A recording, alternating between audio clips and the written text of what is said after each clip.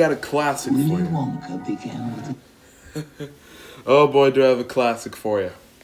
Ladies and gents, welcome to Canelo versus Crawford. Ladies and gents, are you ready for one of the greatest boxing fights to ever grace the earth? The question is, welcome to Canelo versus Crawford. let's go. They are here live. And analyst Mark Kriegel and Ring Magazine senior insider Mike Coppinger. Antonio, the moment is here. What a fight we are in store for tonight, my man. Hey, what better way to celebrate Mexican Independence Day by featuring the fight of the century and Mexico's own iconic champion, Canelo Alvarez. But tonight, he's facing, I believe, his toughest challenge. And two-fisted monster, Terrence Crawford, also undisputed multiple times. Listen, boxing history favors the bigger guy, the younger guy, the so-called A-side.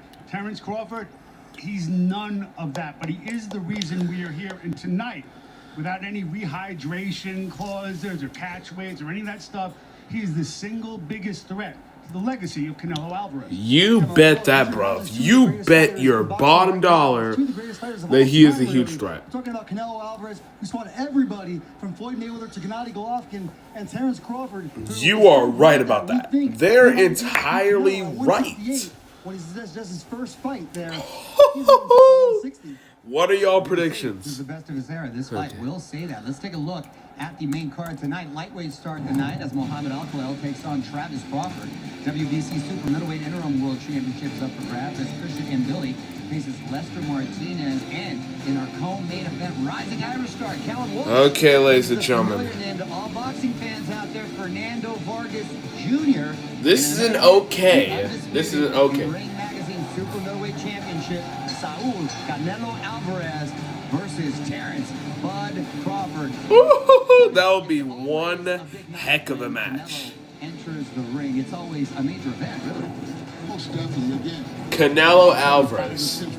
I see Terrence Crawford knocking out Canelo in like the fifth round. In the fifth round, I see. 4-division world champion is absurd. I mean, if you can't hurt the guy, how can you knock him out? And we've never seen him knocked down or even close to being stopped. So that's why I believe he's a special talent and has a great chance of solidifying himself completely tonight. He was walking into the ring very, very confident. Let's take a look inside the numbers. Canelo has 39 knockouts in 67 career fights for a 62% KO rate.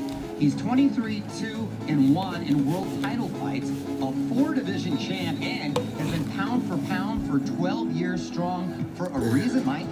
Yeah, look, Antonio mentioned it. Canelo Alvarez has incredible power. He's knocked out James Kirkland and Amir Khan and Sergey Kovalev at 175 with a single punch, and he broke Billy Joe Saunders' face.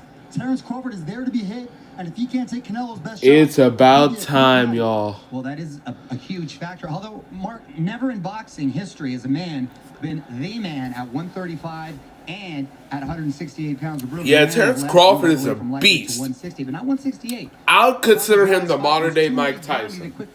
Yeah, I'm not even joking with you. He is the modern day Mike He's Tyson. the greatest switch hitter in the history of the game.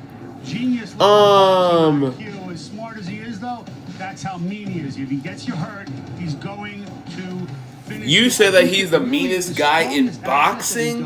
Well, there are two guys in boxing, well, maybe three, that say he's the greatest hitter in boxing. It's either got to be Muhammad Ali, Mike Tyson, or Mayweather Jr. Let's be real here. Let's be real. Crawford is a beast, and there are matches going on right now. It's like the pre-show.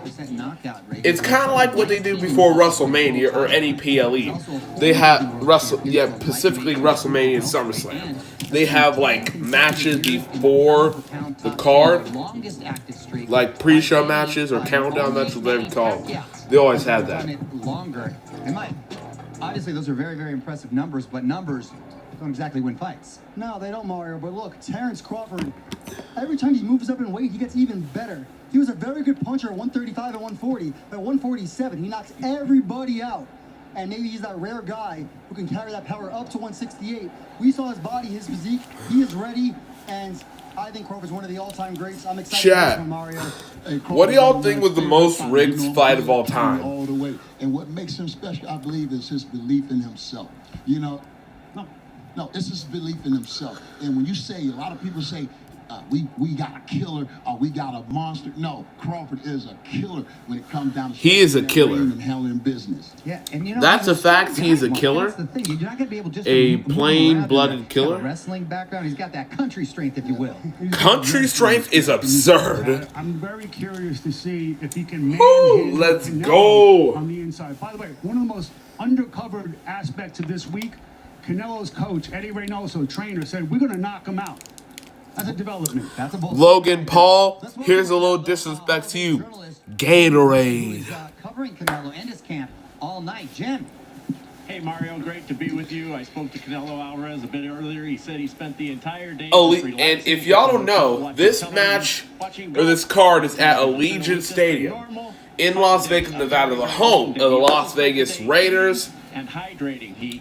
I will do more reactions to boxing events. What are you going to weigh when you get into the ring? Like, He said he's going to gain about 7 to I 10 also pounds. Expects to come in the ring am somewhere stating this between out 170 flat out and right here. 181. I asked him if he's nervous. He says, I am not nervous at all. I'm never nervous. This is what I love to do.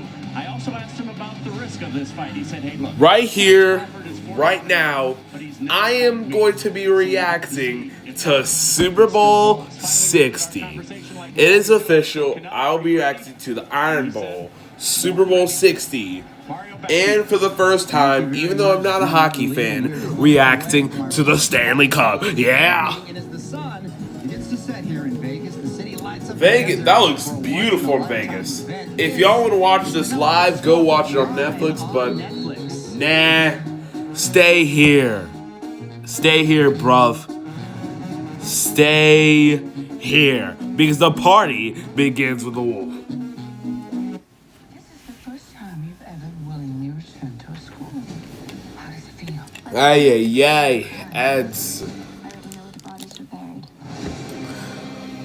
These aren't random attacks. Someone's behind This is gonna be a good boxing fight either way. I'll be back. What the hell happened? Wednesday happened.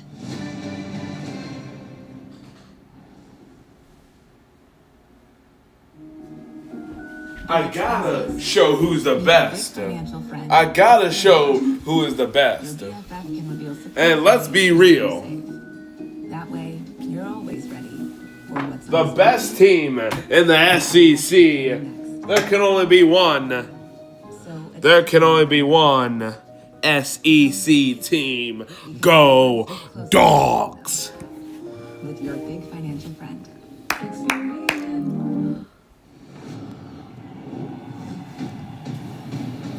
This is about to be lit. And the thing that has been going on, and I'm a huge wrestling fan, that WrestleMania 43 is in Saudi Arabia. For a second, I thought it was going to be a national, but like,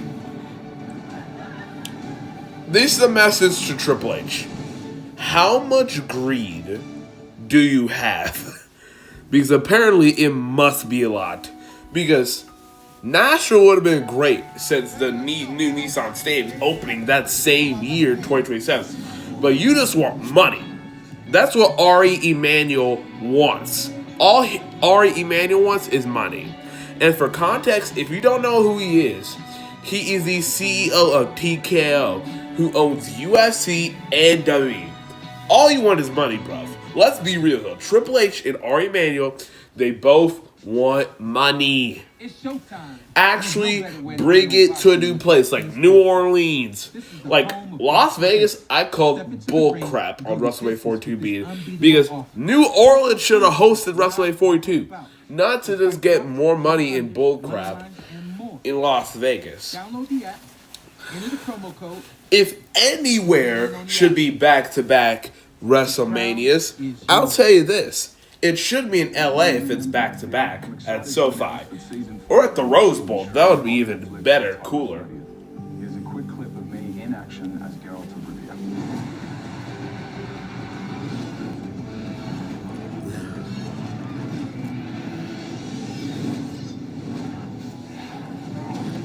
And ladies and gentlemen, if you just now joining in, the title is exactly what it is. We're reacting to Canelo versus Crawford, the once in a lifetime event, baby.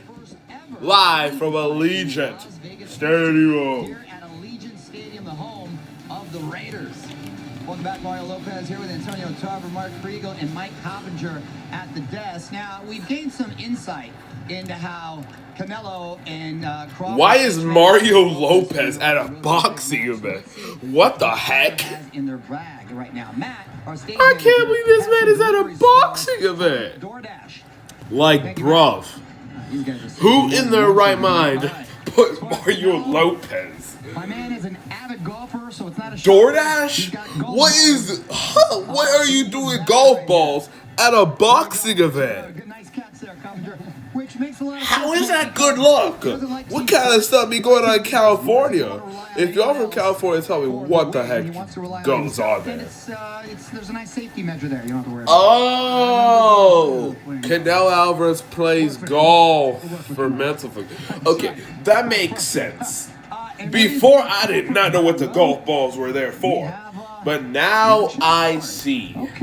Now I see clearly. We've got some chess pieces here. Makes a lot of sense, Antonio. He's a thinking man in there. Most definitely. Chess in the ring and outside of the ring, apparently. Yeah, I'm not surprised that he would keep And, a bag. And I heard he's a pretty darn good chess player. And that's an indication that it don't matter what moves you're making. It's important that Crawford 2 or 3 steps ahead of you on this chessboard. Yeah, true. Crawford is like one of the best. The best of the best. Right now, though, let's welcome in Heidi Androl, who's covering all things Who? Terrence Crawford tonight. Who? Terrence is, of course, undefeated, but for him, it means more than just a perfect record. That's right, Mario. That 0 on his record is much more than a number. It's a symbol. Represents discipline, perseverance in every fight he's ever won, and now he is ready to risk it. You see, Terrence Crawford was raised in Omaha, Nebraska on Nebraska, so he must be a huge Cornhuskers fan. Kids to test her son. He's got a Interesting. to cost him a shot at the Olympics, and just days removed from his 3rd professional. And I would like to go on and say this. Because of all the backlash that I have seen in all the celebration, as a content creator, I do not. The thing is, I do not.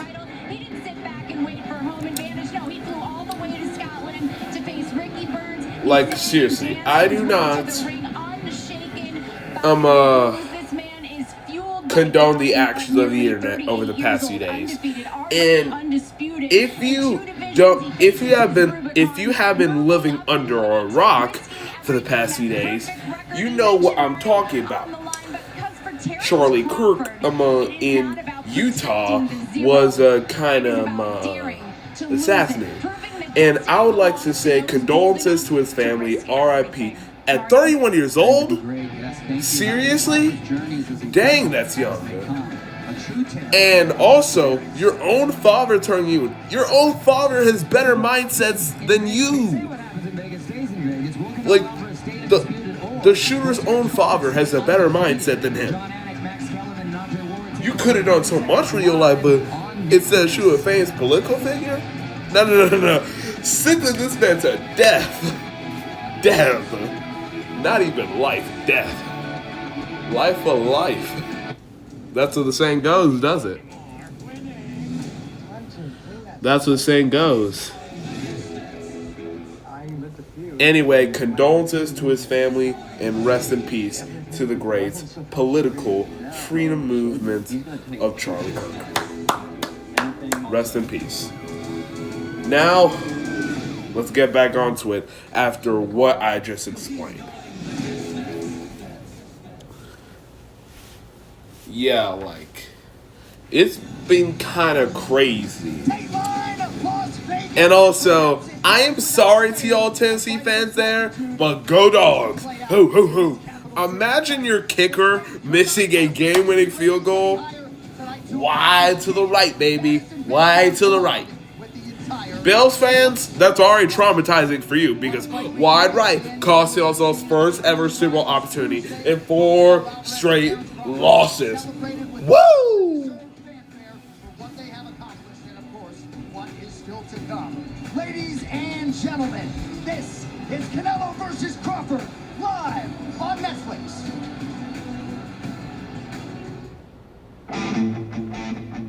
Go back across decades into the last century. Iron Mike Tyson. Only 17 men can claim to have been the best. Nobody can stop this guy. They don't normally fight each other, much less move up a division, or in this case, 2, to do it. Terrence Crawford isn't normal, and neither is Canelo Alvarez. Gents. In the long and glorious history Welcome, I am back. Canelo stands alone. Woo! I'm back, gents. I'm back. Not merely a Who is winning? Tell me in the chat who's winning. Canelo or Crawford? Listen, I'm standing for the boxer, Terrence Crawford. 5th round knockout, Terrence Crawford beats Canelo Alvarez. a global sports leading man. And for the first time, Celebration of Mexican independence has long belonged to Canelo. And that's exactly why Terrence Crawford made him his target. Crawford, too, is one of one. And like Canelo, consumed with his legacy. I'm all about making history. I'm gonna be on Mount Rushmore. The first man in the 4-belt era to become undisputed in 2 divisions.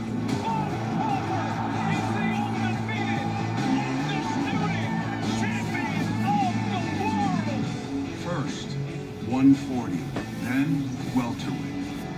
Terrence Bud Crawford is yeah, he's like one of our GOATs. 41-0. 41-0? Dang. Hitter in the history of boxing, Dang. and likely the meanest. A pure predator, eager to Okay, those are some weird choice of words, my brother.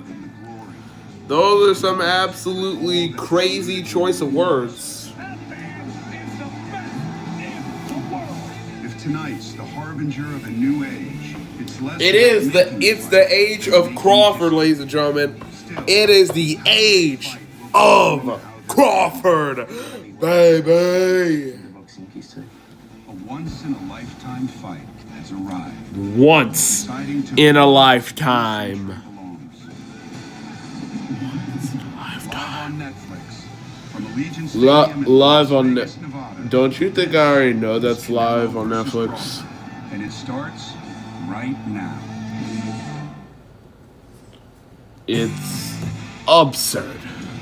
Las Vegas, Nevada is the epicenter of the sports world tonight. We are inside the home of the Las Vegas Raiders, hosting boxing for the first time in its history. Live from Allegiant Stadium here in Las Vegas, Nevada, USA. This is Canelo versus Crawford, live on Netflix. What a scene inside Allegiant Stadium, and as you know, the best is yet to come. And with that, I'm John Anik. Thank you so much for being with us for this special live event on Netflix. Yep, All-time this is- greatness can be- What were they? I gotta mute the stream for a bit.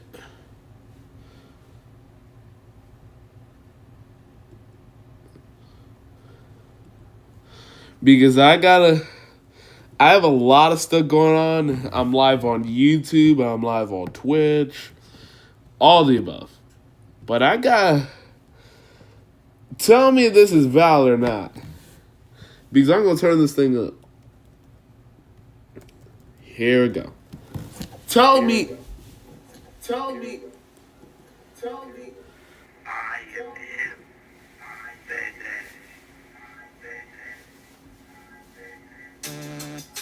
Listen to this.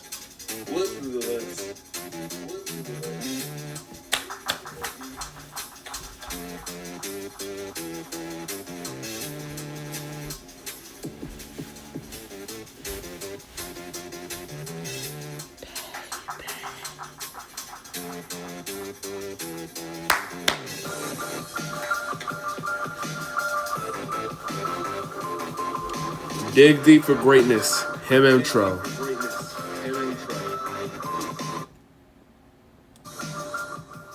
Dig deep for greatness. Okay, and I'm basically gonna play.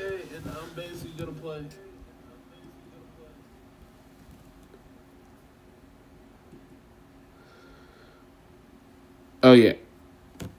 Okay. What the?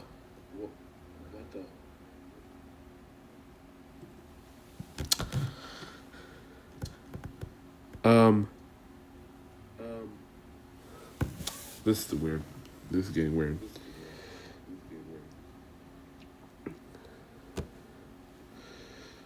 Okay, I'm gonna play old videos.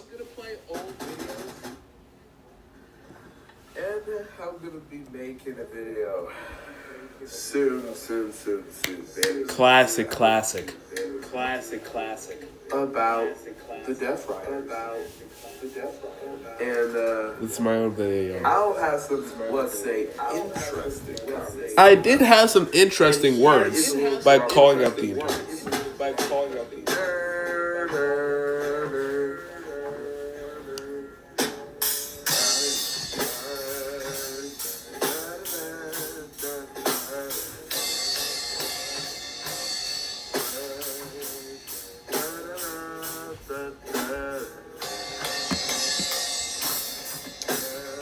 Oh yeah.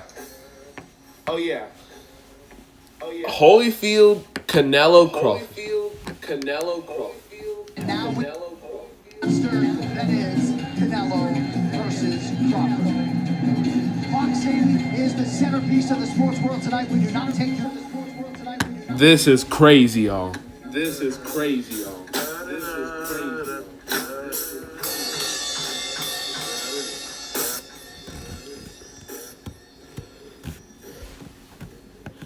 Take a knee.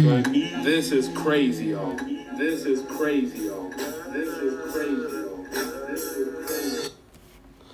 Ho ho ho ho! The lone wolf is on top. You better believe it. You're the lone wolf now. Better come without consequence.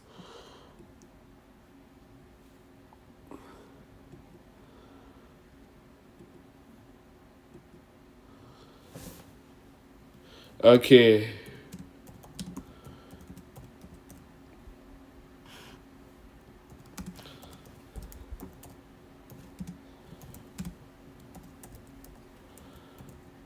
Okay.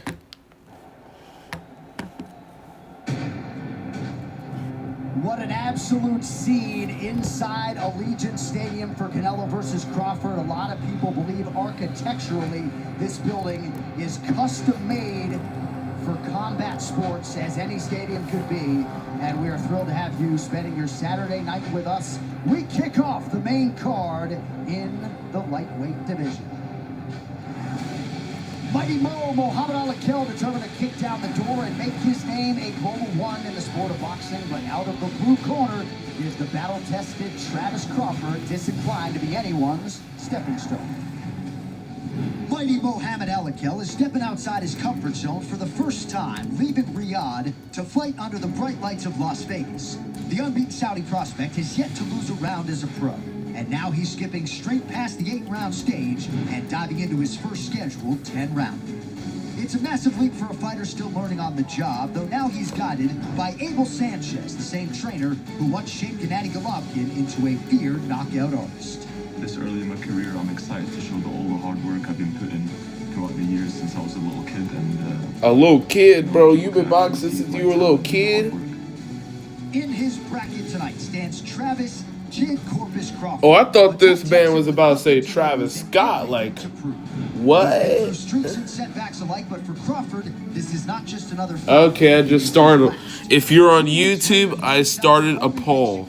So as such, this marks his retirement bout and his final chance to walk away from the ring with hand raised. For Alakel, it's about hand raised, boys. It's about ending a rather what about the Fiend? we're both exciting. We're both really technical. Travis Crawford. Technical boxing. Oh, that's his son. I know what I bring, and I'm excited for oh. the fight. It's always been fireworks.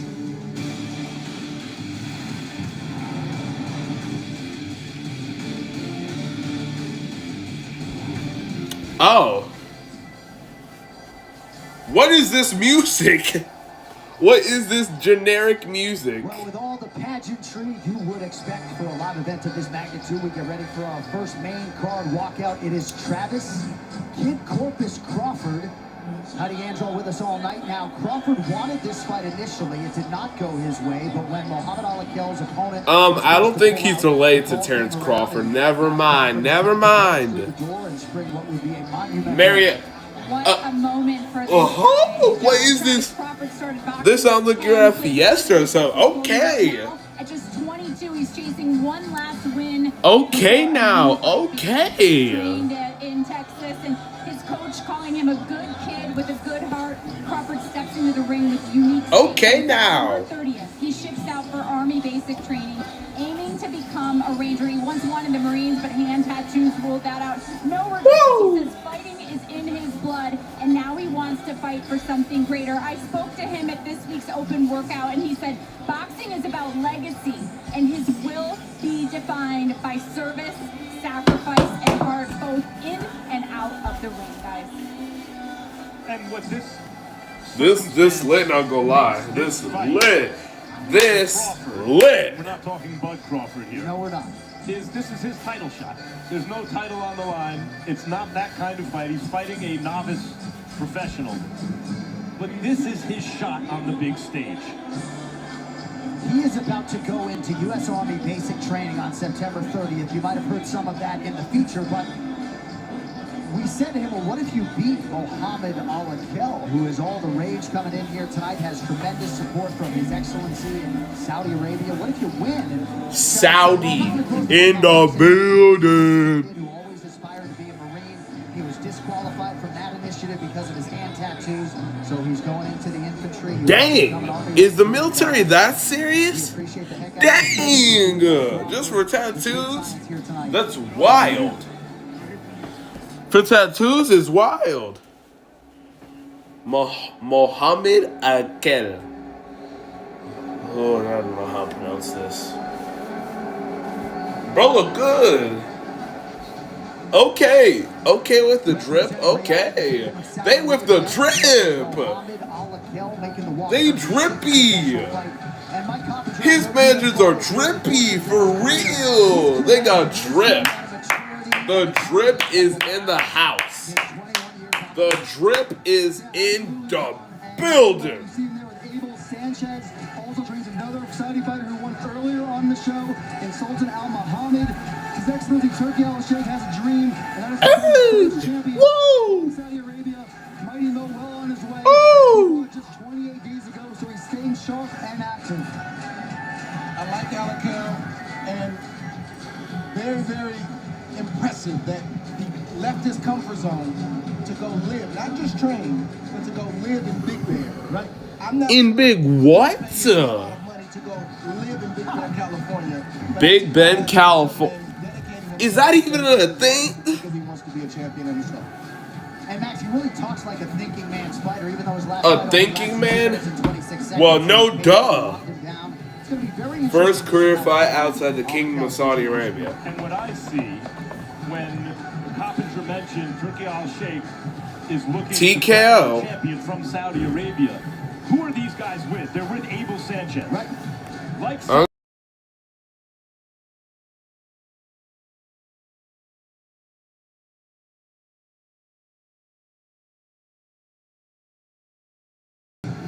Okay, I'm back. Great Roberto Duran also Alberto Del Rio. And also, Dirty Dom is the new AAA Marega Championship. And also, to any Tennessee fans out there, how about them dogs? Ho, ho, ho, ho, ho, ho, ho, ho, ho, ho, ho. Friday, 3 inches in reach with the Scotland-based, Saudi Arabian-born Muhammad Ali Kell. All right, now for the introduction to the venerable Michael Butler. Ladies and gentlemen, good evening and welcome to Allegiant Stadium, Las Vegas, and the Riyadh season card featuring the fight of the century, Canelo versus Crawford, and it's all live globally on Netflix. A True. spectacular evening of world-class professional boxing for your entertainment. Special thanks to the Kingdom of Saudi Arabia and the custodian of the two holy mosques, King Salman bin Abdulaziz Al. Hello, ladies and gentlemen. This is Canelo versus Crawford. Our first match is a lightweight bout. I do believe. Saudi Boxing Federation, His Excellency Turki Al Sheikh. This contest and all the bouts tonight presented by Riyadh Season with the General Entertainment Authority, and it's all live worldwide on Netflix. Woo! The Nevada State Athletic Commission.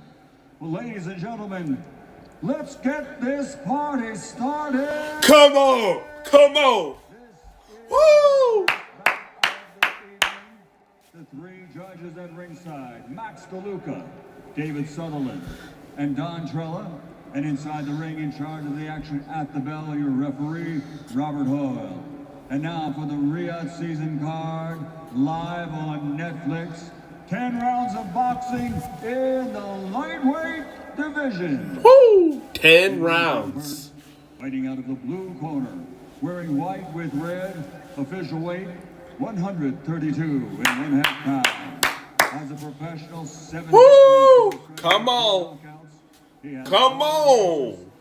Corpus Christi, Texas. Yeehaw! Woo! And across the ring, fighting out of the red. The drip man is here. He drippy for real. His professional record is a perfect one. 5 fights, 5 victories, a KO to his credit, making his debut here in the United States from Riyadh, Saudi Arabia, the undefeated, mighty Muhammad. Woo! Come on, let's get hyped for our first bout. They booing him, dang. He getting the Hulk Hogan treatment. Okay, we went over the rules in the dressing room. I want you to obey my commands, give me a good, clean fight. All punches that land here on the waistline are good. All that land here are good. Touch them up, scoot back. Thank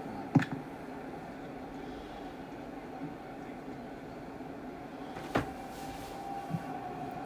All right, here we go. Main card opener live on Netflix. Let's go. Let the 10 rounds begin. Taking on the highly touted Saudi Arabian prospect Muhammad Ali Kell. This about to be good for real. Early right hand. I'll be right back to get a few something. Abel Sanchez, Ali Kell's trainer, teaches responsible boxing, but wants you to apply it aggressively.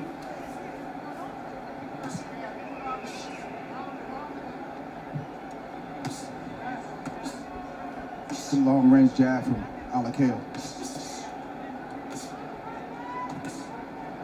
Most of the young fighters that we've seen tonight that like to be aggressive and that have a heavy punch about them, they don't use that punch. I like Ali Kell trying to set up his offense with that left hand.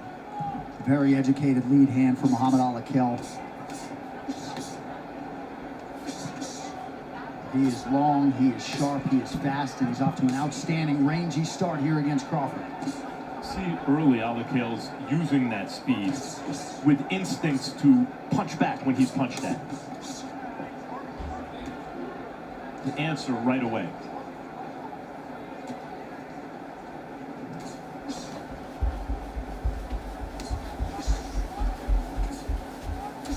Ooh, punch, punch, punch, punch.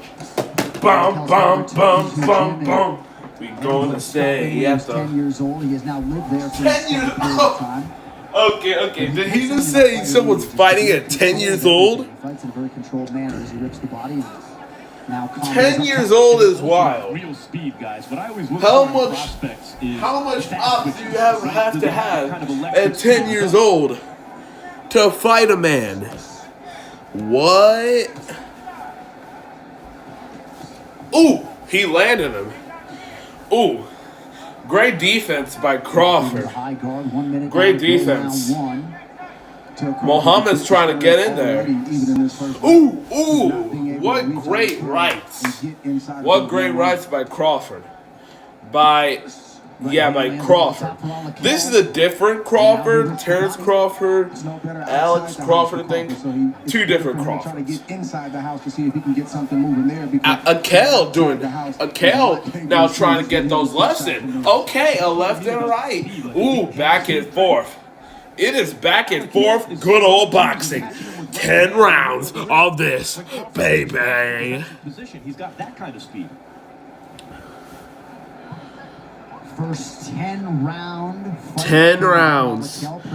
If y'all don't know, a boxing match is 10 rounds long. Each, I think, being 5 minutes long, so each match is like 50 minutes. I don't know how long, but we'll see.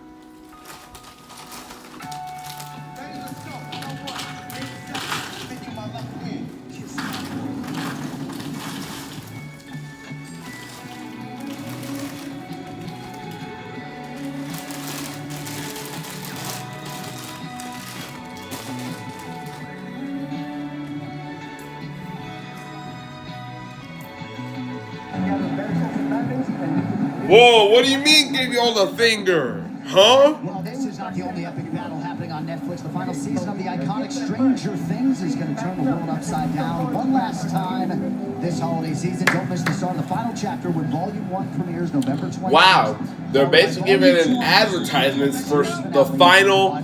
They're basically giving advertisements for the final season of Stranger Things, which I heard like a really popular Netflix show. So. Round 2 of a possible 10. Muhammad Ali Kell in green, Travis Crawford in white. Oh, so they're 3 minutes each. So each match is going to be 30 minutes long. So that's why it's predicted that Terrence Crawford and Canelo Alvarez are coming out like 10 p.m. So stick around. It's just a bad neighborhood, Brett. It's a bad neighborhood. Neighborhood? So it's the hood, basically. The old block. Because that's happening now. These punches are starting to move him. He's clearly getting hurt by these shots. He's got to double up a jab, 2 or 3 times, and rush in. What are these commentators saying? But that's a safer place to be. He could possibly get some legit are they saying? Just being a catcher right now on the outside. It's not this. Some of the stuff they are saying is gibberish. Straight gibberish. Optimizes his speed by throwing those straight shots, those straight 1-2s. Already with the hand speed, but the shortest distance between 2 points is that straight line. I think Alakel is quicker than he is fast. The 1-2, the quick hook. Oh, it gets to the point just like damn. that. If he throws 5 or 6 combinations, that may not look fast, but he gets to point A and point B very quickly.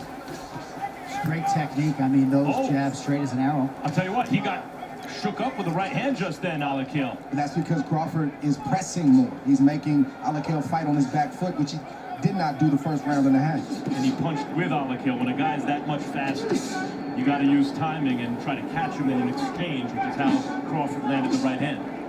Short uppercut as Crawford tries to close the distance. Under 90 seconds to go round 2. Fight slightly looking a little different now that Crawford's getting closer. It was that good uppercut from Alakel, but that right hand from Crawford definitely changed the tenor of this round. Once again, the jab of Alakel is heard from.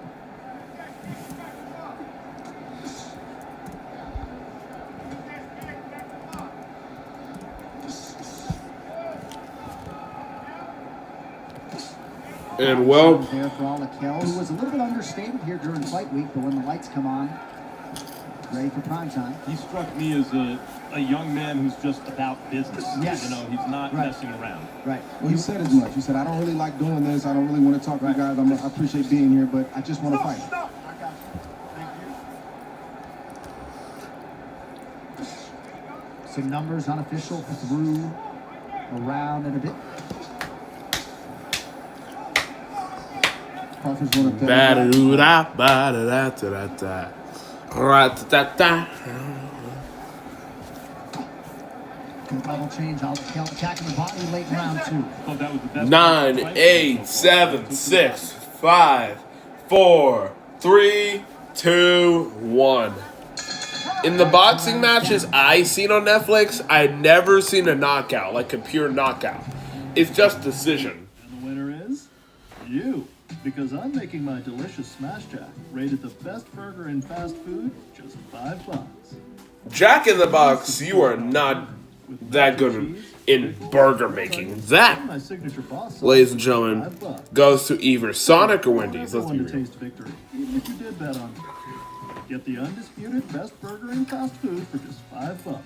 This week only. What do you mean by smash Jack? As soon as he starts coming forward, you got to give him a little thing to make him stop. Okay? And that body shot is great, but I got to see something on top. Legendary director Guillermo del Toro is bringing us the ultimate monster movie, Frankenstein, starring Oscar Isaac, Jacob Elordi, Mia Goth, and Christoph Waltz. Frankenstein is coming to Netflix on November 7th.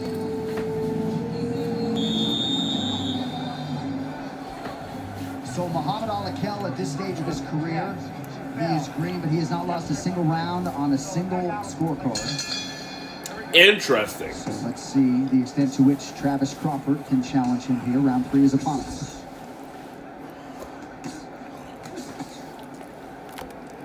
I don't know if So his name is Travis Crawford. Like that, Dre just coming in 1-2. I think you may have to try to. If you can see through my glasses, the actual fight's going on. But clearly when Crawford is pressing forward and doesn't throw and then stop and allow Alakel to land the shots on the outside like he's been, he's having a lot more success.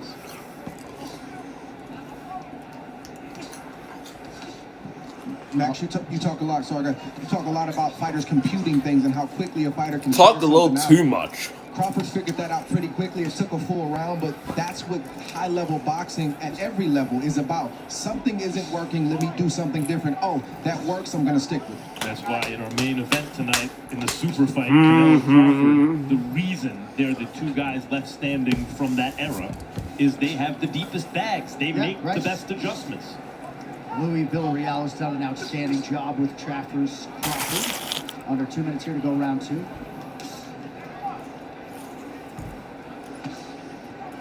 Crawford had more success if he took his lead hand and stuck that out and then threw some of the shots like he just tried to throw there. He's leading with shots and he's landing. How much more if he didn't, if he came behind the jab? And it looked to me from here like he landed a good right uppercut, but Alakel back with a good right hand of his own. Good answer.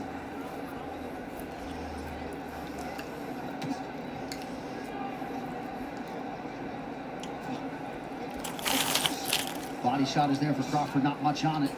Good. Oh, good right uppercut from Alakel. That might have been the best punch of the fight for him so far. His vision's outstanding.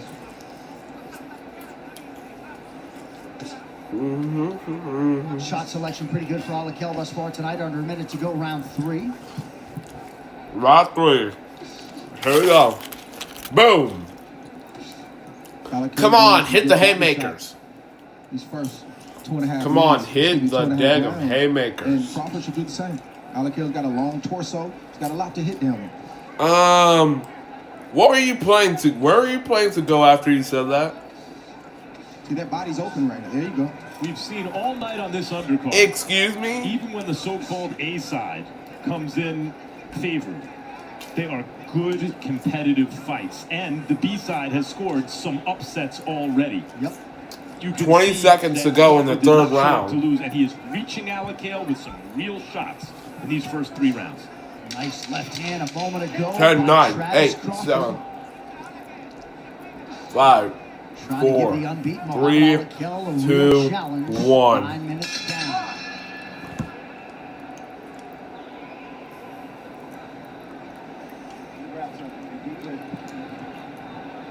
Good. Deep breath. I'm good. Deep breath. How's your energy level? Good. You good? Okay. Start throwing that jab, man. When you throw the perfect jab.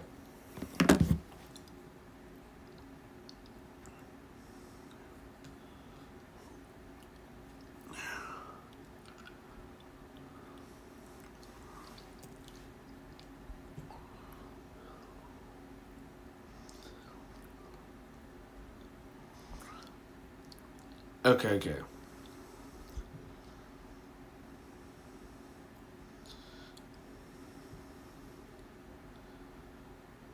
Here you go.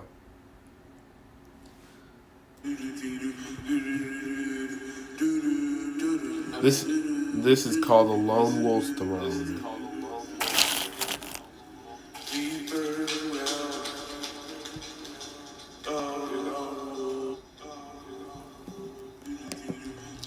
Been around long enough to have an amazing history yet. No, to have an amazing history yet. It is an amazing venue.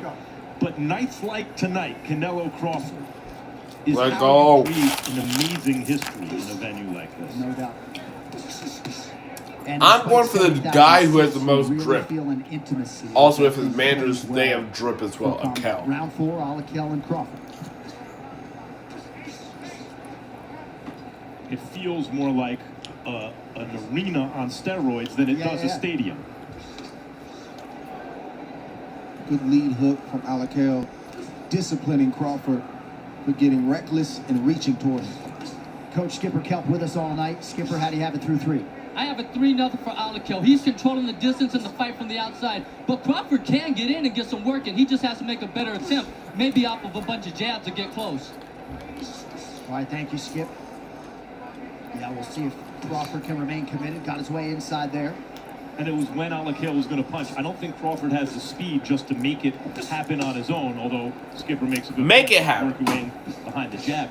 But if he punches with Alakel, in the exchange... The Festival of the Wolf is coming soon. Join up on that.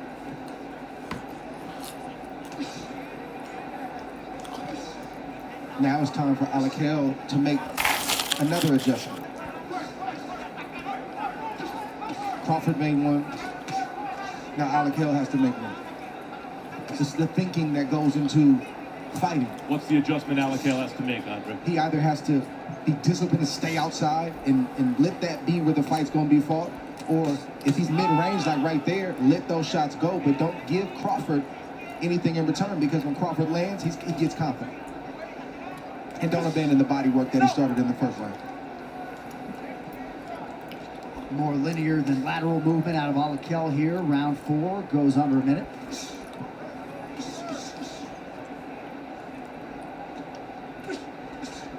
I like that from Alakel just then, Andre. He kind of varied the speed to match his opponent's rhythm so he didn't waste his offense. Wound up landing a little left uppercut on the inside instead of just missing something big. Little left uppercut. Little left uppercut. Little thing. Okay, I have no idea what I mean by a little thing. A lot of defensive responsibility out of Alakel, and shows a nice moment offensively there. Ellen Kellen. Okay, that's that. Never mind. I was gonna say what I think was good. That's what he called for, and he ripped it from the right hand.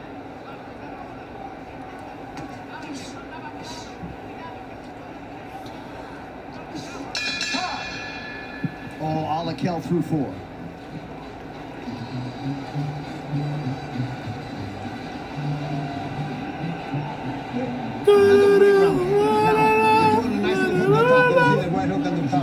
Here we go. Another great. Deep breath. Doing great.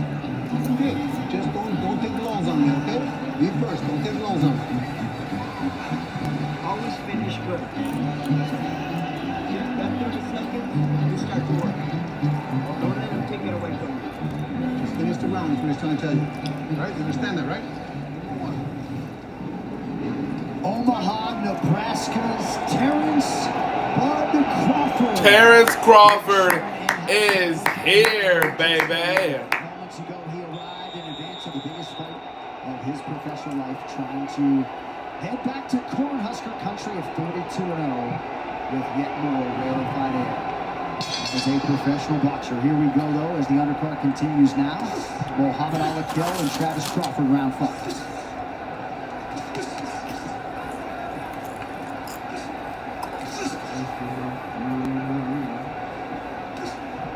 Ali right back to work off of that straight jab.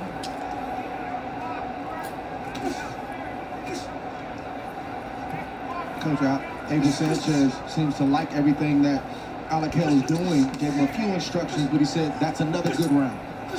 Oh, beautiful.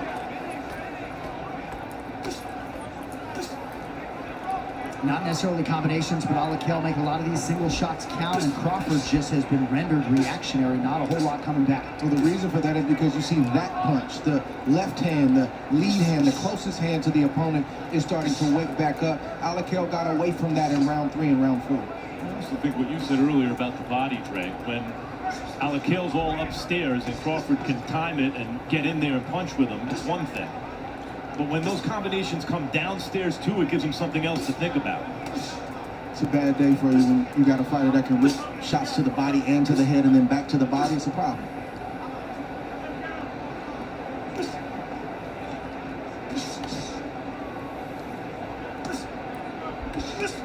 Oh, beautiful left hook by Alakel got Crawford's attention.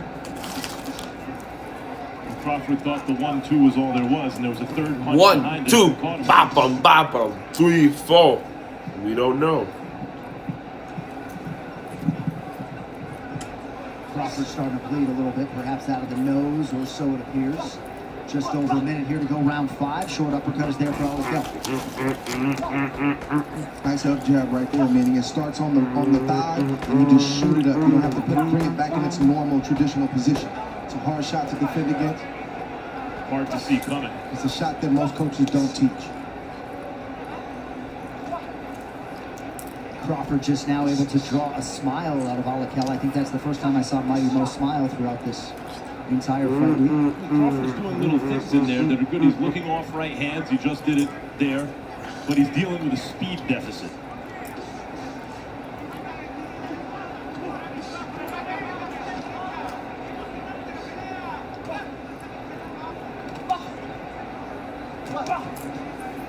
Crawford's got to make up his mind that he's going to go. He has moments, but they're not sustained.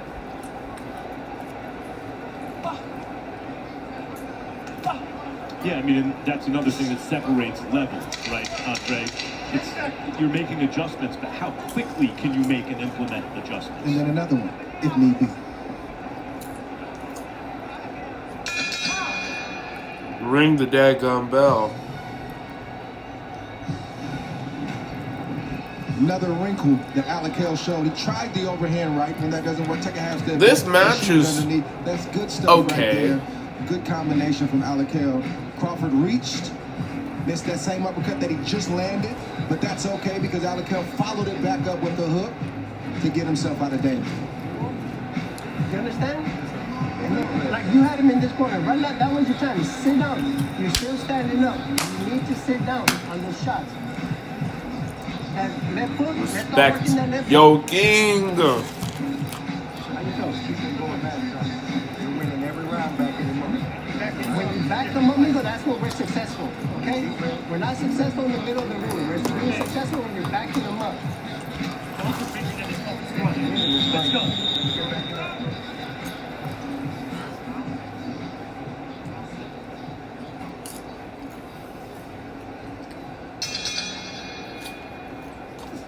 All right, here we go, round 6. Muhammad Alakel and Travis Crawford. It did appear as though when Crawford had Alakel up against the ropes in round 5, there was a right hand that just missed.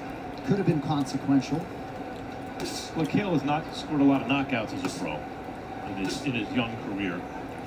Andre, sometimes a prospect has to get what they used to call his man bones, right, before he could really start sitting down on those punches. They have greater effect. Do you see any of that here, or is there some other reason that you see that Alakel's not getting stoppages based on this fight? I think he has the speed / quickness that we talked about.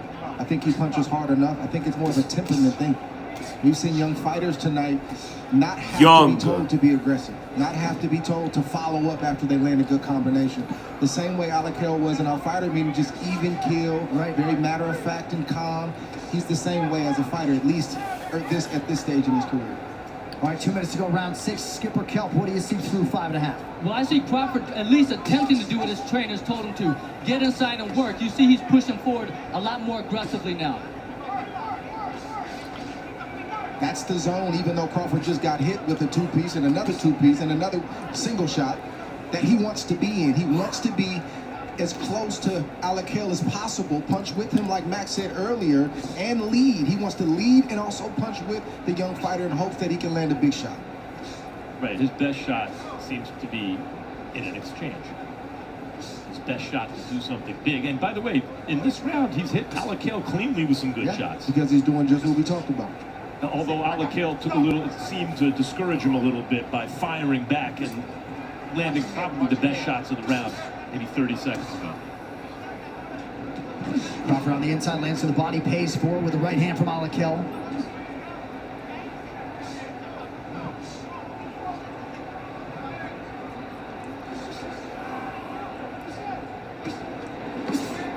Crawford has a good combination, maybe one of those 4 landed, but then he stands there and takes a picture and looks at Alakel, and Alakel answers back. He wants to punch and get out of range where Alakel cannot get a punch in return. Okay. Crawford doing some good work this round. Definitely committed to the cause. Good right hand by Crawford there. And at this point, it looks like he's just trying to will it, Crawford. I mean, I'm just going to come forward and start throwing. I think that's his only chance to win. Alakel not really biting on any of Crawford's feints, however, few and far between. Good body shot by Kid Corpus. Crawford keeps doing a veteran move. Most rounds, he'll drift back to his corner because he wants to be in his corner when the bell rings, so I don't have to walk. And I want Alakel to take that long walk back to his corner. He's done that multiple times. Okay, good try to close. I don't want you to get some ropes. Okay? I don't want you to get ropes. Hey, look at me. This is your showcase right here. Don't let it get to you. Alright? He's exhausted too. He's tired. Okay? You just gotta make sure that you keep at the end of your punches. Alright? Good pace in this fight. Both of you are doing real well. You're doing better, but you gotta keep them at the end of your punches. Right? Don't let him get you around there. You're doing very well. Don't get stuck in the rope. Just don't get stuck in the rope. All right, here's the tale of this live event production here tonight. North of 600 crew members working on this event. New arena weight record from the ceiling, north of 401,000 pounds, 250 rigging motors, on and on it goes, 65 total cameras. We also are producing the first fully produced on-site Spanish broadcast for a live Netflix event. All hands on deck for the biggest boxing event of the year. You know what pricked my ears up just now in the corner, Alakel's corner? Abel Sanchez used one word. He said, he's exhausted too. Which means Abel's looking at his guy, Dre, and thinking he's exhausted. Well, this is the first 7th round of Muhammad Alakel's pro career, for whatever that's worth. Yeah, he's got 3 fights, and it's a 10-round fight, so that's to be expected even if you do train in high altitude at Big Bear, California. Just learning how to relax in those moments and go those rounds. Yeah. Okay. When to I'm rest, trying to where get rest something in a round. little. And this isn't the smallest of stages to throw a guy like this on either. That may have a little something to do with it. Yeah, I'm trying to just. Now the question is, can Crawford sense that and take him into deep waters, now the longest Alakel's ever been in a fight, and exploit it? It's a nice sequence for Alakel. Started out with a punctuating left hand. Oh. That's how Crawford's going to do it. Pressing forward. He's going to get hit. Alakel is good enough, he's long enough to land shots when he throws, but Crawford has to ignore that and keep doing that right there. The last 2 rounds, it seems like Crawford has realized, okay, I'm not going to win the fight doing this. I just have to plow forward and try to impose my will. Hard when a guy's throwing back like Yeah, that. pays for it oftentimes when he does. Nice right hand. There's another one from Muhammad Alakel. Mighty Mo continuing to lead Mighty the dance Mo? What do you mean, Mighty Mo?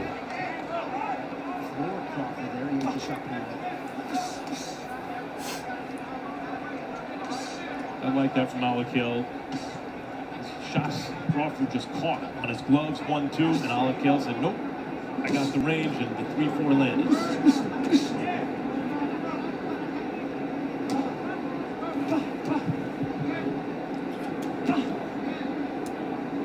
It's also a good time.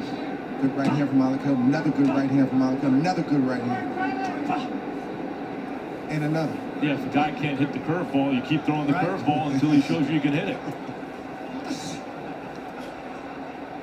Crawford seemingly as compromised as he has been all night. 20 seconds to go, round 7. Crawford still throwing offense back Alakel's way. Okay. Stay alert. Ladies and gents.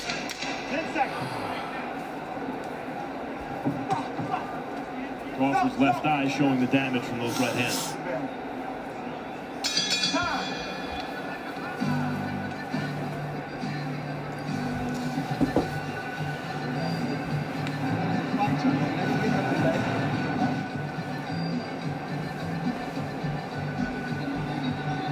Good shot right there from Alakel. He missed the first 2 punches, but he landed the last 2 punches. That's why combination punching and coming behind your punch is so important. Miss, land. Good sequence from Alakel. He's done that for most of this You night. might be behind the scorecard, so we need to start picking it up. Are you with me? Yeah. Are you okay? Real good. Okay, are we gonna finish the fight? Yeah. Okay, baby. We gotta start putting pressure. Okay. You understand? Sure. The pressure's on him. It's not on you. Sure. But we need to start killing. We need to get these rounds. Going back. Let's win in the fight. Okay? Stay down. Back some motherfucker up with the jab. Follow up. Where's my piece? You got nothing?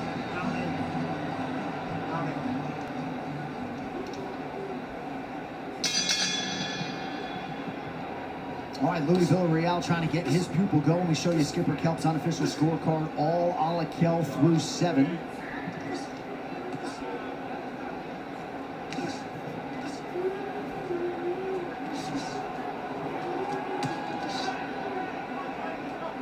Part of what a young fighter has to learn when they're going long rounds early in a career is the focus. It's hard to focus for 8, 10, and 12 3-minute rounds. Your mind starts to wander. I struggled with that early in my career. Got caught with a couple big shots early on because it was hard to focus. I'm used to four rounds, 2-minute rounds, 3 rounds. Right.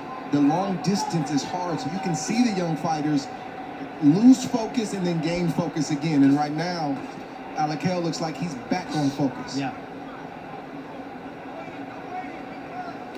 No, that's important background, especially given just how young Muhammad Alakel is. Again, these are waters he hasn't tested before. Round 8 for the first time as a pro. And it may sound strange, but what happens is you start to drift mentally and you start to become a spectator to your own event. Sure. Wow, it's a lot of people here. And your coach has to recognize that and say, focus, man. Listen to what I'm telling you. That's part of going long rounds. It's not just physical, it's also psychological. No disrespect to Crawford, who's, you can see he can fight. But you lost concentration against Darnell Boone, who knocked everybody down. The guy, you lost concentration against a very dangerous fighter. Didn't have a great record, but had some big wins and some big knockdowns in his career. Round 8. I remember feeling like what the legit happened?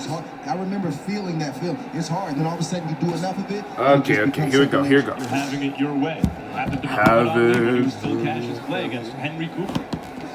No, you have it your way, Sonny Banks, and all of a sudden you're on the canvas. Of those. You learn how to do it by doing it.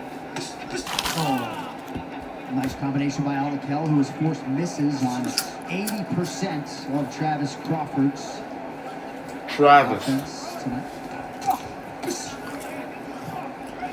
I haven't mentioned this in the entire stream, but the allegations on Tyreek Hill are absurd. And just press forward. And you have to credit Alakale for stinging him and punishing his mistakes enough that it took some of that out of him.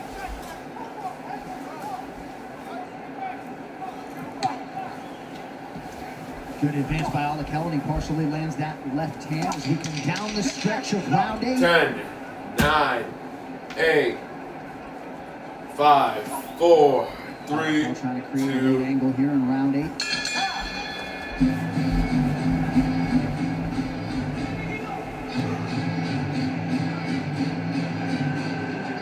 Come on. You can do 2 more like this, right? Okay. A little busier, and a little more pounding down here and then back up. Okay, throw nice shots up on top, but you're not doing nothing down here. I want to see a jab down here in a while. It's fine.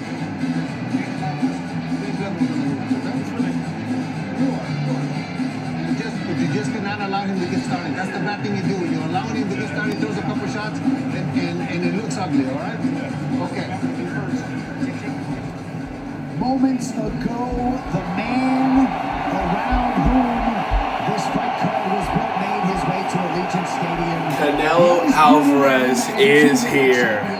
Canelo Alvarez putting it all on the line tonight against another star of this era, Terrence Bud Crawford. Won't be long now, folks. Some business to attend to, though, before we get to the main event. That includes this main card opener, Muhammad Alakale and Travis Crawford. The beauty of hydration. Canelo Alvarez looks a lot different in the face than he did yesterday. Astute assessment, my man.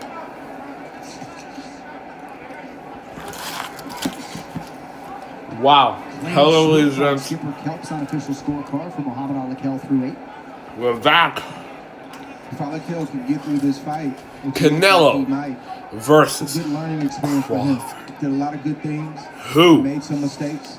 will emerge victorious in his arsenal and in his this game. once. Got exposed, but not to a This point that once discourages you. in a lifetime Where it takes you back battle. to Big Bear and makes you go back to work. Skipper Kelp, Muhammad Alakale, holding serve as the favorite thus far. Alakale's pitching a shutout, but I'd like to see him turn it up and try to close the show here. He's a future star. Let's see what you got. Well, I mean, and I do wonder though how much of it, you know, he is the mature future physically star at different ages, and he just has the look to me of a guy who's not fully grown into his body yet. You always wonder the extent to which a given athlete or fighter is prioritizing a finish, but to Andre's point, a lot of valuable experience to be extracted within a long fight. Coming up on 90 seconds here to go in round 9 of a possible 10. Oh, good short shot by Alakale. I like that. I mean, he's wide-eyed in the best of ways. And he did it on the move. Right. Yeah, Never stopped moving. That was really a beautiful left hand. Didn't throw it hard, but it landed I just hard said enough. something.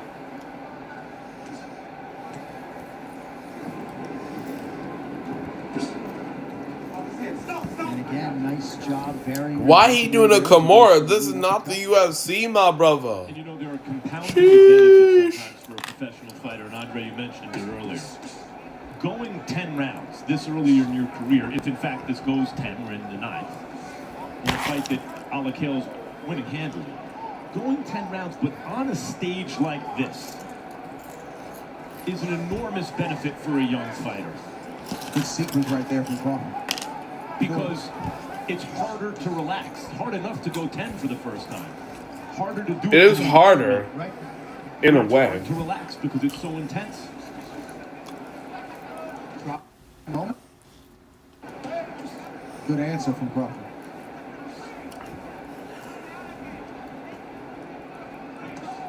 A lot to be admired, even potentially in defeat for Travis Crawford. Took the fight on short notice. Oh, But it's those Short kind of notice? shots that stopped him from attacking with more reckless abandon as he started to in the 5th and 6th rounds. I want to see a knockout. Don't y'all? I want to see a knockout. Or TK. Oh. They were throwing hands for real. It went down. It went A-Town down. Come on, keep this up. It's been boring so far, but now I'm excited for CB because at the end of the round, they're just throwing haymakers, throwing hands for real, for real. Just like that, just sit down on your shots. Keep putting that pressure forward. You hit him with the right earlier, he didn't like that. Okay? That's because you sat down and you threw it right down the pipe. We need this round. You understand, Travis? So we need this round. Are you with me? Are you with me? Okay, you got it? Yeah, come up with that 2-3, baby. Come on, you get close to that 2-3. Close me for that 2-3, right? When he's walking back and he moves to his right, throw your fucking leg forward. Throw it wide. The way we talk about. Keep the water. Leave everything here. Leave everything here. Let's go. Let's go. Everything. Pop it. Ladies and gentlemen, this is The final round. Kind of like the thoughtful question from Abel Sanchez to Muhammad Al-Akel. Why'd you let him win that round? He gave it to Crawford. Al-Akel answered like a young fighter would. I don't know. Right. And then also, did he give it to him or did Crawford take it from him? There are two guys in there. Yep. I think the point Sanchez was trying to make is that didn't have to happen. Yeah, I mean, right, except that first time in the 9th round, as we mentioned, on a stage like this. Before a coach who has a young fighter who's... I really think Al-Akel was shaken up. Yo, really thought I was gone. Right hand by Crawford amidst a lot of... But gentlemen, I'm back. Under 2 minutes to decide it. With only one knockout as a professional so far, Dre, in 5 fights, and unable to floor so far Crawford in spite of landing a lot of clean shots upstairs. Do you see anything in Al-Akel's technique that tells you that he can make some adjustments to increase punching power? I think Al-Akel has a lot of upside in a lot of areas. It may be some technique, and we know that that's what Abel Sanchez teaches. Some of it is, like you say, is man bones and getting his man strength, and some of it is a temperament thing. On YouTube end, it might be a little... On YouTube's end, it might be a little glitchy, but I'll fix it. And the mouse under his left eye right now. I'll fix it, y'all. Yeah, he's earned that, and that's good for him.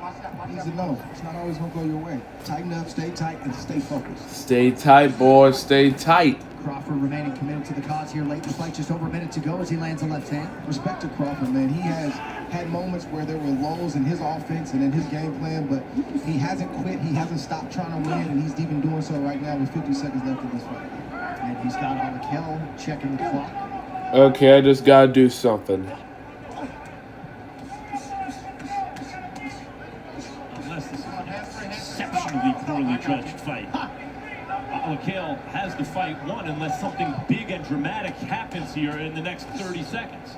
And it's not like we haven't seen Crawford reach him.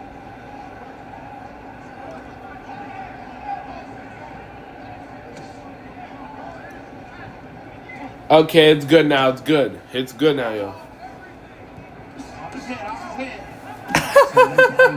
Welcome, ladies and gentlemen. Welcome. Welcome. Yo King is back. Circling away from that right hand power of Crawford late in the fight. Good experience fight for Al-Akel. No doubt. All right, so Muhammad Al-Akel and Travis Crawford. That is so true. To kick off our main card on Netflix. True, the wolf never dies. Okay, who is winning this okay fight? And that is a fact. The wolf never dies. That's a fact. Iron ingots, cowrie shells. Is this serious? The world is moving quickly these days. Sure, we can all agree. Come on, let's be real. Your currency's not just old, it's not working for you anymore. That's a straight fact, ladies and You gentlemen. want a robot? You want a robot as a father? Dad, I'm not saying we have to change who we are. I'm just saying it could be a lot easier if we bank through like Cash App instead of... How do I pay for this? Yep, Georgia, Tennessee was the best.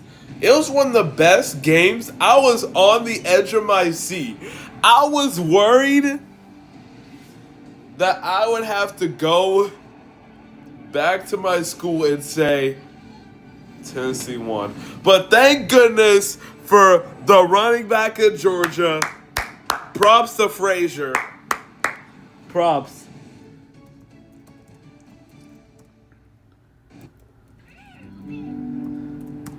So true. True, so true.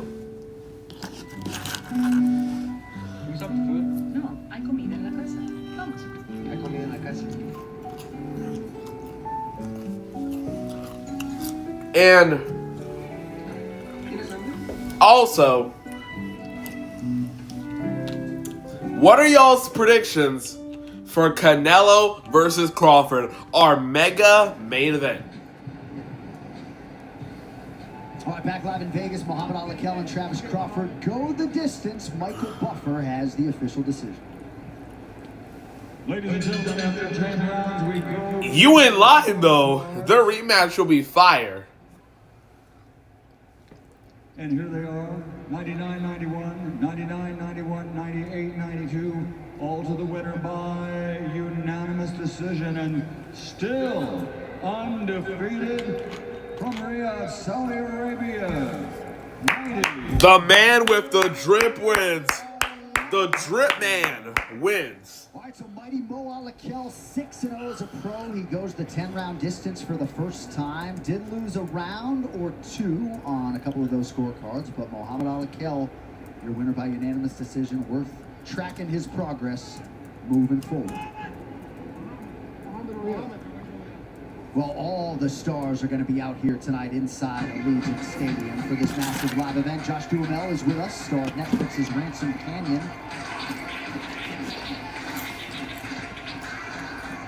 Also with us tonight, Holly Madison, staple of a lot of UFC live events, with us for boxing here tonight. DeMarcus Cousins, filling up the screen as usual, the four-time NBA All-Star. Lonnie Ali, Muhammad Ali's widow, is with us here tonight for Canelo versus Crawford. As is Rob Lowe, showing off a pretty good jab here early on. Jay Williams, former Duke standout and national champion, with us tonight for the boxing festivities. As is the legend Andy Ruiz. Legend. First big fight that got the Saudi Arabian contingent into boxing. And Tracy Morgan must not be a Knicks game tonight. Good to have him with us here in the fight capital. Why you kissing? Number 88, your program, number 1 in your heart. With us here tonight. He's part of America's Team, the Gambler, and his Cowboys on Netflix. All right, earlier this week, Max Kellerman had a few minutes with the man this entire night together. His Excellency, Turki Al-Shah. So fight week is rolling right along. What do you expect to see on Saturday? Great fight. It will be one of the top fight in the last 10 years at least, and maybe forever. I talk with them in the last 2 months, maybe each day, each 2 days, and they are very excited. When I'm involved in a fight like this as a broadcaster, you know, for me it's like, this is the new generation's Sugar Ray Leonard, Marvin Hagler, Tommy Hearns. Do you feel the same sort of thing? Like, you grow up watching the fights and here you are making the next classic. How are you seeing Vegas in the last couple days? Right, it's back. It's back. And all the world, their eyes, this fight. And the world can see what Riyadh season and Saudi Arabia do for boxing. We put our name in the map of fighting. And the fact that Netflix has this 300 million subscriber reach makes it a global fight unlike really any other in 50 years. Netflix is the biggest platform. For that, we are very happy to do the job with them. I want to tell you something. When we get in the boxing back, this revolution started in 23. Welcome. The boxing in America was And number 14. Netflix is kind of one of the biggest platforms to do boxing. Was the sport number 1. What damaged boxing? From the promoters, from the fighters' mentality, from the platforms. No one takes the risk, no one doing the big fights. Now, with what we are doing, Riyadh season, and all our partners, last year it became the sport number 9, and I hope it will be one of the top 5. Arrow's going in the right direction. Yes, thanks God. We have the opportunity now to do something for boxing. Yeah, this is gonna be lit. Something big in the future. Biggest boxing match. Long relationship. And this is important. Biggest boxing match since. This is the biggest boxing match ever since Muhammad Ali versus. Was handpicked by His Excellency to compete on this main card tonight, and now the Cameroon-born, Canada-based Marauder will try to deliver the goods. Okay. Also undefeated pride of Guatemala City, Guatemala. Lester Martinez. He made his pro debut back in 2019 against old friend Ricardo Mayorga. And now that he has figured out some health issues, Martinez back on the proven ground and ready to produce the biggest win of his professional life. WBC interim super middleweight title on the line next. The middleweight title. Interim. Huh? I thought the middleweight title was in the main event. Big expenses? Meet your big financial friend, Experience.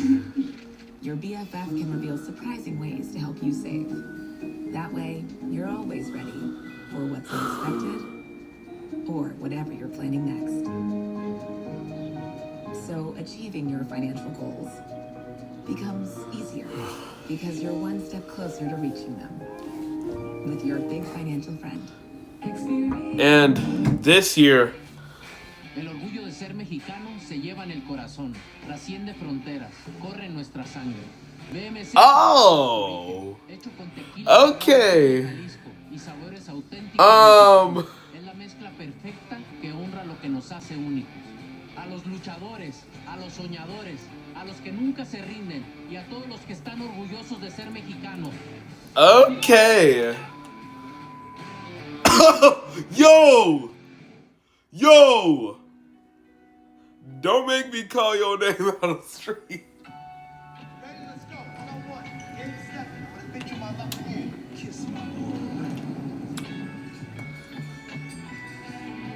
Bruh.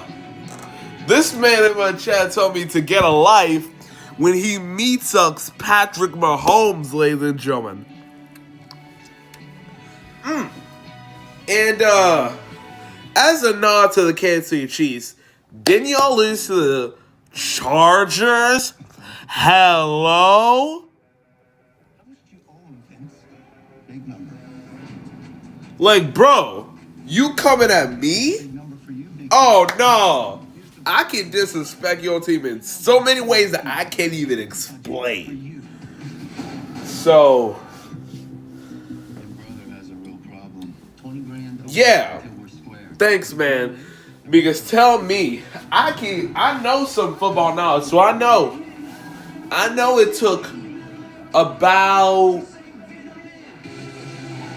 50 years for the Chiefs to win a championship.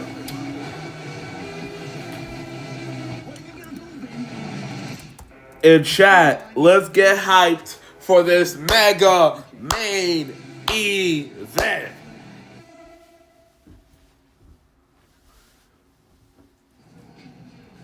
The king is here. Welcome back inside the home of the NFL's Raiders, Allegiant Stadium. The Raiders. Canelo versus Crawford, live on Netflix. Raiders open their home slate in this building on Monday night. But it is all about this week's Yo, what the heck is happening in my chat? It's like a civil war a little bit. in this dramatic crime thriller about two. Woo! Ric Flair in the building.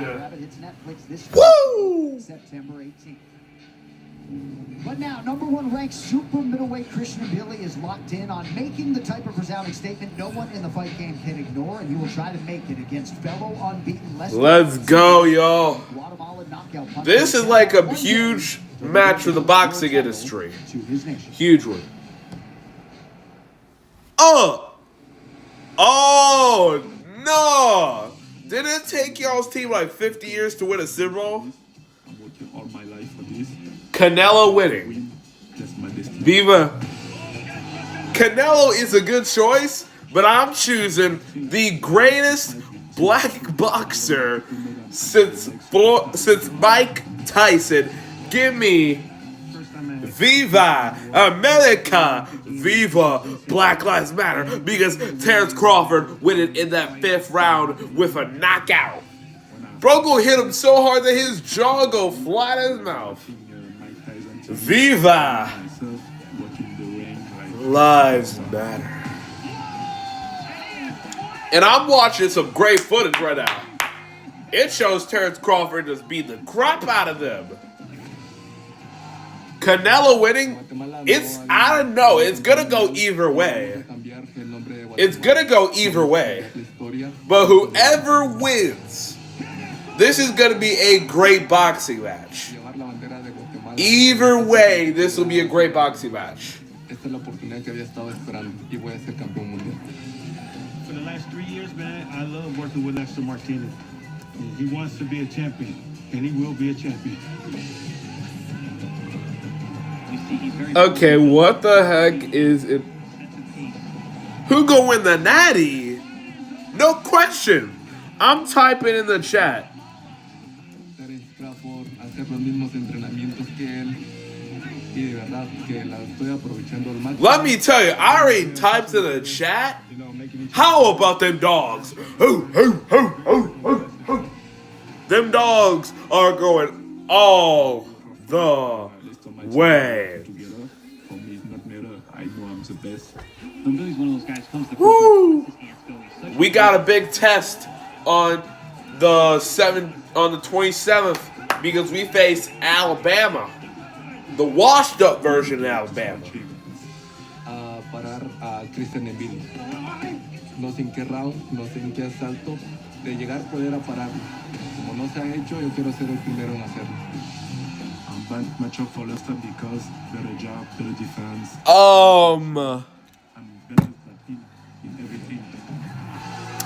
Bro can't be talking. Those are 4 words.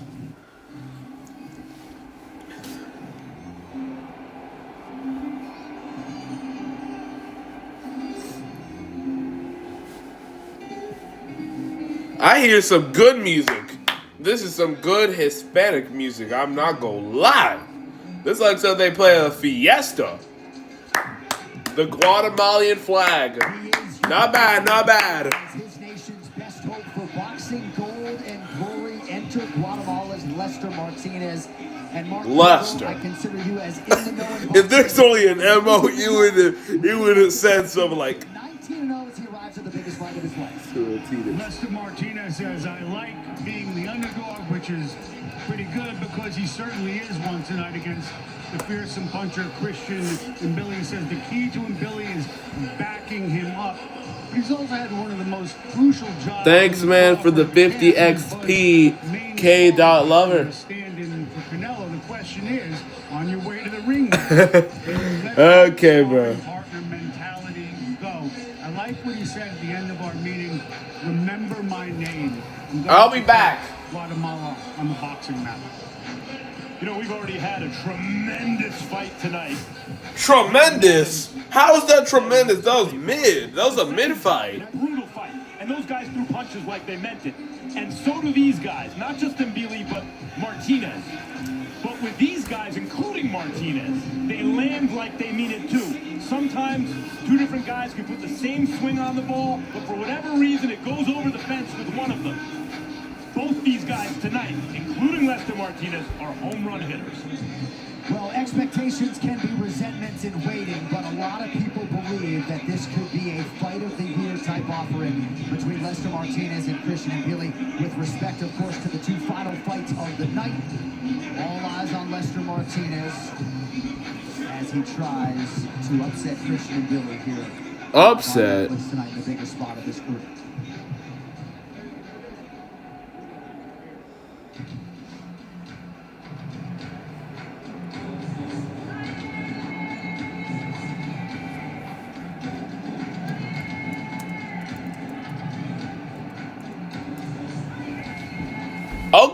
Okay, Wakanda music. Okay. Has an undeniable eye for finding talent in the boxing world, and he handpicked Christian Mbili from the amateur ranks. And his pupils got on to realize the WBC Interim Super Middleweight Championship, and he has got this fan base excited, Heidi. You know what? He's exciting. That's why. You know, he's from Cameroon to he went from Cameroon to France. You right. 7 years You old. right, bro. Christian walked into a boxing gym simply to learn how to protect himself. 6 months later, guys, he was already ranked number 3 in the nation. I mean, this kid has You right. The Wolf never win my next stream. Okay. That is a good question. If you are on YouTube, I think it'll show when my next stream is. Winters indoors were tough, but that forged his toughness. Now he makes his Las Vegas debut. He's been rocking Raiders socks all week. He calls his opponent Lester explosive, the perfect coach doesn't want a fight of the night. He wants performance of the night. And Christian told me, yeah, that's a lot of pressure, but guess what? I'm going to go out there and knock this kid out. We talked to him, Billy, in a fighter meeting, and I talked to him about just that. I said, I hear Mark saying that he wants you to box, but I see something different in your eyes. Yeah, I'm playing something on Saturday called The Journey of the Wolf, where I explained my journey all the way up to this point, from YouTube to Twitch to everything I've done up to this point. Make the kind of statement that they intend to make. They throw their hat right in. Okay, shout out to Ishmael. Shout out to bro. Come on, give clapping for bro. Strategy. We'll see how it plays out tonight. Christian Billy undefeated, as is Letso Martinez. A few inches the gap in height. Both men coming in right at 167 pounds. Half an inch in reach for the super middleweight champ, Christian Mbili. Okay, bro. Besides, I'm already playing a collab right now with a few streamers. Stadium, the action continues with the Riyadh season card, Las Vegas. Oh, I'll be right back. I'm gonna get my drip on. At ringside with his contest, Glenn Feldman, Patricia Marsh-Jarman, and Chris Miliori. Referee in charge of the action at the bell will be Alan Huggins. And now, a special contest, 10 rounds of boxing for the WBC interim super middleweight. Oh, let's go now. It's undefeated versus Bluebird. What is a Bluebird video? Has got to go. Introducing first, fighting out of the blue corner, wearing gold with black. Huh? What do you mean? Yo, what the heck do you legit mean? 19 victories, including 16 big wins by knockout. De Ciudad de Guatemala, the undefeated challenger, Lester El de Sangre Maya Martinez. What do you mean? And his opponent across the ring, fighting out of the red corner, wearing black trimmed with gold, weighing in officially at 167 pounds. This Olympian now, as a professional, has a perfect record of 29 fights, 29 victories, including 24 big wins by knockout. Originally from Cameroon, now living, training, fighting out of Montreal, Quebec. Montreal, Canada, Canada. WBC interim. What do you mean? World champion Christian Solid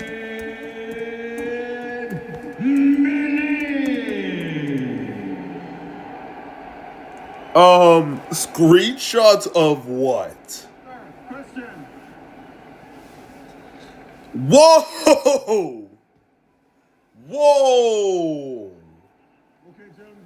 Whoa! This is getting interesting for real. Up is good. Here, on up is good. Touch gloves, good luck to you both. Touch gloves. Now let's fist it. Now let's get to fisting. These guys throw punches. Oh my gosh. With bad intentions. Yeah, from a bad intent. Ladies and gentlemen, Twitch, I am back. Around the glove, okay? Twitch, I'm back. Doing a good job staying off the ropes and shit, but you gotta keep trying to push him back a little bit more, okay?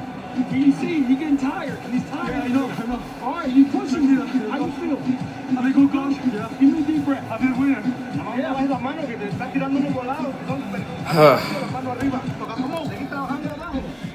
Twitch, I am back and better than ever.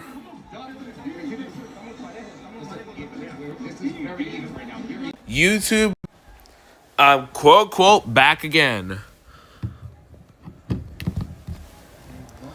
Stop before.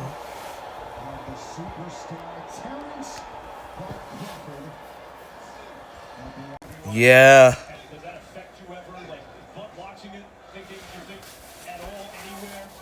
Yeah, Twitch, I'm back. I'm back. Exposing guilty minds. Martinez who just stepped around and get some angles. He would change the perception of the fight. The perception now is Mbili pulling him backwards. He should get the angles and change the perception.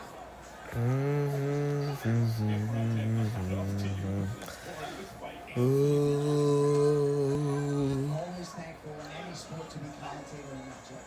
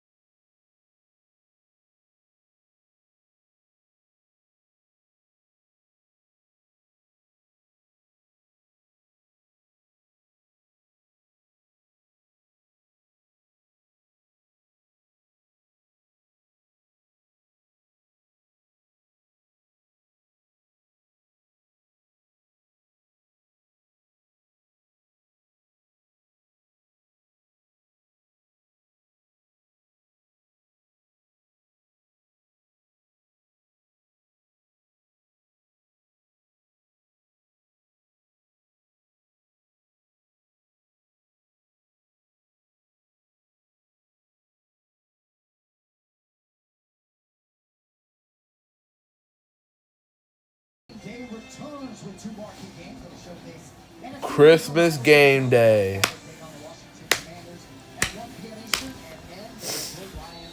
Versus the Minnesota Vikings at 4:30 p.m. Eastern. All stream live globally on Netflix December 25th. You don't want to miss it. You don't. All right, here we go. Round 8 to decide the WCC Super Middleweight World Title.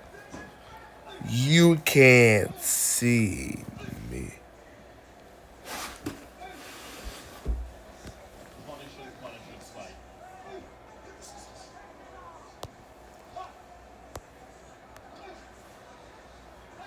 have to be in great shape to be able to fight like this. To be 7 and now 8 rounds. I don't think either fighter is taking a round off.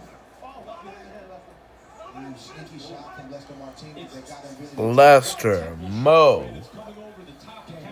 Lester.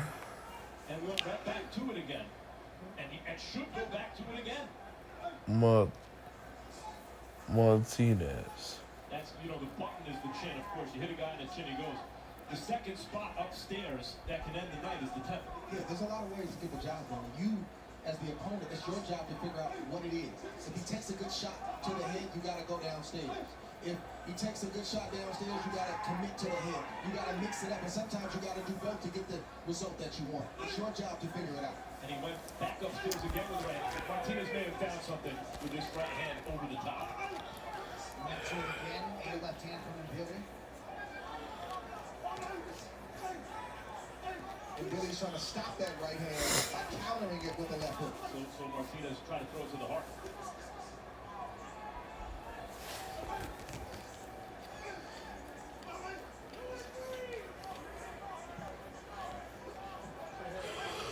Again.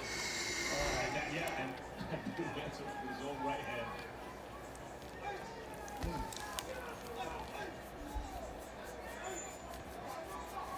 There's just something about this camera. Y'all, I'm straight up getting tired. I cannot wait for the main event. And after that, I'm going to sleep. Good shit.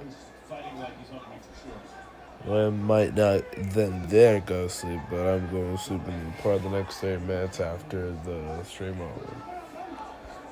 That one caught Martinez's attention. But for all the great work that Martinez has done, he's the one with his back on the ropes. And I thought he was just affected by a right hand by Mbili.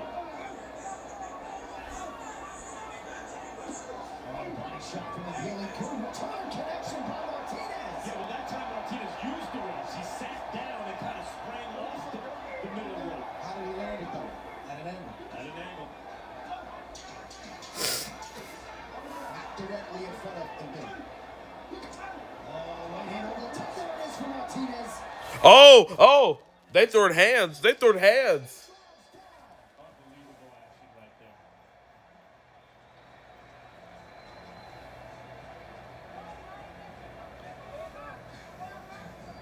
Hey, listen, they said we down. Another good exchange. It's almost like it's Groundhog's Day with these replays. We're seeing the same type of combination, but this time it's a little bit different for Martinez. It was at a longer range, and Billy was unable to counter Martinez. But just as much, as soon as Martinez thinks he's got, that's conditioning, that's skill, but more importantly, that's the will of both fighters.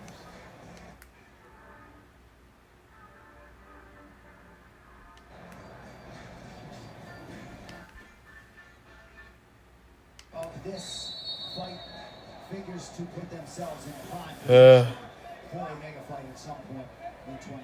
And Mbili is the Ring Magazine #1 super middleweight in the world. And I don't use Ring Magazine because I work for Ring Magazine. I've been using it for 25 years without referring to sanctioning bodies because their policy co-opts the legitimacy of the sanctioning bodies.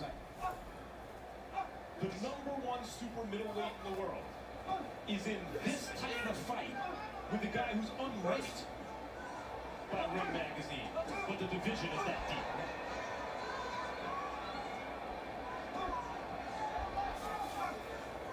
Straight right hand to Martinez, but back up against the rope. Didn't count. Good shot right there from Martinez. Got a two-division world champion who retired undefeated as the best pound-for-pound fighter in the world. Knows one or two things about boxing. It's amazing. Every now and again, I can see something coming. Skipper Kelp, talk to us. Martinez is actually pretty Both fighters are taking a lot of punishment in this fight, so now punch you landed early on and didn't rock you, could rock you right now. Guys, Mbili has the look of a guy where 2 or 3 more of those could put him down. Big right hand for Mbili, but Martinez has landed a few consequential shots here right now. Look at Billy's legs. He presses, he needs Martinez to be, he needs to lean on Martinez. He needs Martinez to be there, right? You gotta recognize that. Step to the side, let him fall forward, and take off on either side of his body. Or he let fall into a shot. See, when his feet are against the ropes, and Martinez, he feels most comfortable. This is the most danger I've seen Mbili or either fighter in this fight.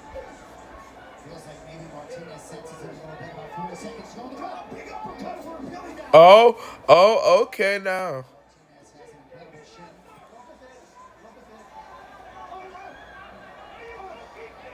Both fighters are hitting each other like it's personal, and I really don't think it's legit business, but this is just who they are. It's rock'em sock'em low box right now. We're at that point in the fight. They're exhausted and they're throwing heavy bombs. Fight-ending type shots.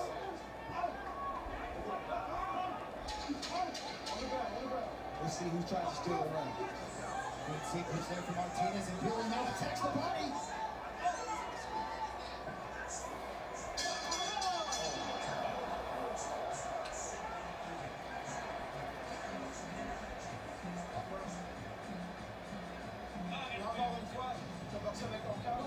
Martinez, I think this is the worst either fighter was hurt in this fight so far. At least that's what it looked like to me live. Let's take a look. In slow motion, sometimes it tells a different story. It just seemed to me that he was swaying. Mbili was, and unsteady on his feet, and his feet were close together and unbalanced, Dre. And that's that right hand at the top of the forehead that we've been talking about, and Martinez recognized. Mexican Independence Day weekend, and a lot of these fans have come out to see that man, the face of the sport, Saul Canelo Alvarez. No stranger to stadium shows. That's your main event in the not-too-distant future. Woo! Round of applause, y'all. Final round.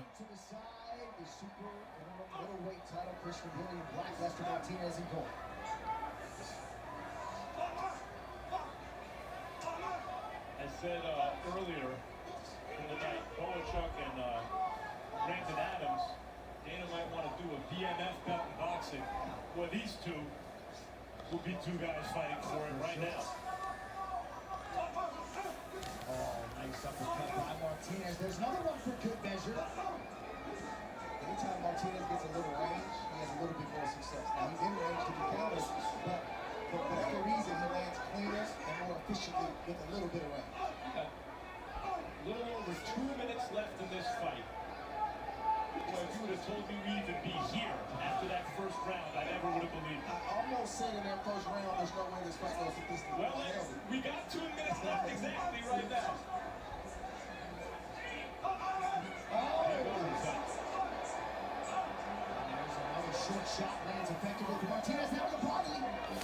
Okay, this is getting interesting. I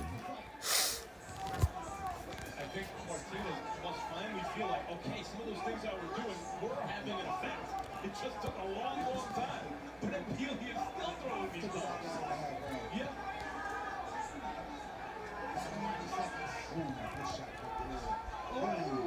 This fight is far from over. Land as he presses forward, land as he presses forward. Body shot by Mbili. Do either one of these guys still have the snap in their shots to put the other one down late in the fight? As you speak. Yep, it could determine the fight. Martinez hits another left hand. I feel like counting down like it's New Year's right now. Big right hand for Martinez, and now an uppercut. Oh, it's getting interesting. Final 10 seconds.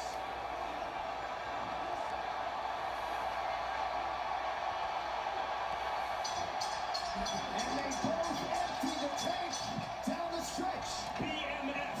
That's what I'm talking about. That was the best match of the night so far.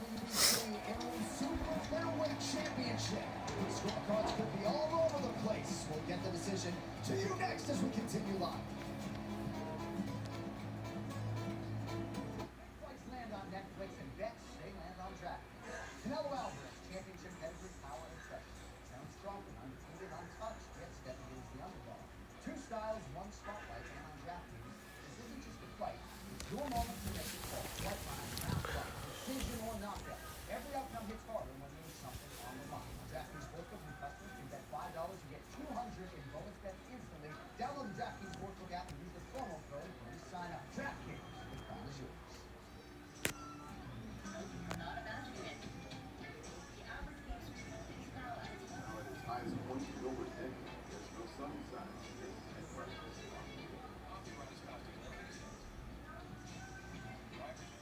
Prices are up, but not at Metro.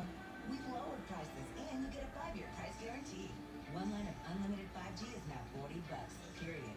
And a free Samsung 5G phone. Go online or in-store to learn more only at Metro. Miami PD. How many drugs? Dog's not trained to detect drugs. The dog's trained to detect money. That's a $20 million ring. Stick around here. Thanks.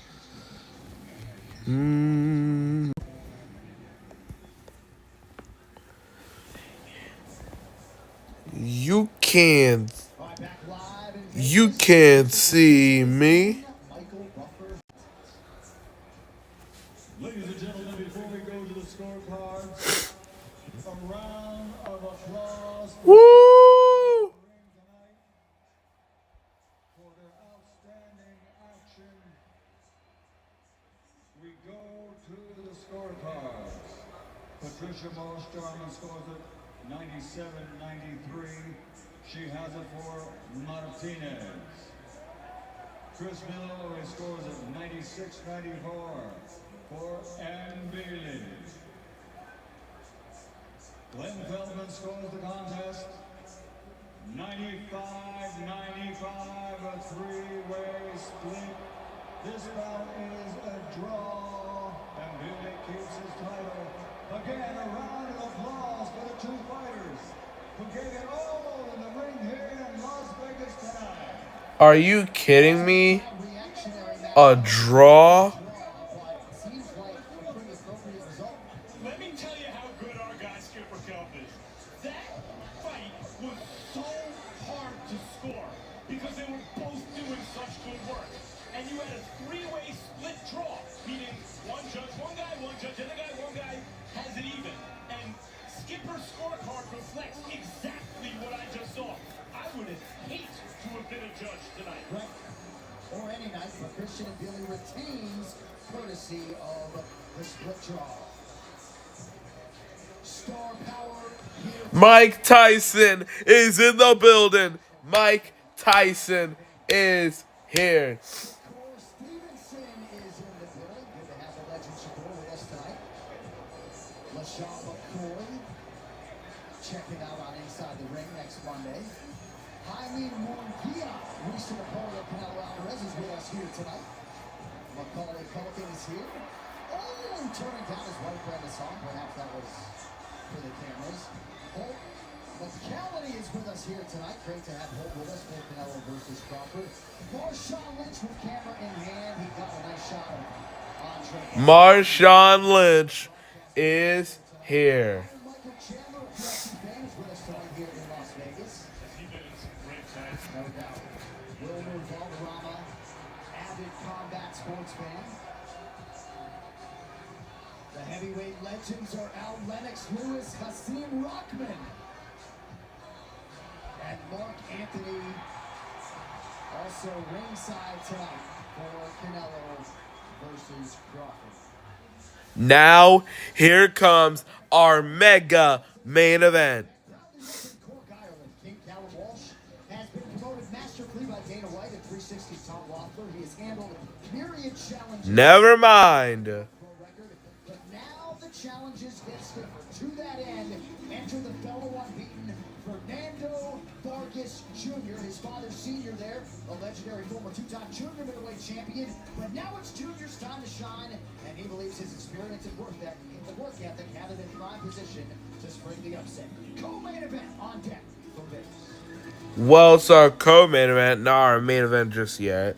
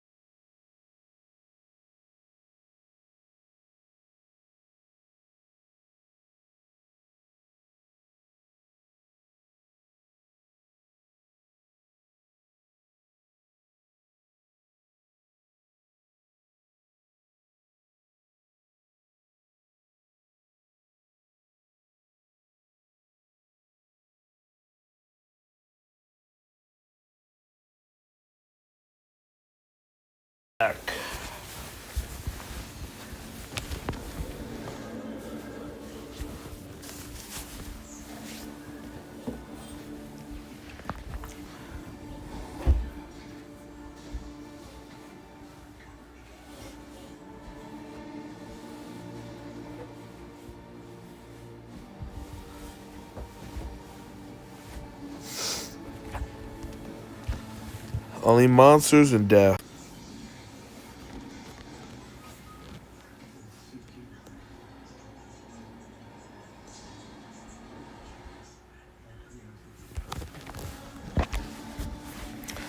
Huh.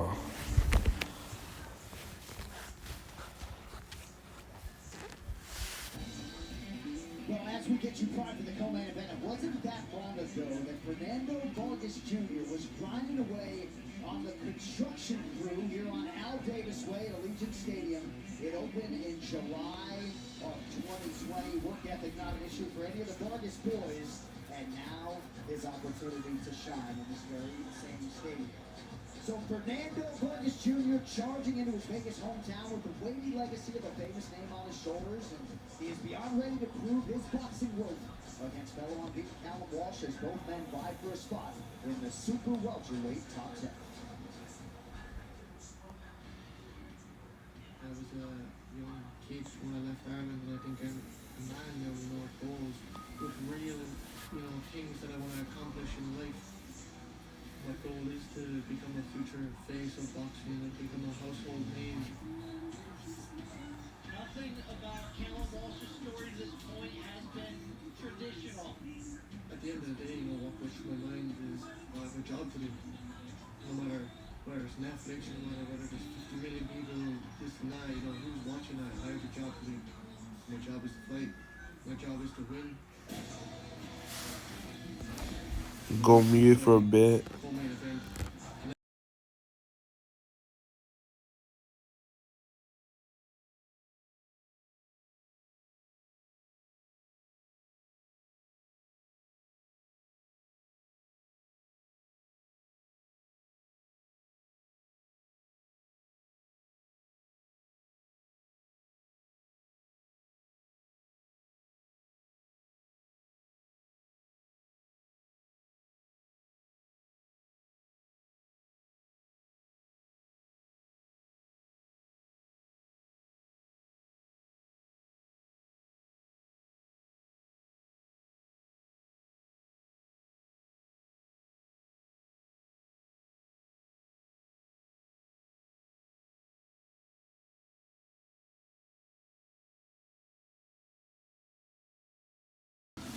Everybody thinks that Junior's off the side. He's not the real deal. We're going to see this fight that he's the real deal. This is motivation for me to do that extra round, for me to push harder in the gym. You guys going to see what the Vargas bloodline is all about. I'm ready to go to war. When I come out, it's going to be my show.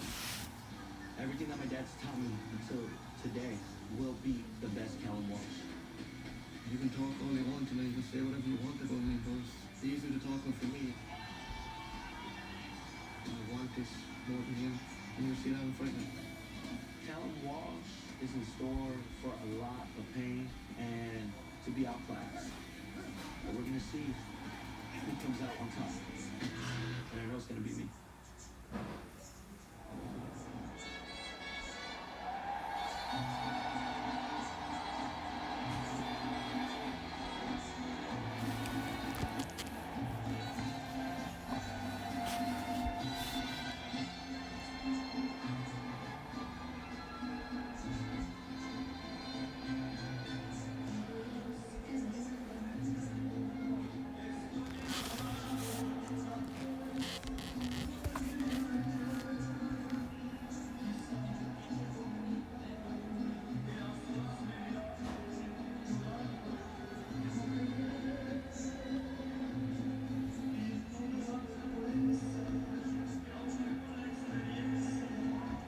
Team Vargas has been heard from loudly and proudly all week here in Las Vegas, but all eyes tonight are on Fernando Vargas Jr., 17-0 with 15 knockouts.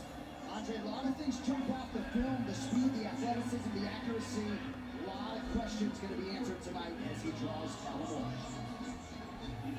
There's a lot to like from Vargas Jr. in his 17 pro fights, and he's found a way, at least for himself, to try to avoid, in his own mind at least, being compared to his father as much as he has. But the truth is he's a Vargas, and if you have a father like with the career that he had, you're going to inevitably be compared to him. And many are going to be asking, do you have the goods? Well, tonight against Walsh, who's a true young up-and-coming True. I'll be back.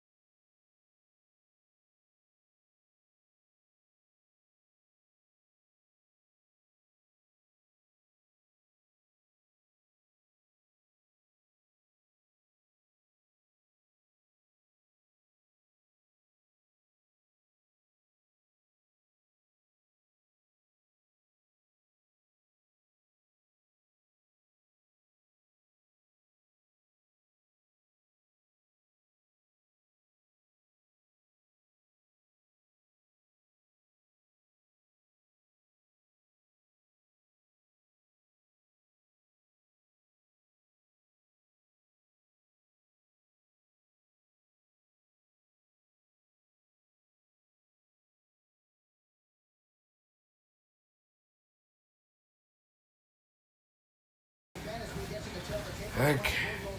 Is undefeated as his 28-year-old counterpart Fernando Marcus Jr.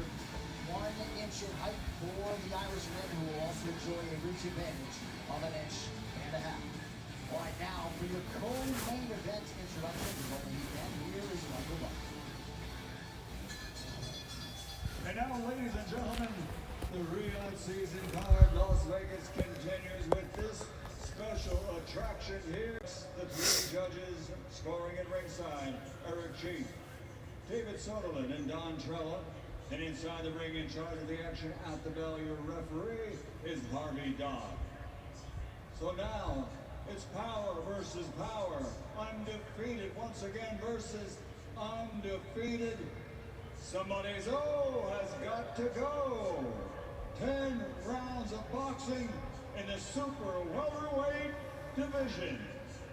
Introducing first, fighting out of the blue corner, standing with his head trainer, former world champion Fernando Vargas Sr., weighing in at 153 pounds. He's wearing white with green and red and brings a perfect professional record to the ring of 17 fights, 17 victories, including 15 big wins by knockout. From Oxnard, California, USA, the undefeated Fernando El Ferroz Vargas Jr. And his opponent across the ring, fighting out in the red corner, standing with his head trainer, Hall of Famer Freddie Roach. He's wearing orange with green and white, and weighed in officially at 153 1/2 pounds.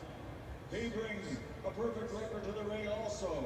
14 fights, 14 victories, including 11 big wins by knockout. From Cork, Ireland, the undefeated King TheLoneWolf.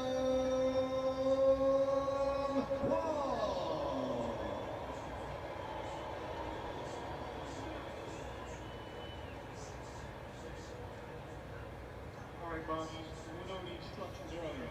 As a reminder, obey my commands at all times, protect yourself at all times. Touch him up. Good luck. Callum Walsh looks absolutely massive. Now, among the challenges for him coming in here tonight, back-to-back training camps. Suffered a cut in his last fight in June, 84 days ago, due to a head crash. It's above his right eye, and certainly Vargas Jr. has talked about targeting that very area. Harvey Dock, third man in, co-main event is on the way. Fernando Vargas Jr. in the multicolored trunks. King Callum Walsh in the orange. Both these guys fight with charisma, meaning when they're in there, it's hard to take their eyes off them. But both guys, that's true of both guys.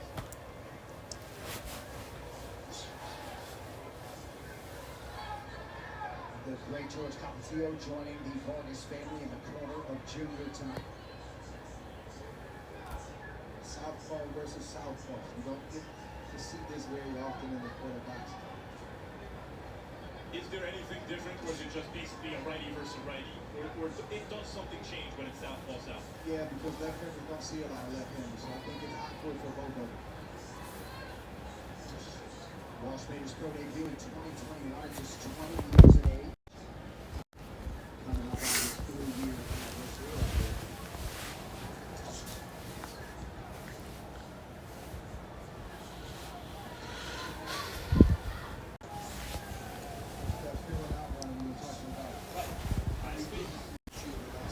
High stakes, and this is much more normal for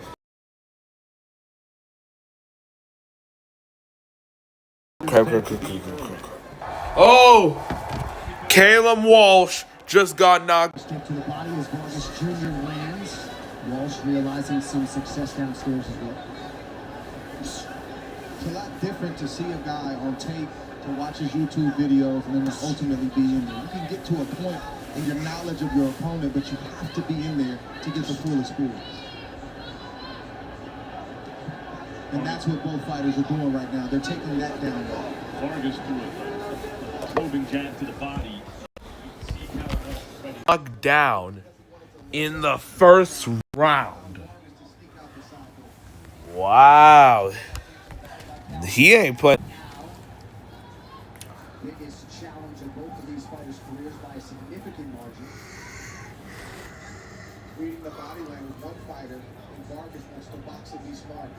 And Walsh wants to land shots and get Vargas into an exchange, and he's yet to be able to do that. Walsh getting into that body early. Walsh in the last several moments has made the ring a little smaller than he did early in the round. All right, back in round 2 in a moment.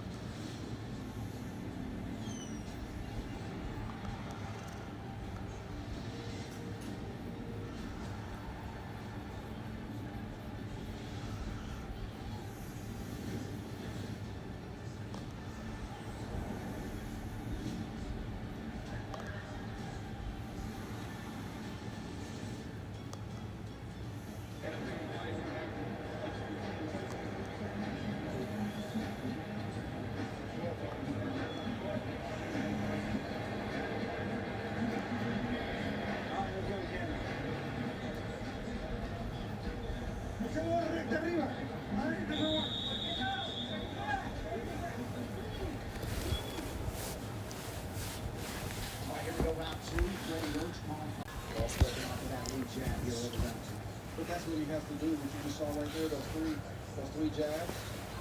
If he wants to get inside, like you can sense his body language telling us he wants to. Might be a little more automatic than me. I have to be careful.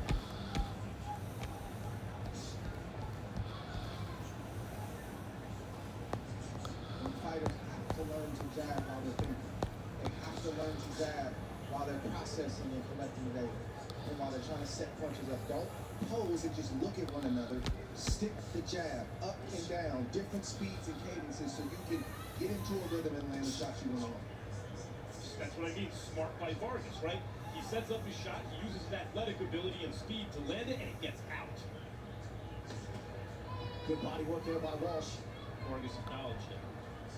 When Vargas Jr. finds the angle, he doesn't miss a whole lot. It's just about finding those openings and those patterns. About a minute to go here in round 2. And Junior certainly acknowledged some of the challenges growing up in his father's shadow. Junior wouldn't acknowledge the twitchiness that you tried to get into. I think it's the eye test to me, but he's already done something with Walsh, guys. He's broken his forward momentum. Walsh is standing straight up and down and kind of giving ground at times. And then kind of bursting forward, but not simply trying to find Vargas anymore. Skipper Kel, what are you seeing? Walsh comes, What are you seeing? Walsh comes in and out in corners.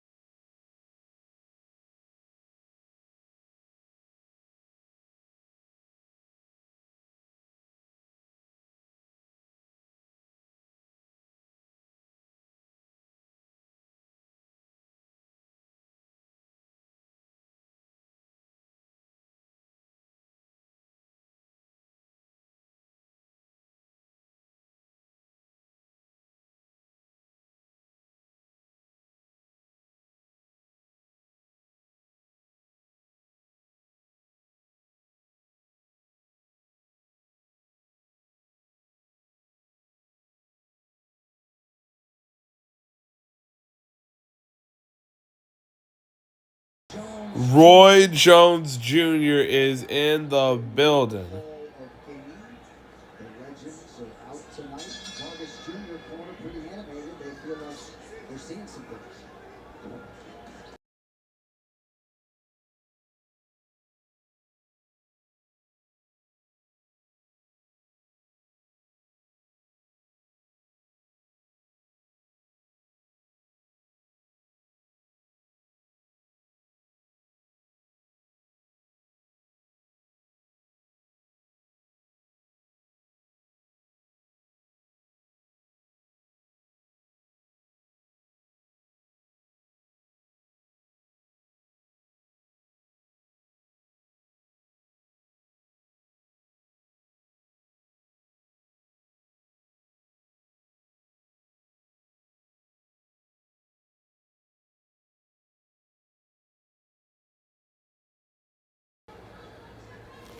That's how Vargas should answer that body shot.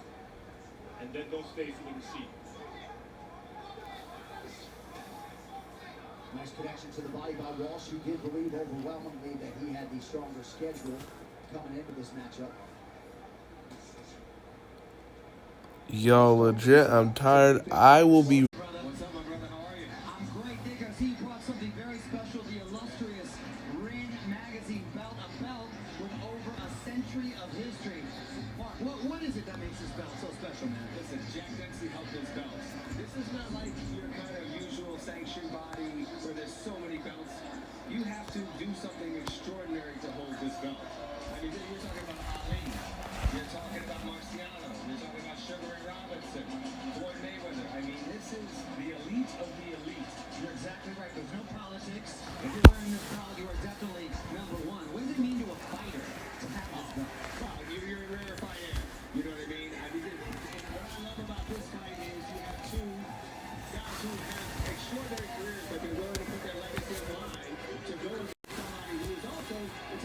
to put a real damper on their legacy, tarnish their legacy. You know, this is the dollars to go out for this fight. Made a solid gold, like you said. I can't let you go, my man, without getting your take on the fight. What's your prediction? Oh man, you know what? I love them both. I'm friendly with both, and I'm rooting for both of them, and I just hope they make it home safe. If you ask me off camera, I have a little bit more detail, but you know what? I'm not getting that phone call. Fair enough, fair enough. Keep it neutral. I love you, brother. You too, brother. Great to see you. Las Vegas is the true fight capital of the world, playing host to many of the biggest super fights in history. Tonight we're going to add one more to that list, and we are counting down the minutes until Bud and Canelo make the wall. Don't go anywhere. We'll be right back.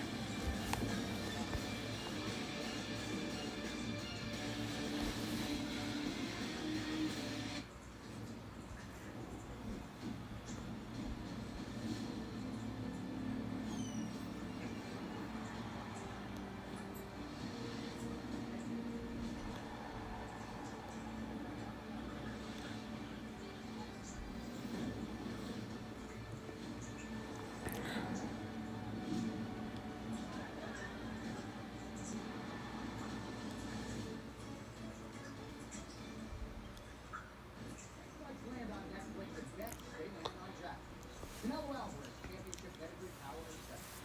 Crawford, undefeated, untouched, yet stepping into the underdog. Two styles, one spotlight, and on DraftKings, this isn't just a fight. It's your moment to make a call. Fight lines, round drop, decision, or knockout. Every outcome gets harder when there's something on the line. DraftKings Sportsbook new customers can bet $5 and get $200 in bonus bets instantly. Download the DraftKings Sportsbook app and use the promo code when you sign up. DraftKings, the crown is yours.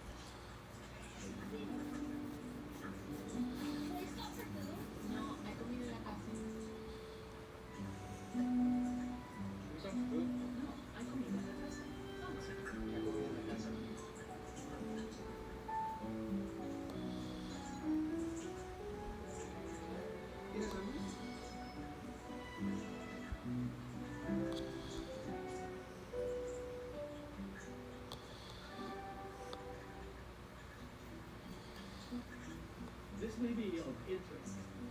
The variation of the mango horizon with touring and cooling. It looks like we can see speedy legs. Are you listening? Yes, it's like kids staring at me. You got that? What? We only accept certain forms of payment? Like iron ingots, cowrie shells? Under the right circumstances. That's fine. Is this serious? The one's moving quickly these days. Sure, we can all agree. Come on, let's do this. Your currency's not just old, it's not working for you. What do you want? You want a robot? You want a robot as a plumber? Yeah, I'm not saying we have to change who we are. I'm just saying it could be a lot easier if we bank through like Cash App instead of, you know, livestock or salts or whatever. How do I pay for this?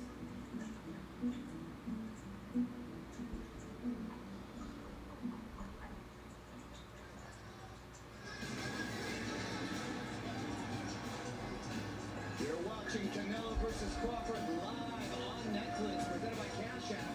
We're counting down to the biggest moment boxing has seen in years, maybe decades, if you consider just how many people will be watching us in the fight capital of Las Vegas and all around the world. Welcome back. I'm Mario Lopez here with Antonio Tarver, Mark Kriegel, and Mike Coppinger.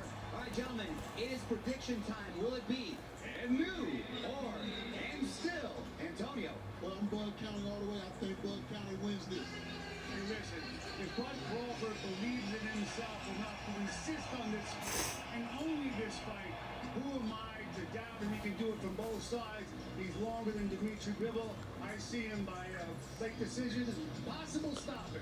Sorry, Mark, I'm here to tell you it's going to be Canelo Alvarez. He's the face of boxing, and it's going to be and still. He might not just be the bigger fighter, but the better fighter. I like his power, his strength, and his size. Canelo Alvarez is going to win this fight. Logically, most of the check marks favor Canelo. We can't overthink this. As special as Terrence Crawford is, I'm going with the younger guy, the bigger guy, the guy that's been more active, and the guy that's going to be representing on Mexican Independence Day weekend, Canelo. So we're all even here on the table. Coming up next, one way or another, boxing history will be made. Saul Canelo Alvarez has done it all on route to becoming the biggest draw in boxing today. Status as the undisputed super middleweight king, the Mexican superstar chases further greatness tonight as he vies to be the first man to upend the unblemished Terrence Bud Crawford. Proud American has been producing knockouts with serious threat. He has his hot sights set on this matchup for some time. With hunger and discipline on high, Crawford is intent on producing one of the biggest singular wins in boxing history. The main event is next, live from Las Vegas.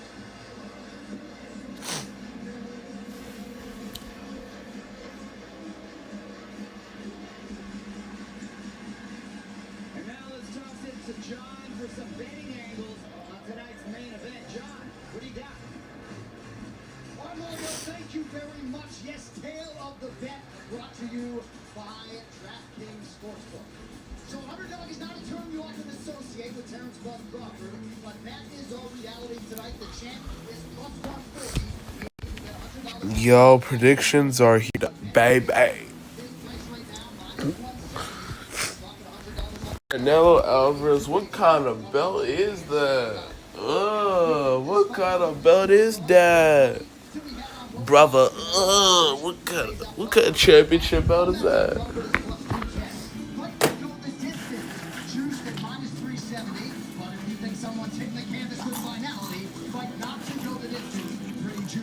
At plus 250, also DraftKings offering plus 380 on a Canelo finish, plus 850 if Bud Crawford closes the show early. Those odds suggest it's through the fight, but one flash knockdown will swing the scoreboard. DraftKings Sportsbook is the official sports betting partner of Canelo.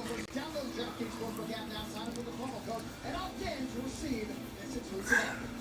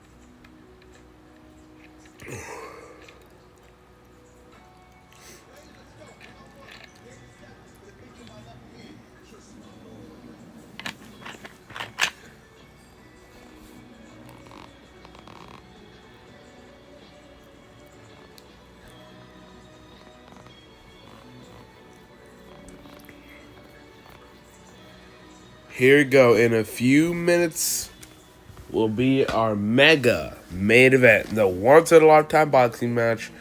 Canelo Alvarez versus Terrence Crawford.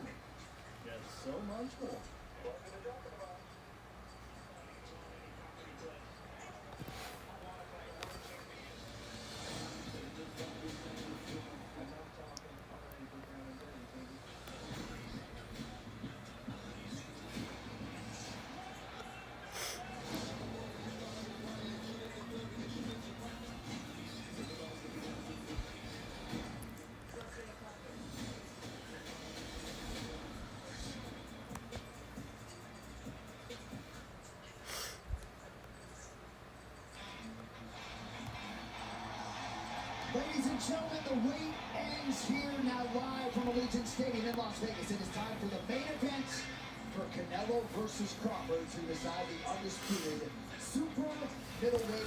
Here it is. Our main event is finally here. Terrence Crawford versus Canelo Alvarez. Let's go. Their fighting crimes have played out simultaneously, and tonight, at long last, otherworldly legends Canelo Alvarez and Terrence Crawford have shown up in each other's bracket. Now we find out together who is the better man on this fateful night. The ultimate promise of sports is simple. The best must meet the best. It's what every fan demands. It's what every era remembers. Tonight, two of history's greatest step into the same arena and put legacy against legacy. When greatness meets greatness and the dust settles, who will remain standing? How many fighters have ever been called the best pound-for-pound fighter in the world? There hasn't been that many ever. These are two of them.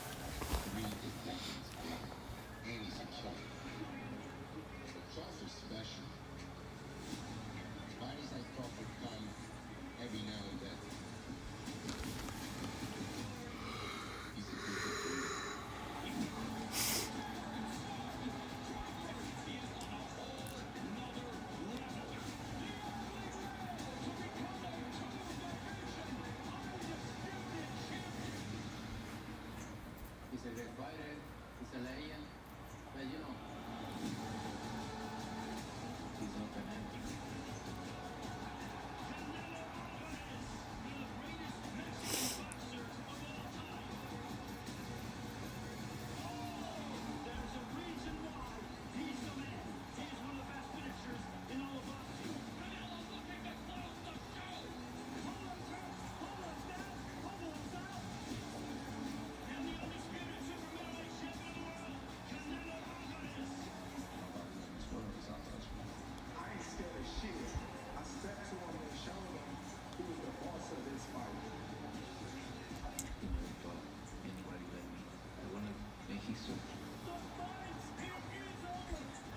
I'm a elite fighter.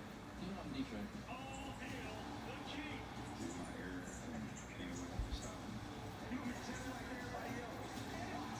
It's gonna be one of my best victories in my career.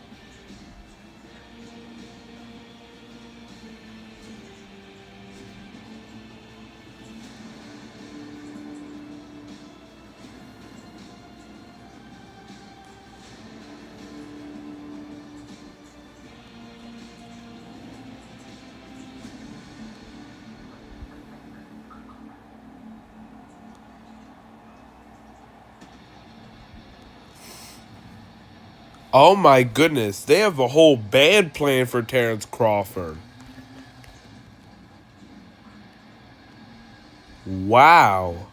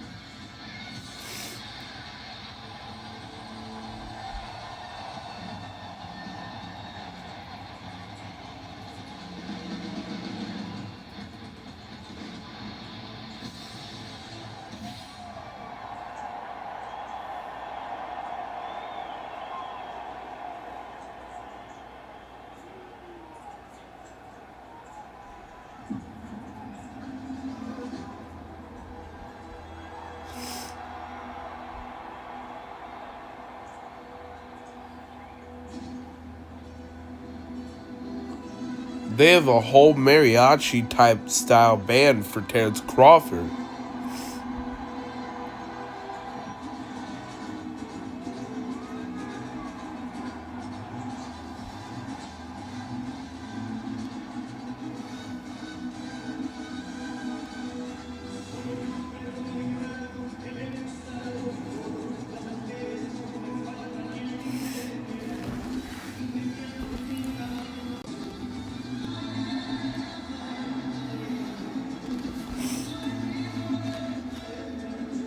They got, I think, the mariachi band's for Canelo Alvarez, but I'm not sure.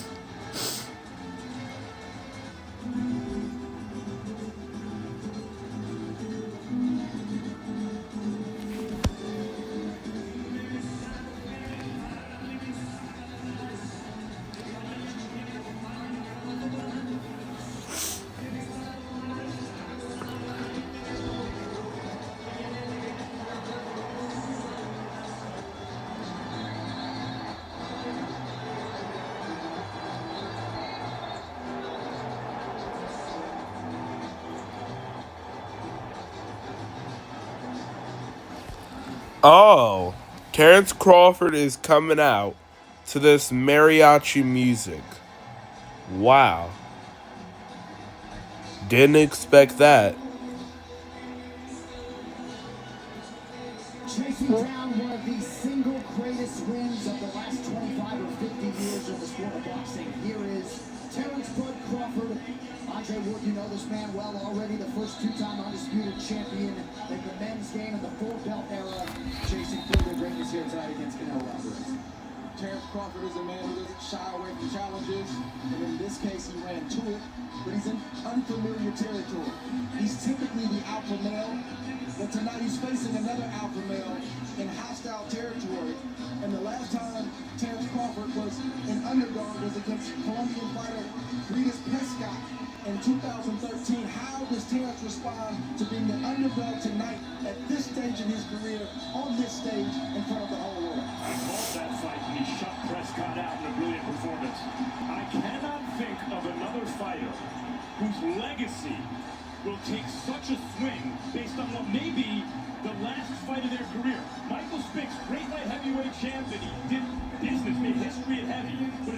largely remembered for offering Mike Tyson no resistance. He was too small. If Bud Crawford loses, people will say the first time he fought another truly great fighter, he lost. He will not be remembered the same way as if he wins this fight. It will elevate him and cement his legacy at the highest, uppermost echelon of boxing history. I cannot remember another situation where legacy hung in the balance this deep into their career. Made his pro debut back in 2008 in Denver, Colorado. Realized his first world championship by beating Ricky Burns on the road in 2014. Self-belief doesn't even begin to describe it when it comes to what this man thinks he can do. The IQ and the mean spirit, Andre. We've heard a lot about him as a mean-spirited fighter here. Well, we just got the dog. We call it the dog in professional sports. A guy that if you hit me, I'm going to hit you back. And most guys, it's fight or flight. When they get hit in the mouth, well, we got to see what Terence Crawford does. Yeah, so Terence Crawford legacy depends on this fight. That's what they're basically saying. Competitive personality of Terence Crawford. It reminds me of Michael Jordan. He is competitive about everything. Now, what does that mean if the going gets rough tonight? If he can make it out of the early rounds and we're in the middle rounds of a tough fight, what does that pride do against the larger, more powerful fighter? Terence Crawford has realized world titles at 135 pounds, 140 pounds, 147 pounds, and then in his last fight last August, outpointed Israel Madrimov to become the champ at 54. Now moving up to 68 to challenge the undisputed super middleweight champion, Canelo Alvarez.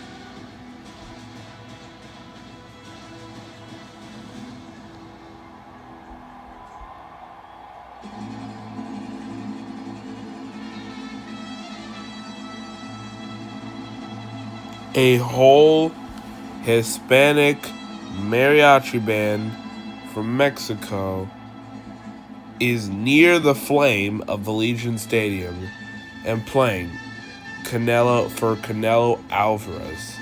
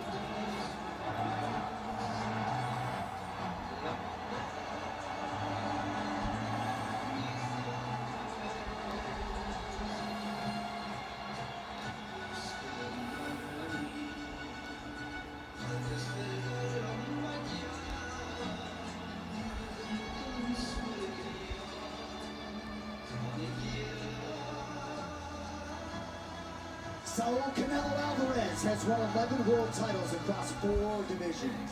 As a 16-time pay-per-view headliner, he has grossed north of $800 million. Tonight, with about as much fanfare as you could possibly imagine, he makes the 7th defense of his undisputed super middleweight championship here in Las Vegas against Bud Crawford. And you believe it, the biggest fight of his career. It's not only that, but he is Here comes the undisputed and Flag Magazine super middleweight heavyweight champion. I meant here comes this undisputed super middleweight and Flag Magazine middleweight champion. He came in incredible shape to this fight, and whatever Canelo has left, he is going to bring tonight. Canelo got a lot of heat for his last fight with William Stall. Is he getting old? Is that what we're going to see in the Terrence Crawford fight? You better believe that Canelo Alvarez is going to be 10 times better than he was against Stall. Great fighters, all-time great fighters. In stadium headliners like this. And I know that fact is not lost on a lot of the boxing masses. This is uncharted territory in some respects for his opponent. As much as Crawford has, it's been made that this is the biggest stage of his career, which it is, by far. It's also the biggest stage of Canelo's. He is now about to perform in front of more people than he has ever performed in front of before.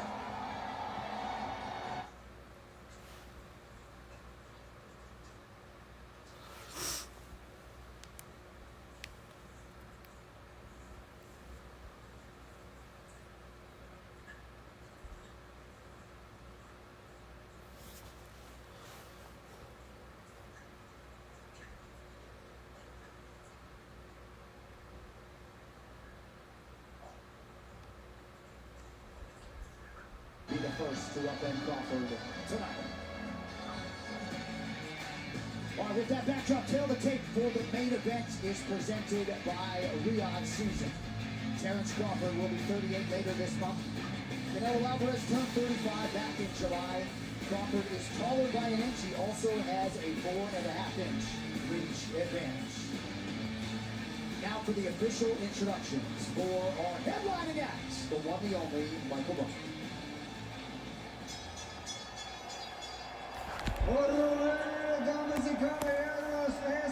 Vent. From Allegiant Stadium, Las Vegas, welcome to the Riyadh Season Card main event live on Netflix. 2 of the best fighters in the world, pound for pound, are about to face each other in this main event. 12 rounds of boxing for the Ring Magazine and universally recognized undisputed super middleweight championship of the world. And it's all brought to you by special thanks to the Kingdom of Saudi Arabia and the custodian of the two holy mosques, King Salman bin Abdulaziz Al Saud, His Royal Highness the Crown Prince Mohammed bin Salman, and Chairman of the General Entertainment Authority and Saudi Boxing Federation, Turki Al-Sheikh. This event is a presentation of Riyadh Season with the General Entertainment Authority, GEA, and it's all live on Netflix. Sanctioned by the Nevada State Athletic Commission, Chairman Dallas Hahn, Executive Director Jeff Molin. The 3 judges assigned to ringside: Tim Cheatham, Max DeLuca, Steve Weisfeld, and your referee in charge of the action at the bell, World Championship veteran referee Thomas Taylor. And now, ladies and gentlemen, the officials are in place and they are ready. The fighters are in the ring and they are ready. So for the sold-out, standing room only crowd here at Allegiant Stadium, and for the millions watching around the world, from from Las Vegas, Nevada, USA. Ladies and gentlemen, let's get ready to rumble!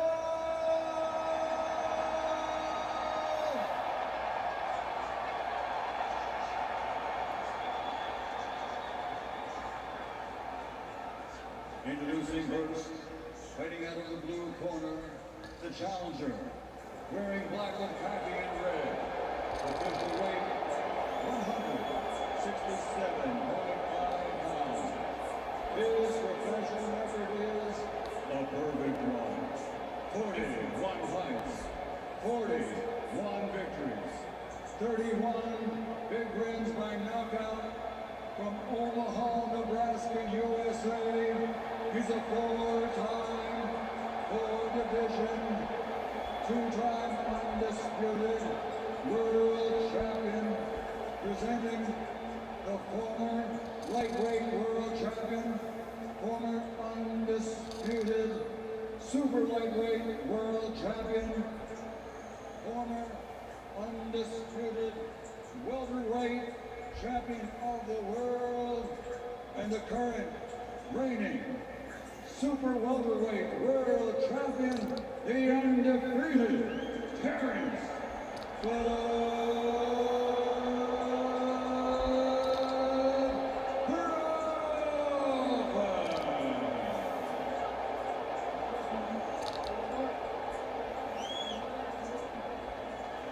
and fighting out of the red corner, wearing black and gold, officially weighing in at 167.5 pounds. In 67 professional fights, he has 63 victories, including 39 wins by knockout. Only 2 defeats with 2 draws. He's the four-time four-division world champion, the former super welterweight world champion, former middleweight world champion, former light heavyweight world champion, and the reigning, defending, Ring Magazine undisputed super middleweight champion of the world. Damas y caballeros de Guadalajara, Sinaloa, México, Saúl Canelo.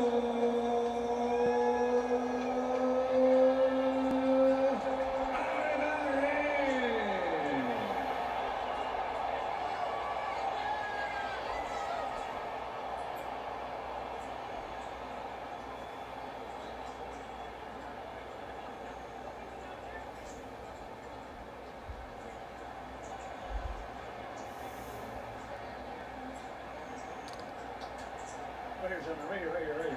Coach, right here. All right, gentlemen, we got everything from the middle of the gold up is going to be good. Middle of the silver letters here up is going to be good.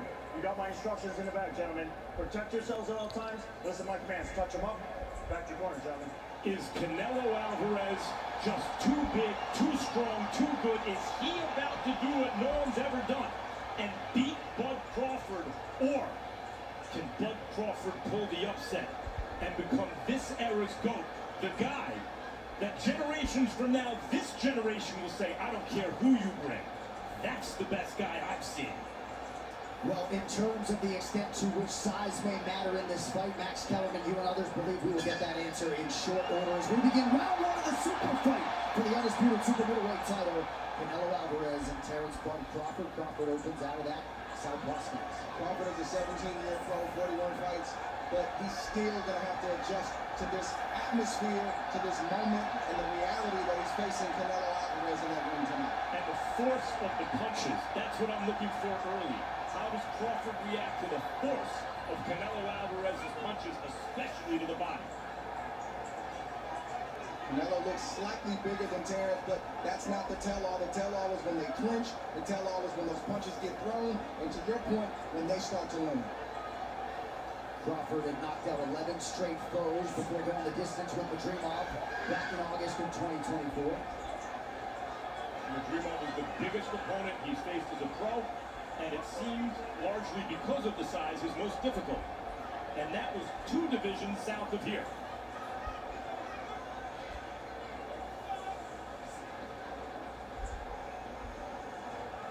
While boxing experts felt as though Alvarez needed to be on the pressure early, Crawford at times has been a slow starter, sometimes by design.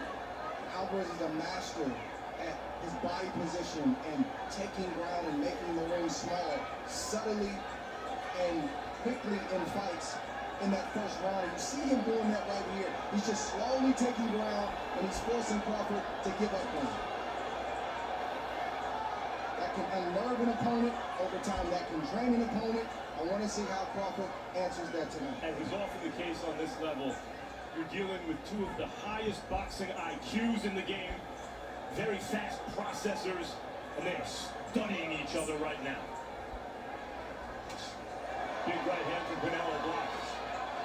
Body shot got through for Alvarez. Two good shots for Alvarez. First two real punches of the fight.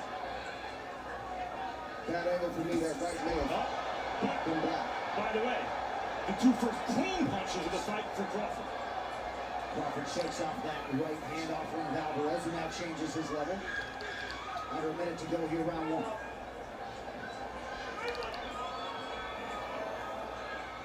Everything Canelo's thrown so far, it's been with force, but it's been blocked. That attempt also blocked by Crawford. The way Canelo throws, you better block those. That one landed, left hook to the body. Good shot from Canelo. Crawford can't give up too many of those. That's where you find out, is Crawford big enough? Can he take those kind of shots?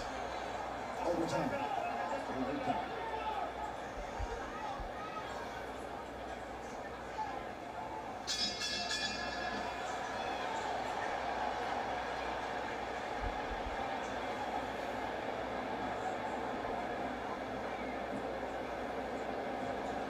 Hey. Give me that little bit more, but she wants every once in a while. Little more, but that's more into it.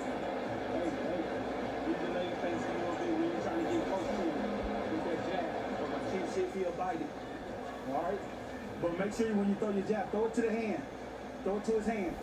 And see if you're close enough to throw the double jab. Alright? You get him on that angle?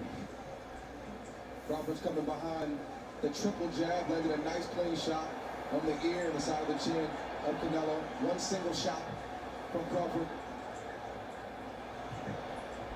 Didn't hurt Canelo, but Crawford needs to land those kind of shots to get in a lather and get in a rhythm. And the other punch did not land, but it forced Canelo's glove into his head, which made it look like it landed. The right hand. Did you like that clean left from Crawford? Did you like the left hook to the body and the greater activity from Canelo? And you might have heard Ryan McIntyre looking for Crawford to employ a few more feints here early round two. He needs to not only employ feints, but the jab. Bomac asked for the jab, and he has to continue to do that to try to keep Canelo at bay, though Canelo is a great counterpuncher, but it also helps Crawford get into a rhythm. But that shot right there that Canelo landed, and he's landed it in the first round, is a shot he uses often with southpaws. He doesn't throw the punch where they necessarily are, but where he thinks they're going to be. It may not look hard, but it's a hard shot, and Crawford has to find a way to not give up too many of them. And Crawford has landed cleanly and reddened Canelo's face this round, but I think more importantly, he has to make Canelo believe that he's fighting a real super middleweight, that he's fighting another guy his size. Nice slip there by Crawford, getting off the center line.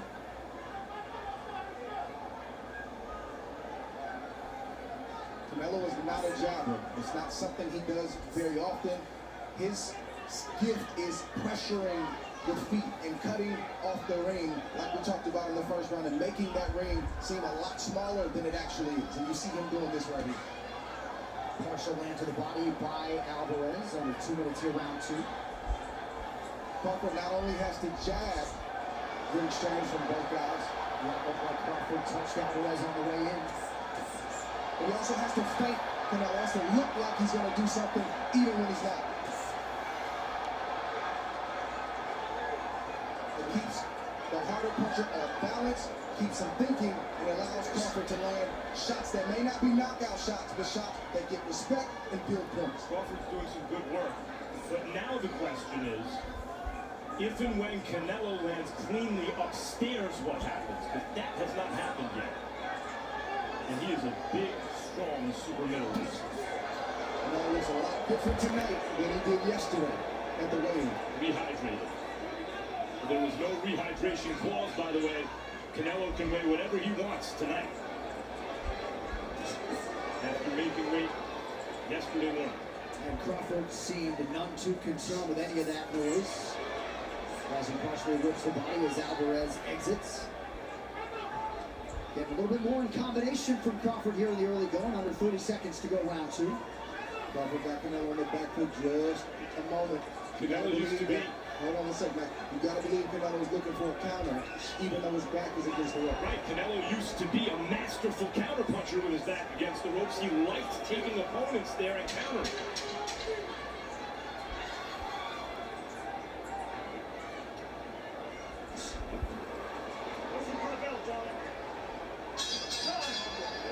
Round two in the books.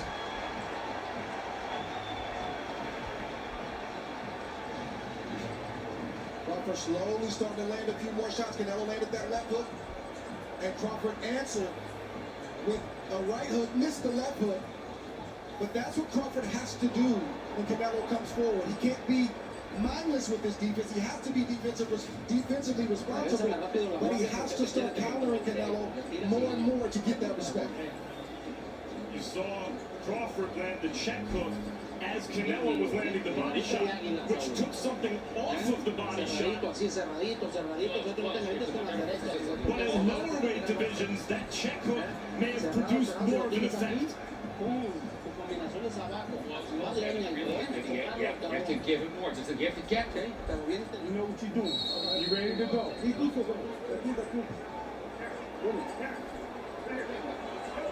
WWE Star Power with us tonight. Triple H alongside Stephanie McMahon. Great to have them with us as we arrive at round three of the mega fight. Canelo Alvarez and Bud Crawford. You know, the fight is still early, but Crawford has had inactivity over the last 2 or 3 years. Good shot right there from Canelo. But the inactivity or the rust has not shown. It looks like Crawford is fresh, and that he might have needed that rest, at least at his age. He'll be 38 right after this fight. He doesn't look like a rusty fighter so far. Yeah, much was made of that angle. Also the angle that Alvarez had fought 520 rounds as a pro to 245 for Crawford. What you do notice, he also doesn't look so much smaller than Canelo, really. At least the effect hasn't shown up in the ring. But you do notice Crawford is doing the better boxing so far. Not by a lot, but by some. But the effect, the punches' effect on Canelo is not like the punches' effect on lighter weight fighters through 2.5 rounds. Well, these moments right here, these last 30, 40 seconds, even though Crawford is landing some shots, Canelo's trying to send a message to Crawford with the punches he's throwing and the pressure he's applying. So far, Crawford hasn't gotten the memo. You might have seen Skipper Kelp's unofficial scorecard gave Crawford rounds 1 and 2. I could see it. I thought the first could have gone either way. I could see giving the second to Crawford. Good body shot right there from Canelo. A signature lead left hook to the body. Yeah, that's a good sign for Canelo Alvarez. Skipper Kelp, talk to us. Right now, Crawford's just doing a better job of managing the distance of the fight. He's where he wants to be right now. Good point.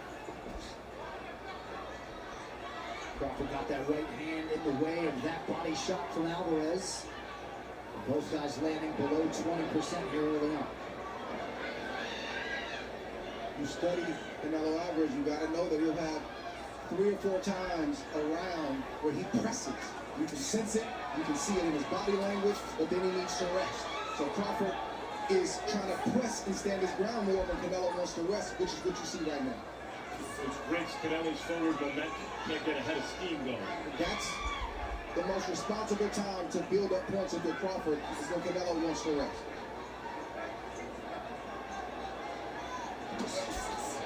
Good response by Crawford after Alvarez touched the body. But we know that Crawford is the sharper boxer. What we haven't seen yet is what happens if and when Canelo lands something hard upstairs.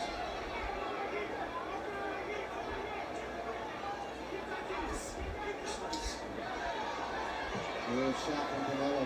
Canelo likes to change levels. So far, the hard shots have been all downstairs, but it's not going to be that way all night. Some useful body work from Canelo Alvarez in round 3.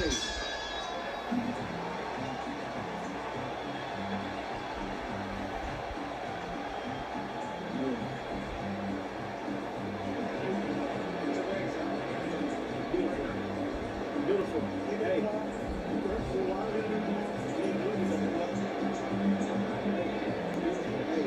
Keep touching it. Keep touching it. Upstairs and downstairs. What you're doing is you're setting a trap for him because you know he's gonna try to come with that wild shit. Alright? But it's a touch. As soon as you look like you get ready to go, maybe get low and then go. Can't you go? You get frustrated because you're making it miss. Cerrado, ya te leyó ese gancho. Very close, and that's the second. If you move your hips a little bit and remember, you're really getting close distance. You need to work with your shoulders with it. They come back. Always listen. He's coming back. He's not coming back as quick as usual, but he's coming back right now. Keep it. Irvin Magic Johnson was not gonna miss being front rower for Canelo versus Crawford. Here we go, just like that, round 4 of a possible 12. So far, however you have it scored, and I suspect it's something like 2-1 Crawford. Skipper Cub may have it 3-0 because he gave the first to Crawford, which Crawford may have won with the only clean shot of the round. So far, Crawford is fighting his fight, and he has neutralized Canelo's offense. Those counters are very, very important. You want to get your respect? That's how you do it. Those were hard shots upstairs that seemed to bother Canelo and enrage him. Alvarez presses forward, but he got touched on the way out by Crawford. On the one hand, if you're Crawford good, Canelo lose control. On the other hand, if he turns it into a kind of hunt you down fight, maybe that makes Canelo more dangerous at the sides.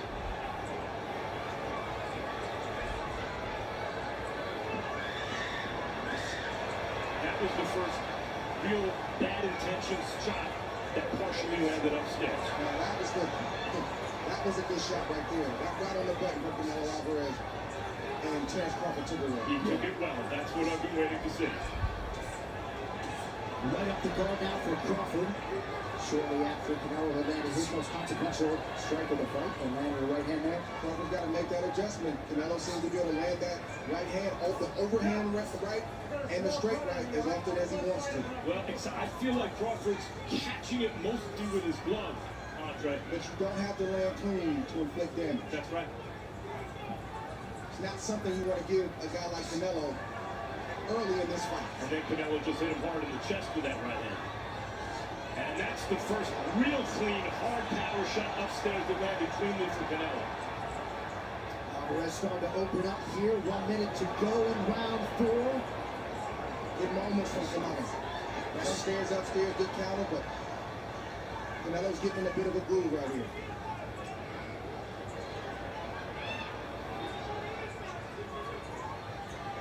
When Canelo got his dander up, he started becoming more effective as an aggressive fighter. Can Crawford convince him not to be so aggressive with some counter shots? That's a significant left hook from Crawford there a moment ago. Follows it up with a jab now.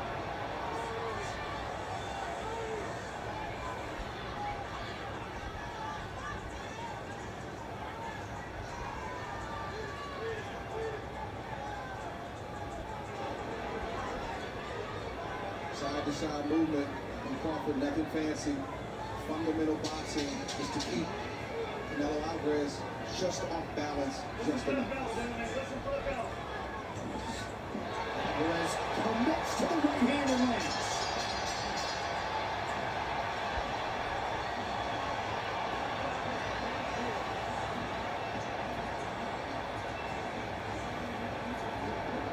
How you feel?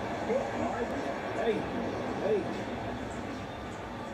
See an exchange from both fighters. That left hook that Canelo's been landing. Uppercut from Terence Crawford. A 2-3 piece from Terence Crawford. Letting Canelo know you cannot reach for me without me trying to teach you a lesson. And that was the best punch of the fight thus far. Crawford took it well, but Canelo's starting to find a home for the right hand as Terence Crawford is in the southpaw stance. 2 clean right hands upstairs from Canelo, particularly the first one. Crawford took him well.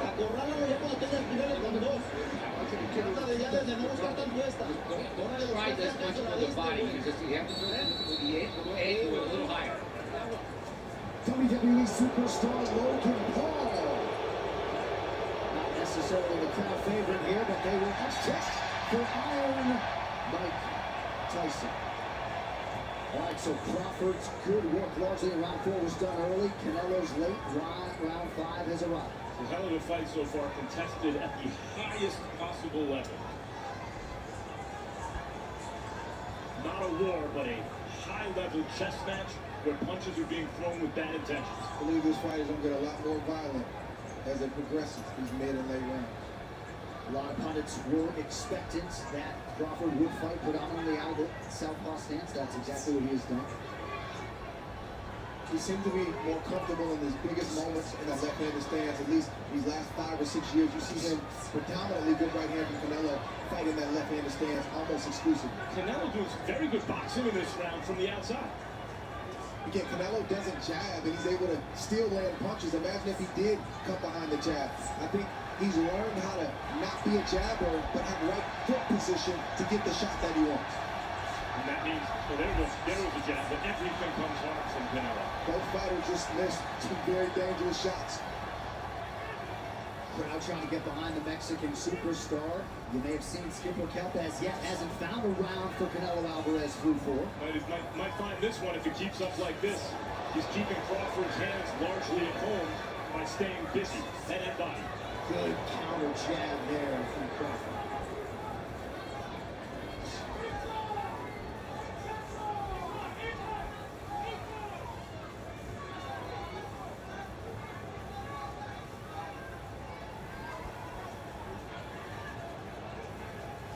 Well, here looks like the break that you talked about, Andre, where Canelo's trying to rest. This seems like Crawford's opportunity to steal some of the momentum in this round. I think Crawford believes that Canelo's baiting him, so he doesn't want to take that chance.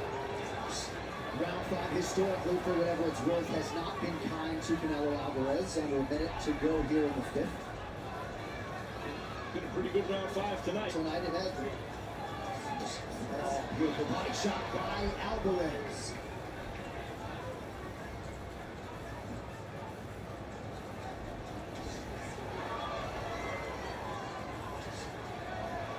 Shot gets through, headshot was blocked by Crawford. Crawford on his bike there.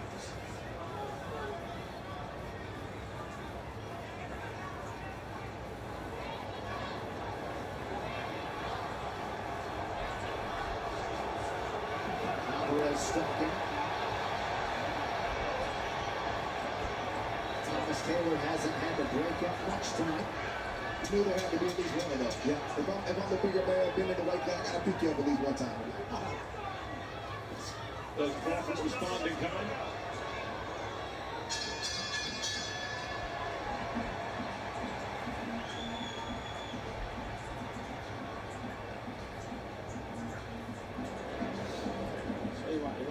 Let's go. Listen, everything okay. Everything okay. Listen, we have to win round by round, right? Sí. Is it? If you don't, if we come back to the guard, and when you ever give him a short distance, you cannot forgive him. You have to inflict damage, and just like we did, and come back as soon as you possibly do. And you have to protect him. All right. Great. Yeah, he's trying to get underneath you. You see that?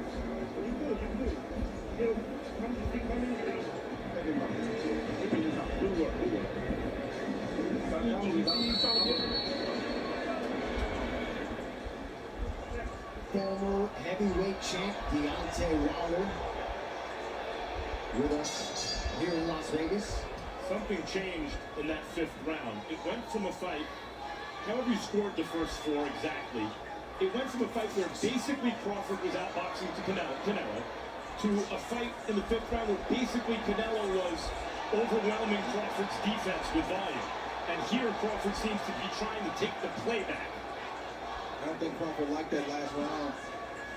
I caught both of these fighters punching boxing. What a left hand for Crawford. That's the kind of left hand that really hurt Errol Spence on his way in.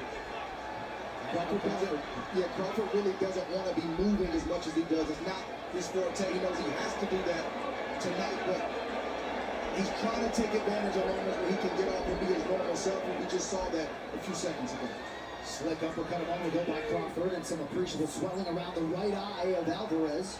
Best punch of the fight so far, I think, was the left hand from Crawford that caught Alvarez coming in and kind of doubled the impact. And you can see the redness around Canelo's right eye.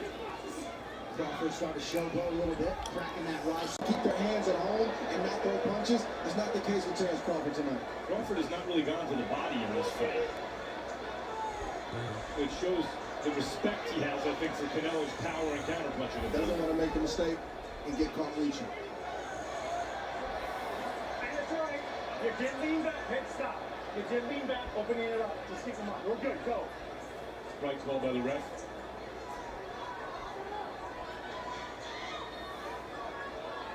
Crawford looks to be a lot more comfortable, Max, to your point, in this round than he did in the fifth. He made a statement to start this round because he knew he had to break Canelo's forward momentum.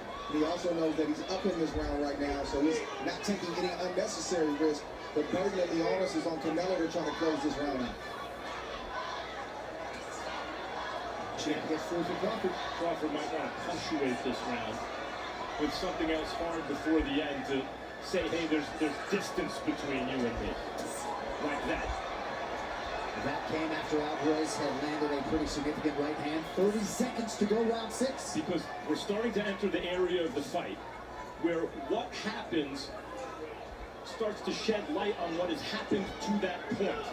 And Crawford right now is highlighting that he, in fact, was outboxing Canelo early, and it has started to add up. Crawford looks very comfortable right now. Important round for Crawford. As big as the fifth was for Canelo, it was at least that big, if not more, for Crawford in the sixth.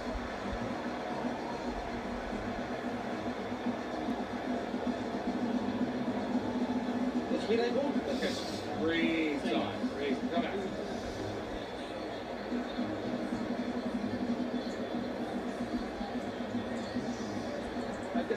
We have to be more active.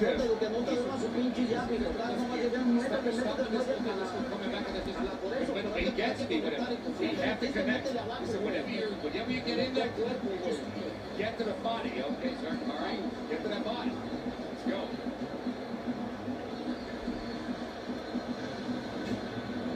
Canelo had a great fifth round, and Terence Crawford knew he had to make a stand in this sixth round. That shot got Canelo's attention as Crawford's back was against the ropes. It's a good shot from Crawford, and that shot and that exchange allowed him to box the way he wanted to for the remainder of the round.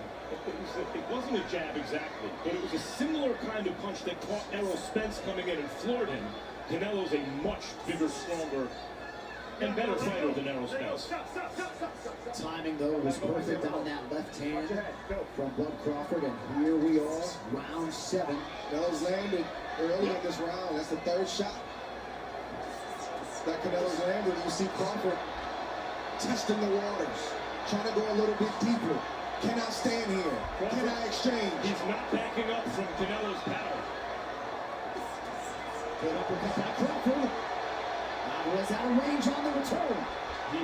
This is a significant statement Crawford is making if he continues this way. Not only is he not backing up from Canelo's power, but he may be doing more damage with his own in these exchanges.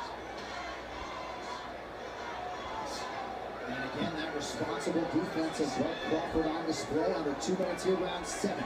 It's a gamble and a negotiation that Crawford is going to have the whole night. How long do I stay in these quarters? How much can I exchange with Canelo? When do I box? And when do I fight and get my respect? As the great James Toney used to say, you need to bring ass to get ass. And Terence Crawford is bringing ass tonight. Skipper Kelp, what are you seeing? Downloaded the data he's been looking for. He looks very comfortable inside right now. Crawford got off to a good start, largely hasn't looked back. Both fighters landing at a 29% clip, just over the midpoint of this fight.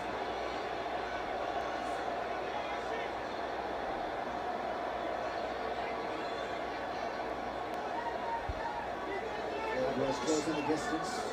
He has him where he wants him. Canelo down in the corner. But in that exchange, Crawford got at least as good as he gave, at least as good as he got. Nice shot to the body by Alvarez. You know Crawford's feeling good because he's staying there longer. He's not allowing Canelo, but when Canelo punches, if he lands or if he blocks it, you see Crawford coming right back. That's a respect thing. Neither man has really hurt the other man yet. They felt each other, but I haven't seen either guy hurt yet. The question over the back half of this fight is that going to happen for either guy? And not just that, but we have to watch the conditioning of both guys. Oh, and that can lead to sometimes those same shots hurting you in the back half. Crawford working off that jab late in round 7.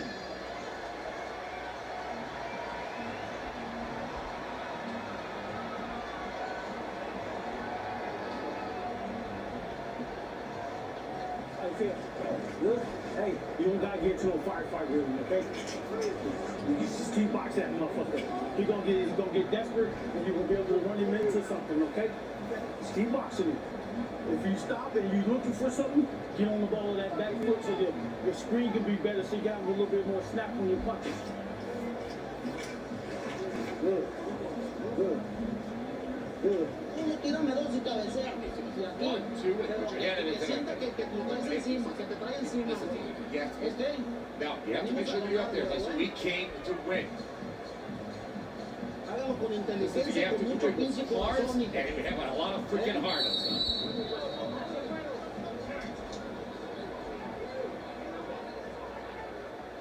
Round 8 of a possible 12 to decide the undisputed super middleweight championship. Crawford and Canelo. Skipper Kelp has Crawford up 6 rounds to 1.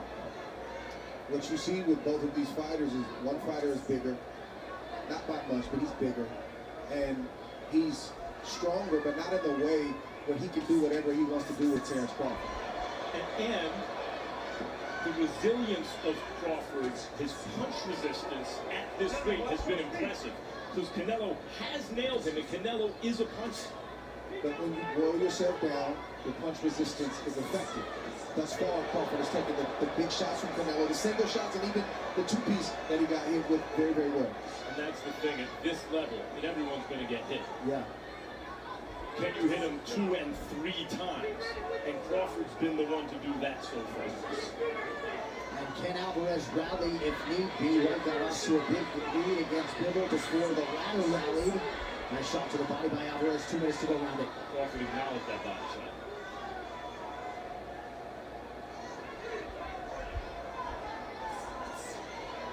Quick hands from Bud Crawford, changing levels there. Alvarez with effect to the body.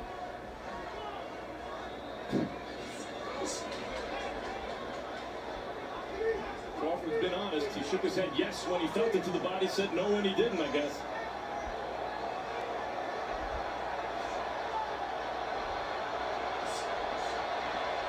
Alvarez trying to get something going again. Good defensive responsibility from Crawford. Alvarez has done some good work in this round.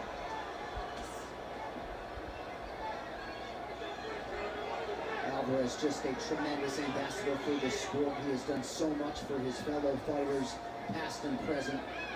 He is affable, and he just landed a pretty significant right hand there on a minute to go, round 8. These are dangerous punches for Crawford, because Crawford is feeling himself right now, and Alvarez is throwing knockout shots. No punch. Straight back. So Crawford trying to get some respect himself. He didn't quite lift Canelo up, but he got him off one leg. He wants to let Canelo know that I'm here too. But to your point, Matt, Crawford has to stay focused because no matter how easy it may feel in spots, you have to know that Canelo is still pressing forward and he will always be dangerous as long as this fight is going on. Ryan Garcia, who's trained with Canelo, told me that Canelo throws everything hard to sell his feints. Because everything's coming hard, you can't guess wrong, so you must respect his feints.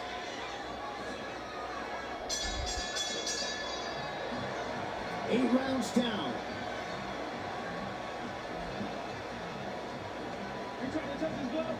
It's interesting right there. At the end of that round, Terence Crawford looked at Canelo Alvarez, and Canelo Alvarez extended his glove. Terence Crawford didn't block. Stop on that back toe, and you got that little rhythm. You got an upper body movement, okay? All right? Because he's going to come with the wide shit. He's going to come with the wide shit. He go wide, you go to the body like you've been doing. Deep breath. What you got, coach? What you doing? You do next breath? You do next breath? Deep breath. We have to work. We worked a lot, good counters. But you have to keep it close, keep it tight. Keep your fight hard. And you have to give more combos, more to the body. You did 3, and then you have to work on your defense as well.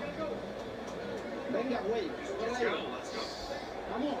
Let's go. Let's get some air. Yeah, that's interesting. Andre Canelo Alvarez looking for a fist bump between rounds. The no-nonsense Bud Crawford not having it. Here we go, round 9. Oh, and that's a good early win by Crawford. I think it's more than no nonsense. As Teddy Atlas would always say, Canelo is looking to be friends, and Crawford is not looking to be friends. Great exchange with Terence Crawford. Right there, Canelo's landing, but not like Terence Crawford in this exchange. This is furious action. Crawford circling back to work off of that jab, but everything out of him. Combination here, early round 9.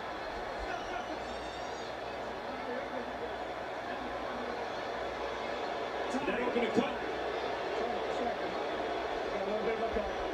Take your time. I think so. No, there's a cut over Bud Crawford's right eye. It looks like a small cut. Hey. Not sure about it, but from here it looks like there is. Terence. Got a cut. Accidental headbutt. That's it. We're okay. We're not going to look at it right now. All right? Stay right here. Jeff, accidental headbutt. Got the cut. You good? Hang on. You ready? No, we're good. We're good. There was always the chance of this. Southpaw orthodox, clash of heads. Although it's Canelo who's been cut 3 times in the past. But it's Crawford with the injury. And the ever-classy Alvarez comes over and immediately apologizes. Terence Crawford is punching him bad in switches right now. He saw us Canelo Alvarez. Yeah, these guys are looking for the knockout in this round. They both are. You had to know this was going to happen at some point. You called it, Trey. Right through the guard for Alvarez with the right hand.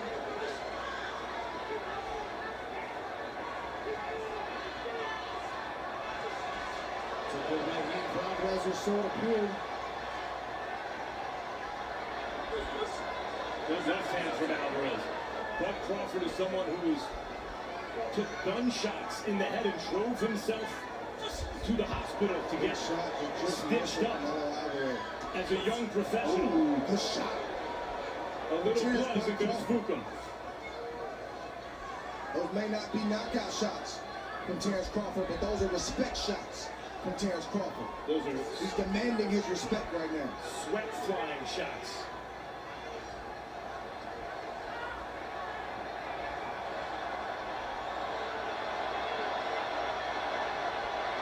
Neither of these men have ever officially been knocked down as pros under a minute in round 9. With not much more than 30 seconds left to go in the 9th round. So far, Bud Crawford has done what he has done in every fight of his career, which is demonstrate, however you have the exact scoring on the cards right now, he has been the better man so far, as he's always been throughout his career. Canelo's going to have to do something. That right hand will help the Alvarez cause. Under 20 seconds to go, round 9.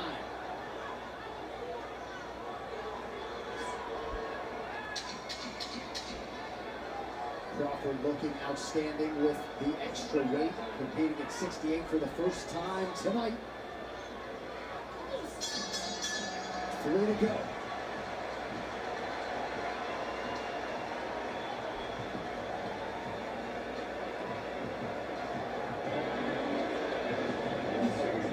This is a moment where Terrence Crawford stood his ground and got his respect from Canelo Alvarez. That's the range that everybody said he can't fight in. Everybody said that he has to fight the perfect fight, and he can't allow Canelo Alvarez to touch his chin at all. He's been hit, he's took it well, and he's given just as much, and in many cases, more than what he's taken in certain spots.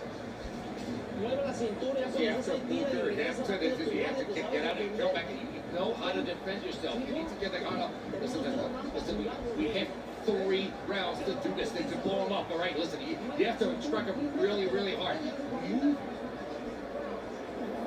Did he ran? How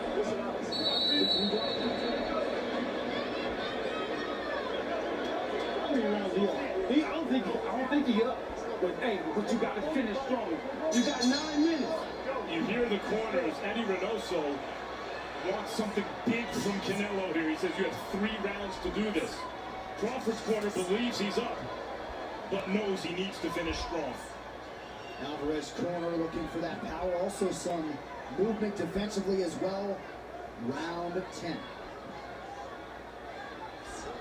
One of the questions I had was, how is Terrence Crawford going to move and carry and fight with this extra weight? And thus far, he looks phenomenal. The shape that he's in and his ability to carry that weight. Good right hand from Canelo Alvarez. Yeah, it was.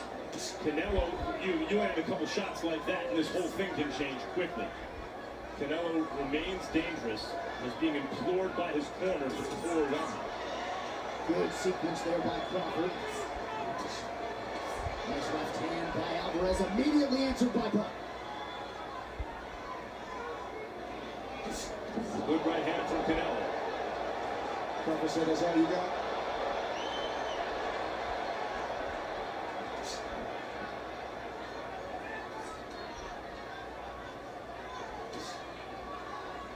Crawford would block that right hand.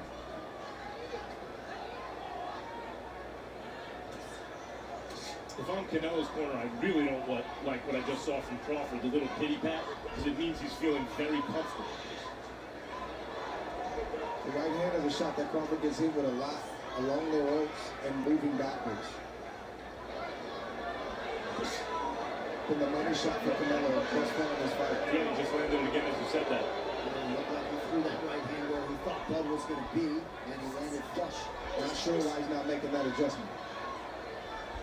Canelo would be served well to punch with Crawford when Crawford goes into those 3-punch combinations.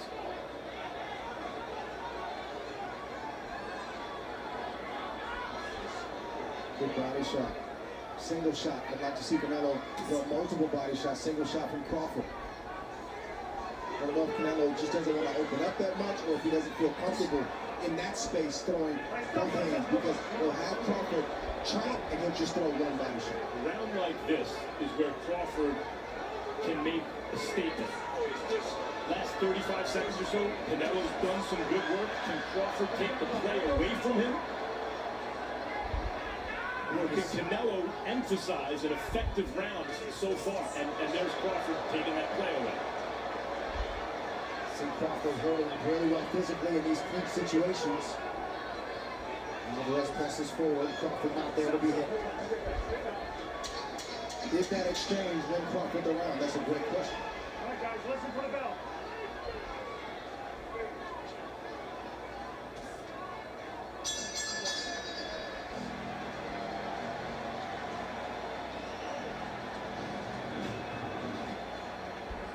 This is the punch that Crawford has been getting hit with all night.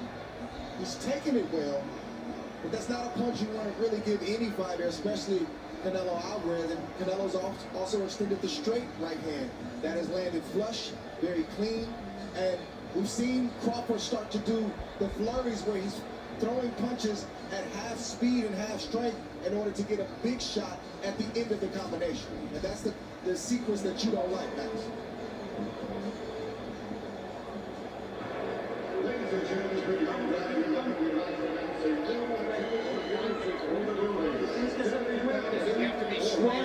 We're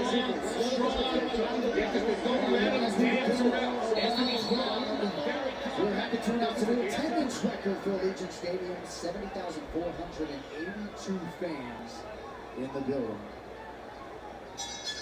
This venue proving great for boxing. Beautiful body shot by Alvarez to begin round 11. Oh, good uppercut on the inside from Crawford. Both of these guys have that thing that great champions has, where when one tries to take the play away from the other, there's an immediate response. You can't teach it, you can't coach it, you can't train that. You either have it or you don't.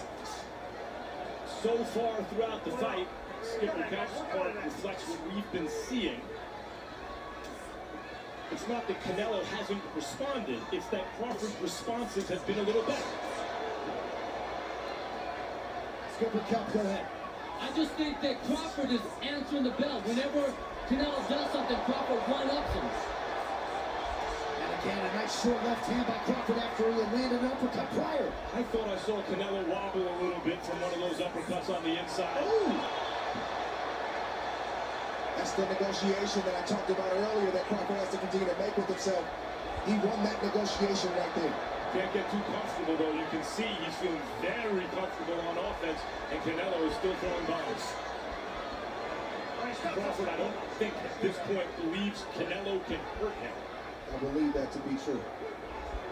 Time will tell. Now, those two look like it hurt, but this is Canelo's best moment of the fight. Can he follow up? Got a lot of round left. A minute 30 seconds in this 11th round. Pinpoint jab from Crawford a moment ago. Ooh, right hand for Alvarez gets through. Yeah. Left hook from Crawford gets through as well. It's true, but Crawford may be getting a little too comfortable getting hit with some big, clean shots, though he's done most of the hitting this round.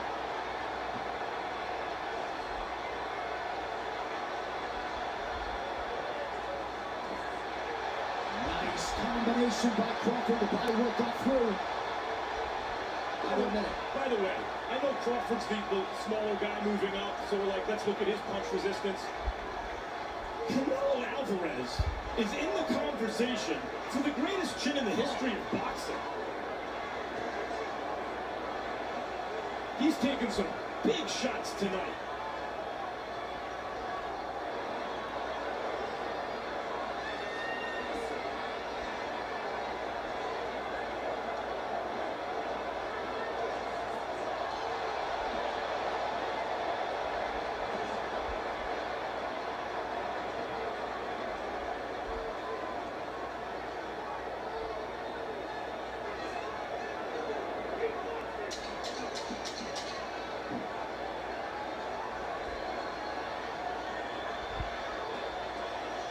Alvarez with a late left hand in round 11. 3 minutes to go.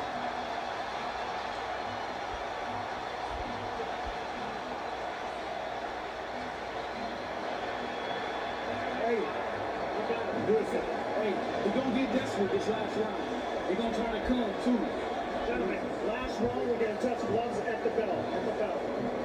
But you box smart, okay? You got great foot movement. Sometimes hit the feint with a 2-1 or a 1-2. You boxing great. Keep touching him off the double, okay? You can't do shit off that double.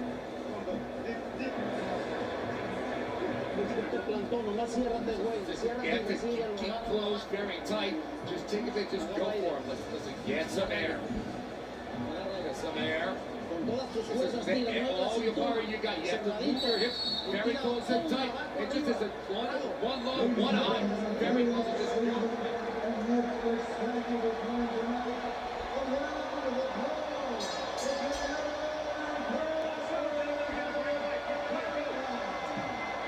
So we do have the same set of judges that did judge that Mario Barrios Manny Pacquiao fight that ended in a 12-round majority draw back in July. Tim Cheatham and Steve Weisfield had 114-114. Max DeLuca 115-113 for Barrios. We'll see if we get to the cards tonight. Steve Weisfield is as good a judge as I've ever observed throughout my years in boxing. I believe, guys, either Canelo Alvarez does something dramatic here, where Bud Crawford becomes the first ever lightweight champion. Real champion, Ring Magazine, lineal, whatever you want to call it. To become super middleweight champions. And also conquer other divisions along the way. I agree with that, man. You have to feel that it's discouraging for Canelo to land those kind of shots throughout the course of this fight and not get the reaction that most thought he was going to get. Probably he thought he was going to get. This has been a masterful performance from Terence Crawford. Adding to it with that left hand. Do you think Crawford gets greedy here, Trent? And would that be a mistake? I don't know if it's greedy. I think he's earned the right based on setting the table the way that he has to eat right now. It's the 12th round. You don't know how this fight is being scored. He's not a civilian. He's a prize fighter, and this is what prize fighters do. Billy Conn, in 1941, had Joe Louis beat for the heavyweight title. Went for a knockout in the 13th round and was counted out himself with 1 second to go.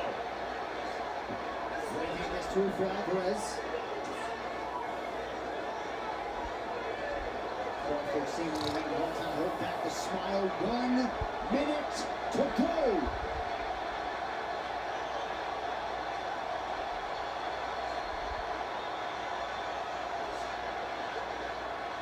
Still trying to land something big before it's over, but Crawford won't allow it.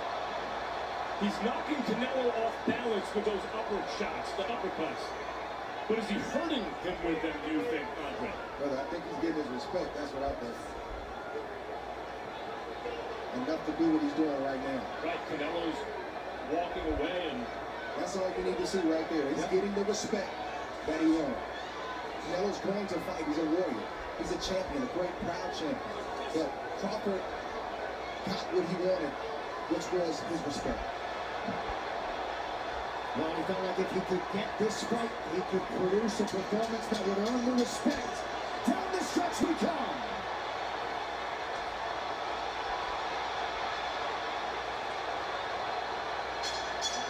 And there's the final horn. Terence Bud Crawford and Canelo Alvarez go the distance. Guys, we know what we just saw. Bud Crawford just beat Canelo Alvarez. Let's see if the judges agree. And when Bud Crawford heard the superlatives all week about how powerful the big Canelo Alvarez was, he and Brian McIntyre responded in kind every time. He ain't fought us yet, and indeed he had not. And Bud Crawford, who turns 38 later this month, looked in prime form tonight against Canelo Alvarez. Official decision on the other side as we roll onward from Vegas.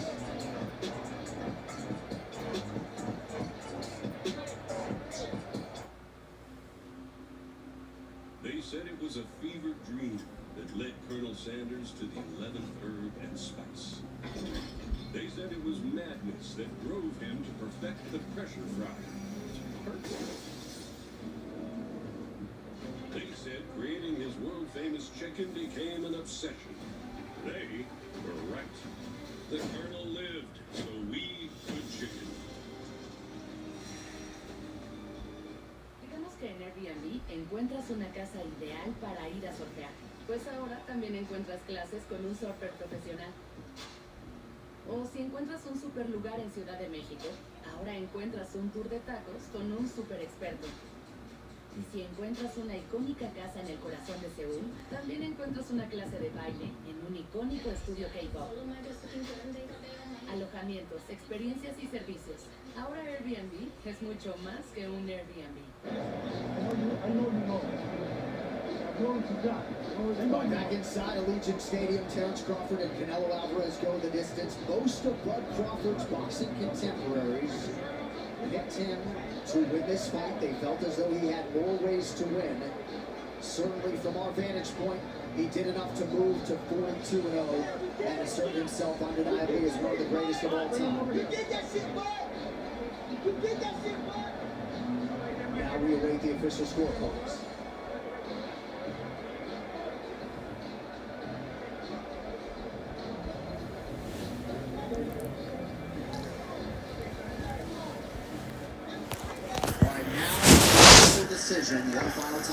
Here's Michael Butler.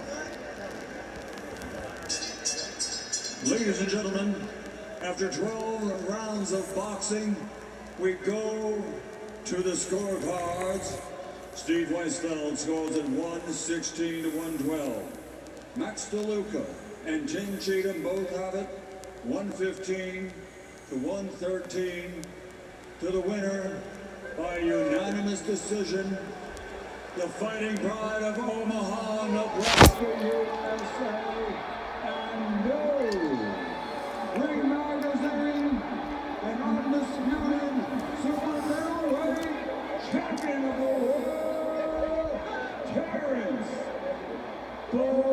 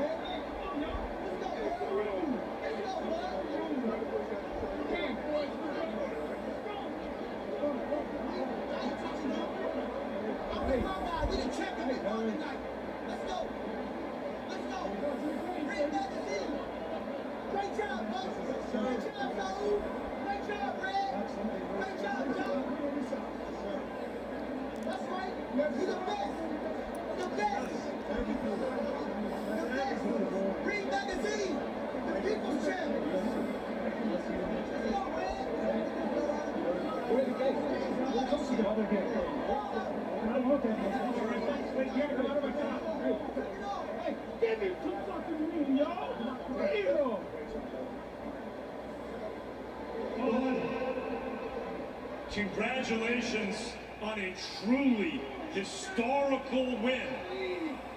What are you feeling right now? All praise to the Lord above me.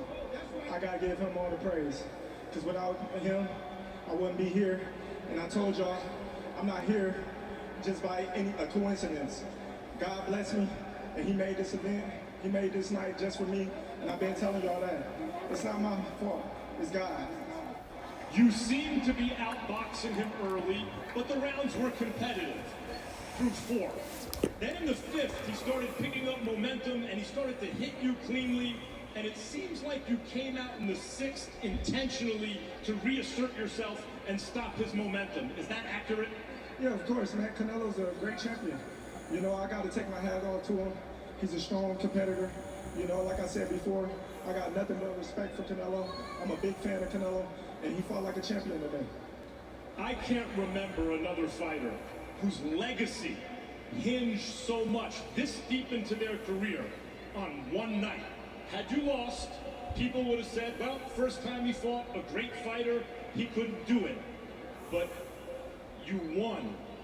And now, at this moment, if you never fight again, this generation will say about you what the last one said about Floyd and what generations ago they said about Sugar Ray Robinson. They'll say, no one could have beaten our guy. Is this the last fight of your career? Like I said before, I don't know. I got to sit down with my team, and we're going to talk about it. Bud, do you have anything else you'd like to say to boxing fans around the world? I just like to say thank you. Thank you to all the supporters. Thank you to all the haters. I appreciate every one of y'all. We made this a great event. Shout out to everybody that came to support Canelo. I appreciate all y'all coming to support me and this fella. I'm happy that he get to make it home to his children. I get to make it home to my children. And, you know what I mean, hopefully everybody be safe tonight. Thank you, GOAT, because you are the GOAT of this era.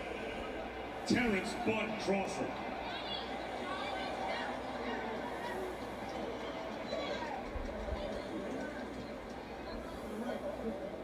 Canelo, as you have done your entire career, you took a huge risk tonight and then fought your heart out.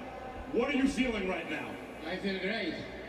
You know, Primero que nada quiero dar las gracias a toda la gente que vino aquí a apoyarme como siempre. Muchísimas gracias.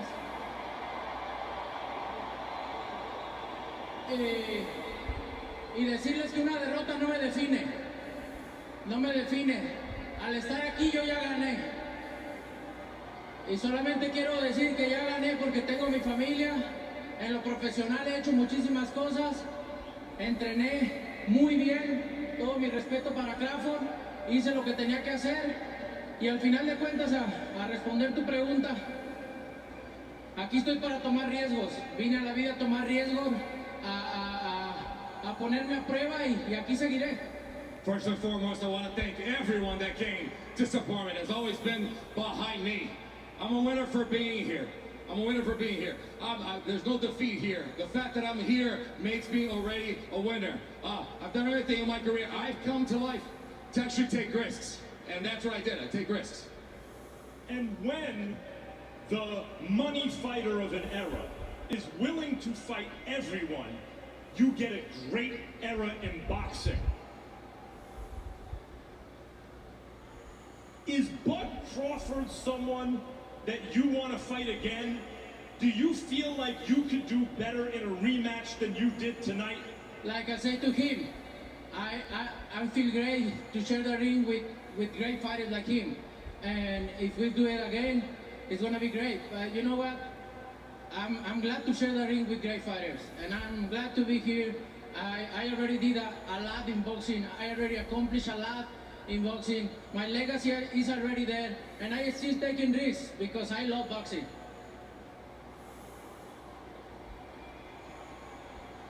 If you continue, do you feel like this is still the Canelo Alvarez that we've all known and loved for all these years? Or do you feel like something's changed? Are you still the fighter that you were? No, I feel great. I feel great. I feel strong. You know, Crawford is a great fighter, skilled fighter. And I get the credit to Crawford, obviously. And I feel great. I still feel the same. Canelo Alvarez, the reason it's been such a pleasure to have you as the face of boxing is because of that. In victory and defeat, Canelo Alvarez is everything that's good about boxing. Thank you, Canelo. Pleasure. Thank you. ¡Que viva México, cabrones! ¡Ánimo! The living legend, Canelo Alvarez, for whom, as Andre Ward says, boxing is life, and it seems as though boxing is still life for him. He does say he wants to retire at 37 to play golf because he is very good on a golf track. But tonight belongs to Terrence Bud Crawford. Andre, you had a front row seat to one of the biggest singular wins in the illustrious history of the sport of boxing. Before I get to Terrence Crawford, I first want to take my hat off to Canelo Alvarez. To Max's point in the post-fight interview, he didn't have to take this fight. This is the fight that Terrence Crawford called for, so hats off to him for that. As it pertains to this man right here, it's well publicized that he's a friend of mine, and I've seen his journey throughout his career, and I've seen one accomplishment after the next. I've seen more questions be asked of him. Is he a draw? Does he have a personality? He's only fighting these types of fighters. He doesn't have a signature win. And all he's done was just answer the doubt with more victories, more professionalism. And I think we can learn something from Crawford, not just the X's and O's. We have to stop putting fighters in a box thinking you're only entertaining if you do this. You can only excite me if you fight this type of way. Terrence Crawford truly did it his way. And a lot of people were wrong. And if this is his last fight, he's done everything that he wanted to do. He's a three-time undisputed champion who jumped 2, maybe 3 weight classes, depending on how you look at it, against a great fighter like Canelo Alvarez. At this point in his life and career, the debate is over. Every era has their guy that you can't tell anyone from that era anything about. We lived through Michael Jordan. Try telling anyone who did that LeBron James is better. Right. And those who live through LeBron James, there'll be another guy come around in 20 years and try to tell them that. Bud Crawford is that to this era of boxing. And I want to go back and reevaluate the last 10, 12 years of boxing. Because I think of Bernard Hopkins at middleweight, who made all those title defenses but was locked out of the big fights. Couldn't unify the titles. As soon as he was given the chance, and by the way, became Ring Magazine champion. What that really showed is retroactively, he was always the best. He just didn't have the opportunity to prove it. Looking back at Bud Crawford's career, it is reasonable to say, and I believe it, he has been the best pound-for-pound fighter in boxing now for a dozen years. Almost no one who has ever lived has ever done that.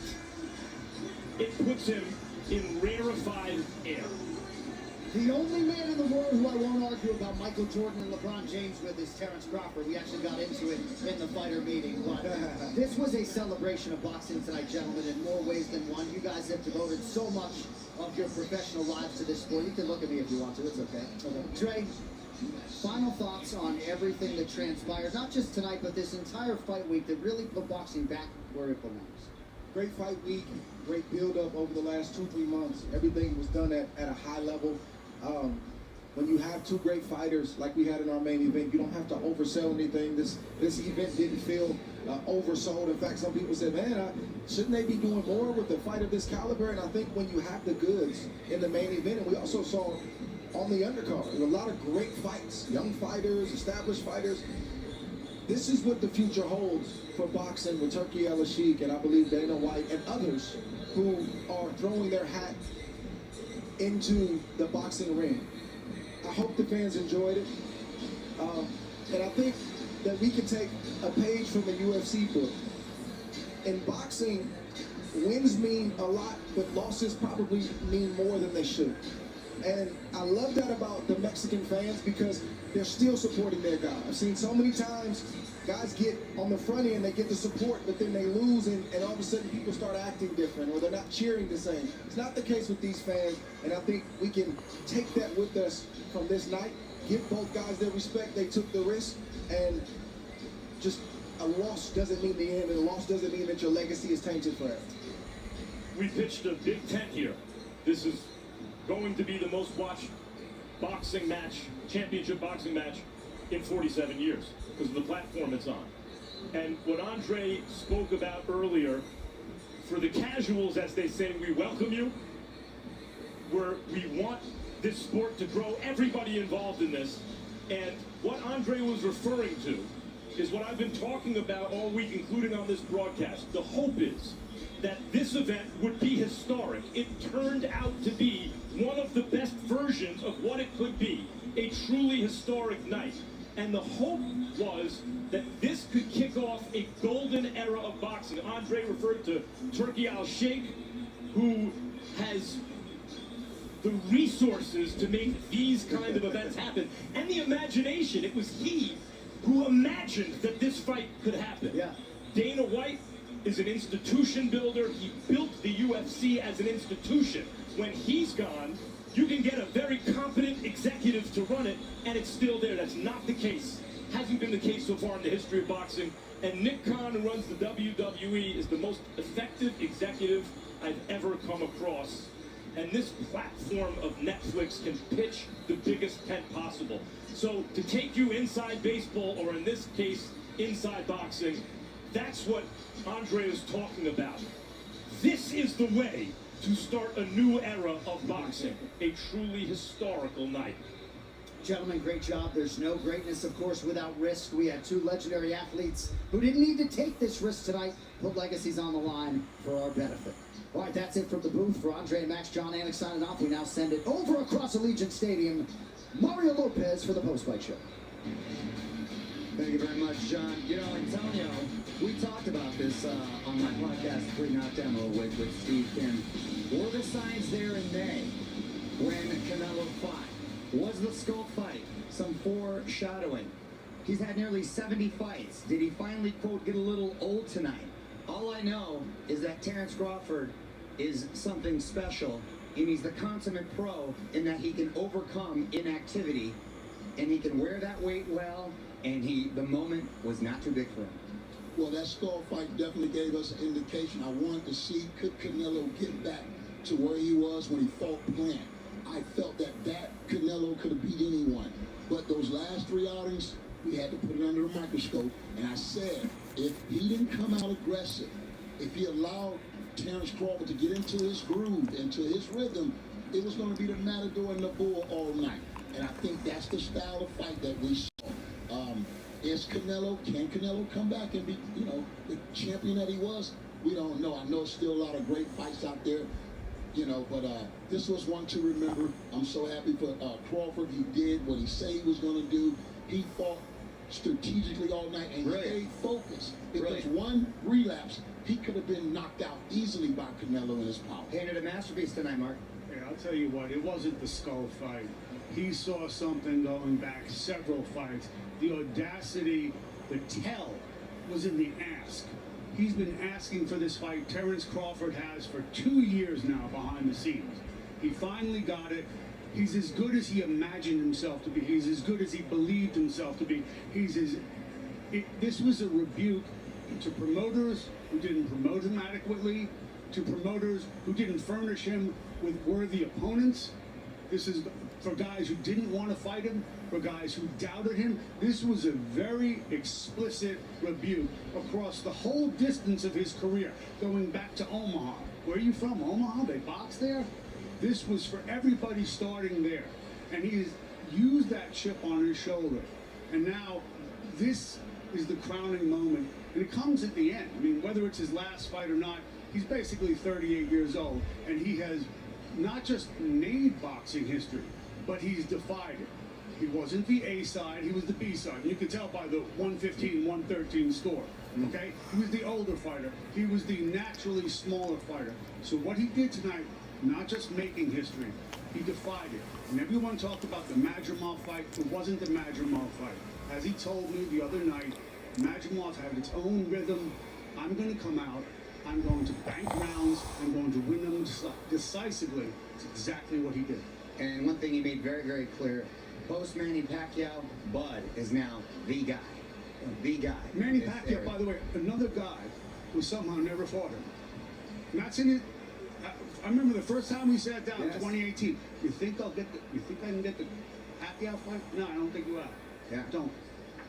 Welcome, everyone, to Canelo versus Crawford live on Netflix, presented by Cash App. Let's take a look at some highlights right now. Antonio, take us through some of the highlights here in this fight. Both guys exchanging right there. Good shot by Canelo to the body. But it was Terrence Crawford. It seemed like he was playing chess all night. Staying 1 or 2 steps ahead of Canelo. Landing combination punches. I wanted to see Canelo take a little power off and use his speed. It's just like he didn't diversify his attack at all. And Crawford's too smart. You know what I'm saying? So when he got out front, he cruised, he knew how to stay ahead. He didn't allow. Yes, he had to run into punches. And Mark, there was no fluidity in Canelo's punches. He seemed to be loading up. There was an answer, there was a jab, It was the waiting same for the combinations. Mario, to me, it was the same Canelo we've been seeing for the last 4, 5, 6 times. You know, he's really good. You'll see it right here. Well, to the left to the body, but it's basically one punch at a time. There's no variation in the strength of it. And everything is hard. I understand that. Maybe it's to help him with the fakes, but everything is hard, and he's plotting. And when he misses big. And what I saw toward the end of the fight, the back half of the fight, when he missed, sometimes when Crawford popped him with a jab. And remember, Crawford's longer than Dimitri Bivol, and he used that to great effect tonight. I saw a great champion in Canelo Alvarez who had become discouraged.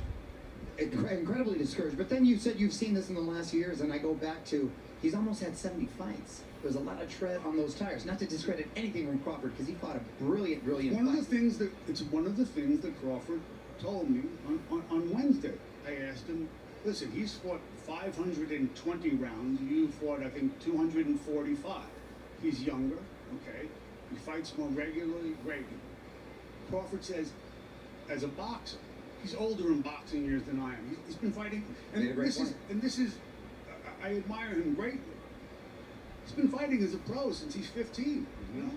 The most important thing and impressive thing that I saw tonight, And I want people to really understand what Crawford did. He moved up 2 weight classes. He was stronger than the undisputed champion. It seemed that is a rarity. I think he was the only guy in the world that could have did that with his skill set. You're not going to find too many fighters jumping up and being successful like that. We were talking about in those clinches, he was able to move him around. It seemed like that wrestling really got in. He did look like the stronger fighter. By the way, it's really, if you look at it in practical terms, it's basically 3 weight classes.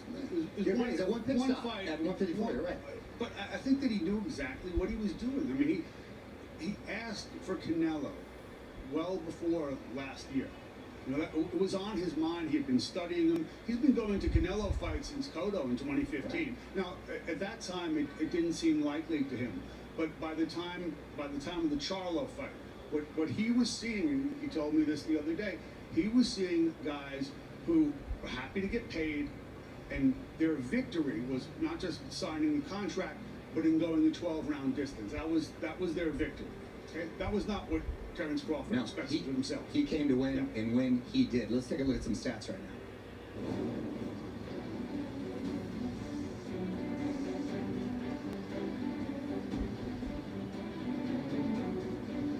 Punches attempted 442 for Terence Crawford, so the much busier fighter tonight. 129 landed to the head.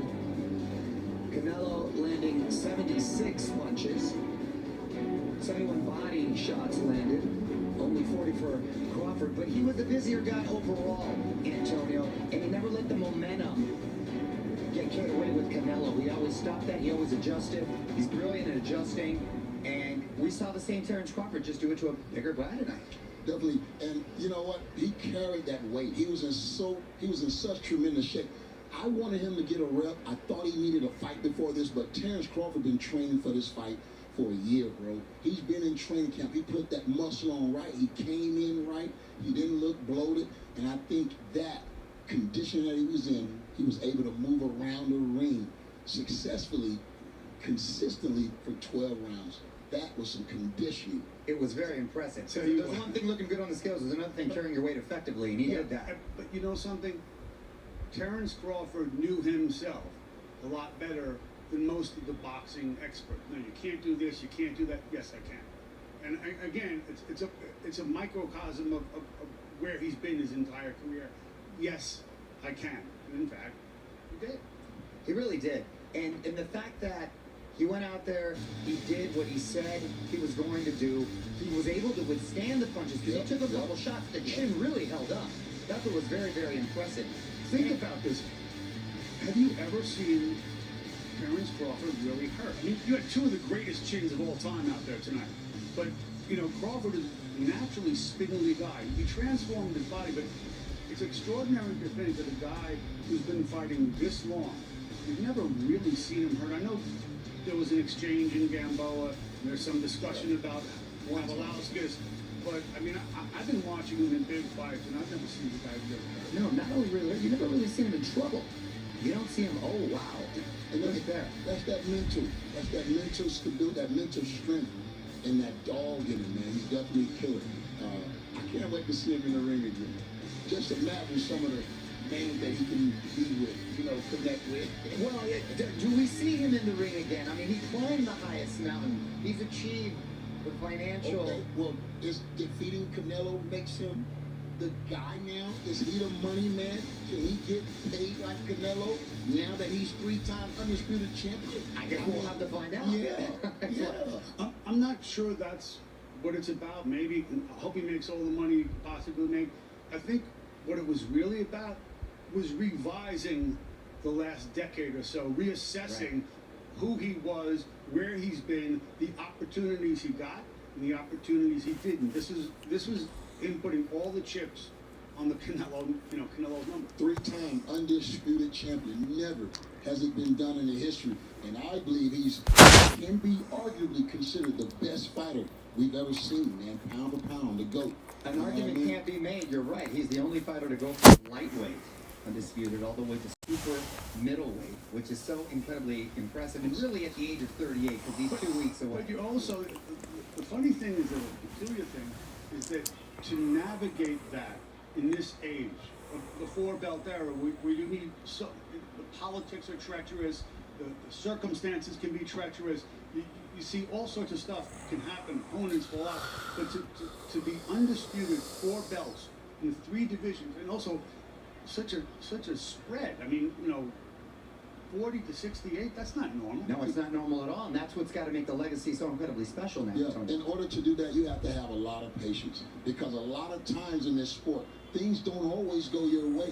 You get put on the back burner, you don't get the fights you need. You got to stay patient, and you got to believe in what and who you are. One other thing about that, it's not just patience, and I think it's the greatest talent in everything, but especially in boxing, it's the ability to remain undiscouraged. And he's had a lot of lapses, a lot of inactivity, promotional problems, all the rest. And that could have broke average It could have broken a lot of guys. I've seen that happen in the sport. Says a lot about his mental toughness as well as his physical toughness, and what a disciplined individual. He deserves all the credit in the world tonight. Thank you, gentlemen. Listen, when we come back, Callum Walsh and Fernando Vargas Jr. squared off in the co-main event. Full highlights after the break. This is Canelo versus Crawford live on Netflix.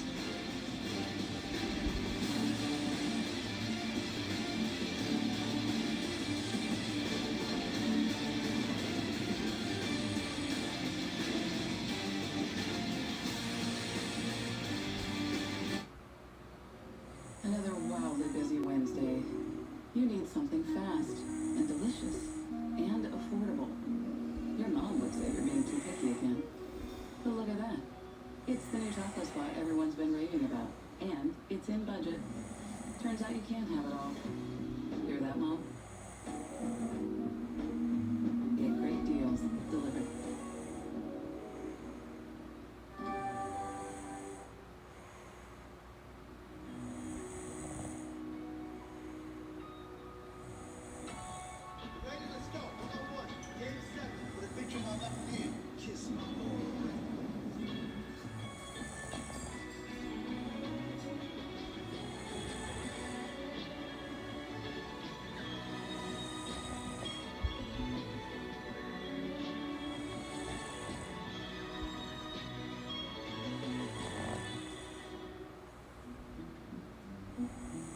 This may be of interest.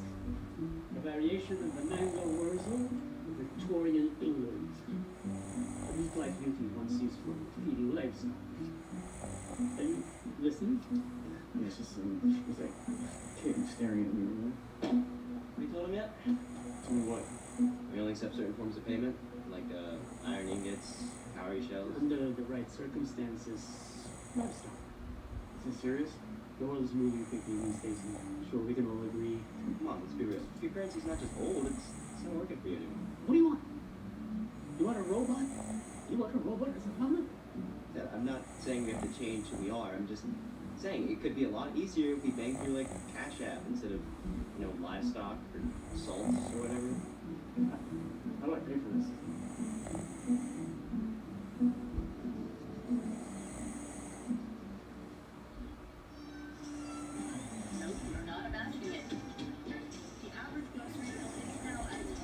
Highest point in over a decade. There's no sunny side. There's high prices.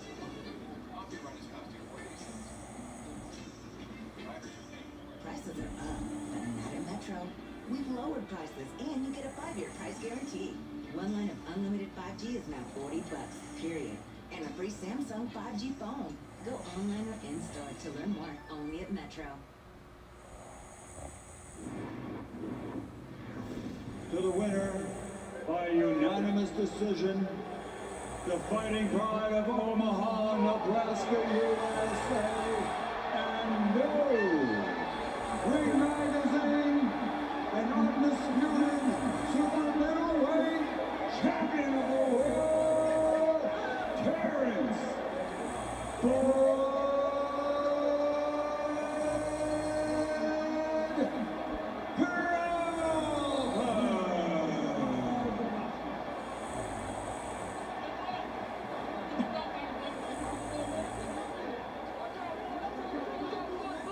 Ring Magazine senior insider Mike Coppinger joining us here at the desk. Before we get into some other action, we've got to get Mike's thoughts on the main event.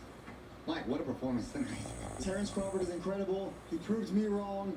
I knew he could box that way, Mario, but what surprised me the most was the clean, hard shots Canelo landed, and they never really seemed to affect Crawford. I watched the fight from ringside, and Crawford walked right through them. So impressive, especially because of the inactivity. It showed what a pro he is. It looked like he had missed a step, like he's had cams or he had 2 fights leading into this. Look, Crawford's amazing. He's an all-time great. It seems like inactivity doesn't affect him, size doesn't affect him. I don't know who can beat him right now. You have to say, right now, Terrence Crawford is the pound-for-pound king. You know, this is like my favorite thing, telling Coppinger, I told you so. My favorite thing in life. It really is. And again, all the more impressive, almost 38 years old, Mark. Well, hey, Mark knows how being old, so. All right, let's get into our co-main event right now between Callum Walsh and Fernando Vargas Jr. Antonio, take us through the highlights right here. Well, right there, a good stiff jab. I think being southpaw for both of these guys, it took them time to get adjusted to each other. But this fight has some great moments in it. That right hook by Walsh right there. Fernando Vargas needed to get under those shots, but man, he put his heart on the line tonight. Both of these young guys got a bright future. But it's Callum Walsh that moves on. And I believe this puts him in line for a title shot, if I'm not mistaken. Yeah, it was a very competitive fight. Close fight, but yeah, Callum Walsh ended up getting his hands raised and very, in the championship rounds, really came up big. And listen, if you didn't know who Christian Mbili and Lester Martinez were when this fight started, you certainly do now.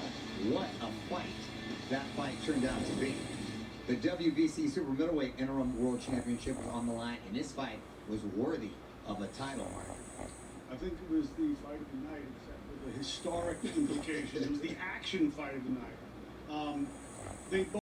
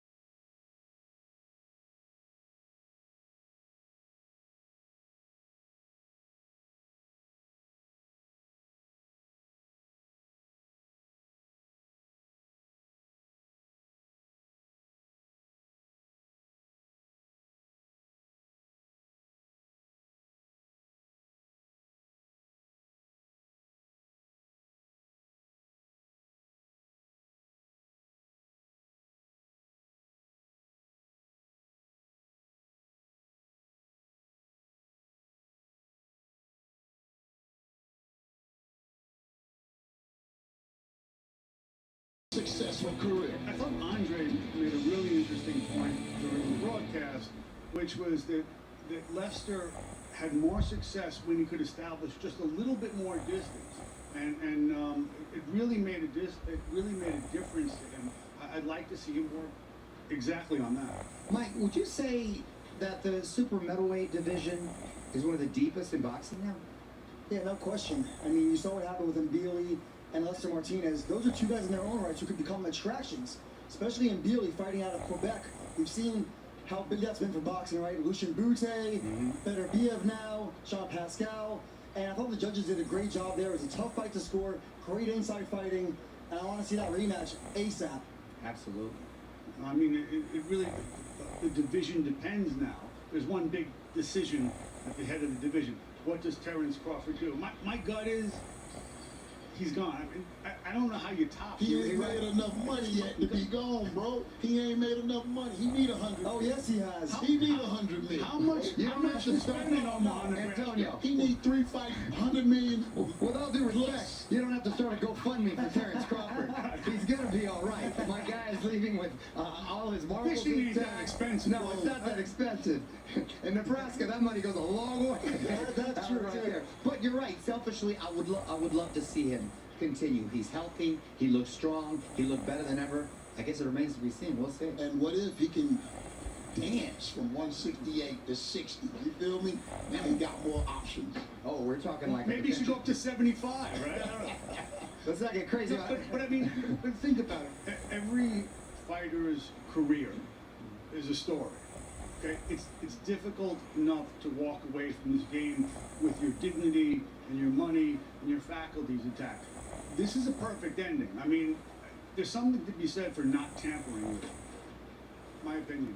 No, I agree. Listen, we're trying to get Terrence Crawford to come up at the desk here soon. I think he's enjoying all his belts and enjoying his monstrous victory. There he is. He looks happier than ever, and if you can imagine, on cloud 9. Be back with the champ, hopefully soon.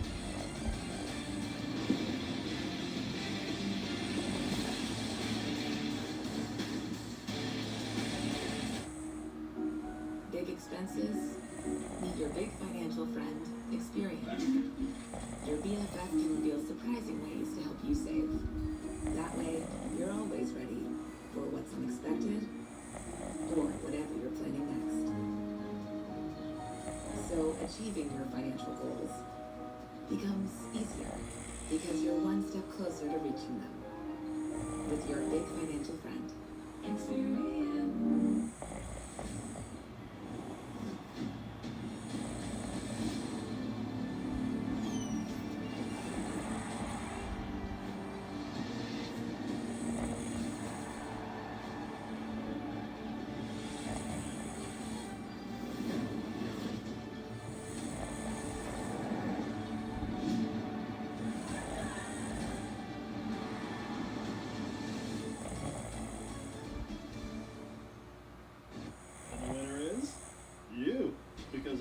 My delicious Smash Jack, rated the best burger in fast food, just $5. That's a massive quarter-pound burger with melty cheese, pickles, grilled onions, and my signature boss sauce for just $5. Hey, I want everyone to taste victory, even if you did bet on me. Get the undisputed best burger in fast food for just $5. This week only. Get so much more.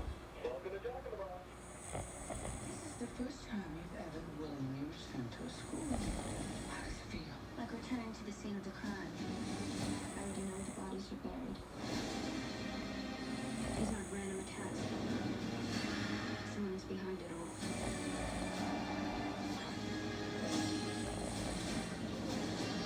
What the hell happened? Wednesday happened.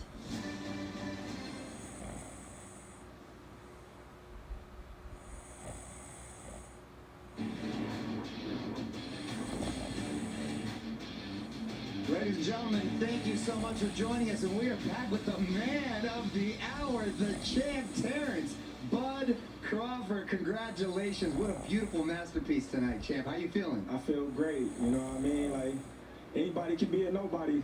Like I said, a lot of people doubted me. A lot of people said I haven't fought anybody. I can't sell. I don't have no personality. They just wrote me off for years and years, and it all came to a halt tonight. And the moment never seemed too big for you. You seemed to answer all of the questions, whether you could take the punch, whether the pressure would be too much, how the weight would feel. None of those seem to be factors tonight. Not at all. Like I said before, you know, I've always sparred bigger guys. I never sparred smaller guys because I was too strong for them. I used to just bully them around. So when I spar smaller guys, it's normally for speed and work on my defense and things like that. So, you know, fighting at a bigger weight and not having to lose so much weight, you know, it helped me tonight. Champ, I noticed, congratulations anyway, I noticed that you didn't switch orthodox. Was that a game plan of yours? Yeah, you know, I wanted to come out orthodox, but my coaches was just telling me, you know, your southpaw is going to kill him. You know, he's not going to get past the jab. His feet is slow. You know, keep turning him. And that's what we did tonight. And I was surprised that Canelo really didn't execute a jab. He didn't have anything to worry about on that front hand. He was trying to load up with the backhand, and I thought that made your job a little easier. Yeah, we knew what he was trying to do with the wide hooks. I think, you know, he knew I was faster than he thought I was. So, you know, if he threw a lot of jabs, I was going to counter him. And I think he respected my power.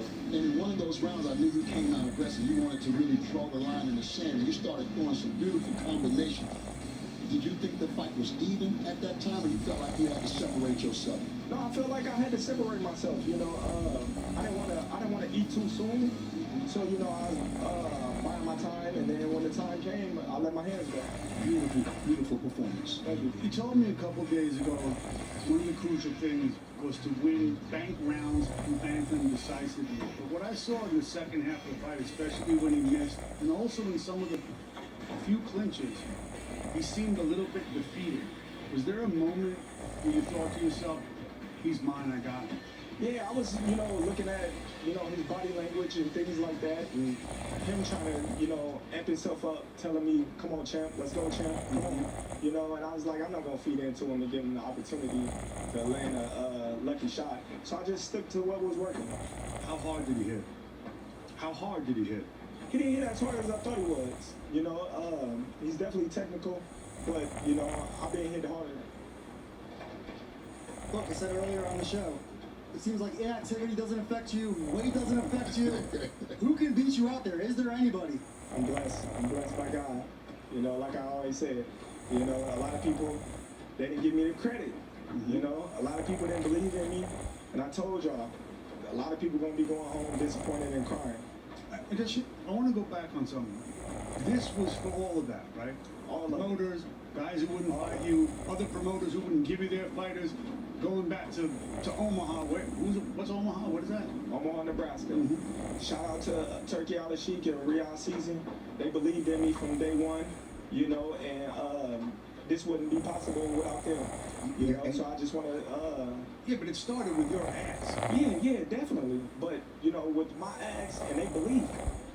They had to believe in me to be able to go forth and put the money behind Canelo, contracts, and then him fighting me. I spoke the other day with Paco Balsarella, former president of the WBO, and he said going back to 2023, you had asked about Canelo. When did this really first start? Well, like I said, I couldn't get the Errol Spence fight. So, Bill Haney, he put it in my mind. He was just like, forget Errol Spence, go for Canelo. He was like, you can beat him. It was like, go for Canelo. And then I'm like, Canelo, man, that dude 168. I didn't think nothing of it. But then when I sat down and I started sizing him up, I'm like, damn, hey, Bill might be right. You know what I mean? So I'm like, Bill Haney, co-manager. I'm looking at him and stuff, and I'm like, yeah, we about to go for Canelo. That's a bigger fight anyway. So I went to Paco, and I told him, I said, hey, listen, I want to fight Canelo. And he was just like, nah, champ, not yet, champ, have you a couple more fights. And I was like, no, I'm serious. And he was like, okay, I believe you. And you said I beat him. Exactly. But you said something else too, no? How you beat him? What? Being myself. That's it. I don't got to try to, do anything that's not within my character. Well, that's the thing, champ, is a lot of guys prior to you would just come and show up and get the paycheck. And the win for them was just getting in the ring, and they wouldn't necessarily try to win. So one thing we're going to say about Clark is he's going to try to win, and win you did. I think that the next question, of course, is, you've reached the mountaintop, clearly made yourself the best fighter of this era and generation. We're talking conversation up here about, all-time greats, but how do you feel about the future? Are you riding off into the sunset after something like this? We're in a stadium, 70,000 people, did the beautiful performance, or are we going to see more of Bud Crawford? I know you said you want to think about it, but what's your gut tell you at the moment? My gut say the same thing. I'm going to sit down with my team, and we're going to discuss what's next in the future for Terrence Crawford. And who knows? I might go down to 160. I already told him. Okay. I already told him it's your time, bro. You deserve $100 million. So let him get his. You know what I'm saying? There's a lot of fights out there that can be made now that you, the king of the hill, you can pick and choose like everybody else been picking and choosing. But I know you're gonna get the fans what they want, real fights. You know what I'm saying? Intriguing fights, fights like this, stadium type fights. If you still want to carry on with boxing. But I believe you're in a position right now to do that. You're the man of the hour. It's your era. Everything. You feel me? You're the GOAT, bro. Yes. And I already called it. Now, to the winner goes the spoil. Let's show off that ring. Dang. Yeah. Y'all see it. Y'all see it. That's a workout holding that up there, bro. Yeah, that's a big ring. You know what I mean? That's a good birthday present coming up in a couple of weeks. How are we celebrating? I don't know. We're going to see. We probably take a little trip. We might sit at home with the fam. I don't know. Love it. Yeah, and look, Bud, for so long, you were frozen out by all the best fighters of 47. Yeah, and you weren't able to truly show your greatness. And it just seems like every time you step up, you raise your level. You beat the brakes off Errol Spence, and to me, this was even more impressive. I don't want to hear anyone take credit away from you. Canelo Alvarez, to me, looked pretty good in there. He brought his best, and you beat him. Hey, listen. Like I said before, it's going to be excuses behind every victory that I've done. You know, that's what happened when you're great and when you're so much ahead of the competition that they don't respect you. They think that you fighting nobodies. They think that the people that you fighting, you know, is not worthy enough. You know, a lot of fans, they don't respect these fighters. These fighters go in there, put their lives on the line, and you know, put their heart and soul in the ring and display it. And the way you beat him too, though, is you exchanged with him, and you won those exchanges, and you swept the championship rounds to pull the fight out on the scorecards. For sure, you got to win the championship rounds. You know, especially being that he was the champion. I knew going into the championship rounds that I was have to close out the show. You know, you said something about what fighters go through, and you've seen enough guys that the game is taken from. It's a hard game to get through. Can you get a better ending than tonight? I mean, really? Not at all. Not at all. This is the top of the top. You know, Canelo is, you know, an all-time great. Like I said before, he's the last one. He was the A side of the age. There's no more Canelos, you know. There's no more. So, you know, when you look around, you say, I'm the Canelo. You know, I'm the face of boxing now. I'm the best pound for pound fighter in the world, like I've always been. You know, just gotta wait and see. No, but what I'm saying is, this a couple things. This fight is even less about the future than the past. Right. Hey, we got to refigure that whole last decade of boxing. But I don't know. This is not a game that has many perfect endings, and tonight really was. I mean, God bless you. Whatever you Krigo wants the bow at the end right there. You know what I like? I feel you, Krigo. But I like the Rolex with the 42-0 you put on the floor. That's man. Manifestation. That's manifestation right there, brother.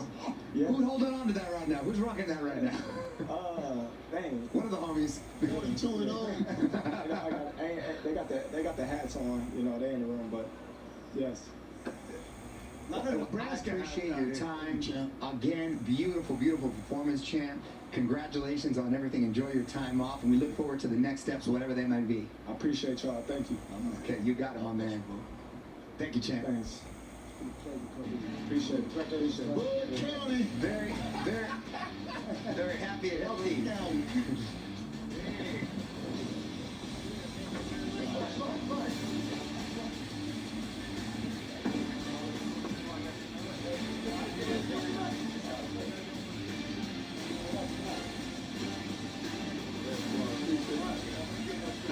Oh, there we go. Flash of the night with Vegas. All the celebs are out. Roy Jones. And Billy Lester Martinez. Beautiful fight. What a night it has been. The entire production team, for Antonio, Mike, and Mark, to Heidi and Jim, to John, Max, and Andre ringside. Thank you so much for watching the Zuffa Boxing Production. I'm Mario Lopez. We can't wait to do it again down the road. This has been Canelo versus Crawford, a special live event on Netflix. Good night.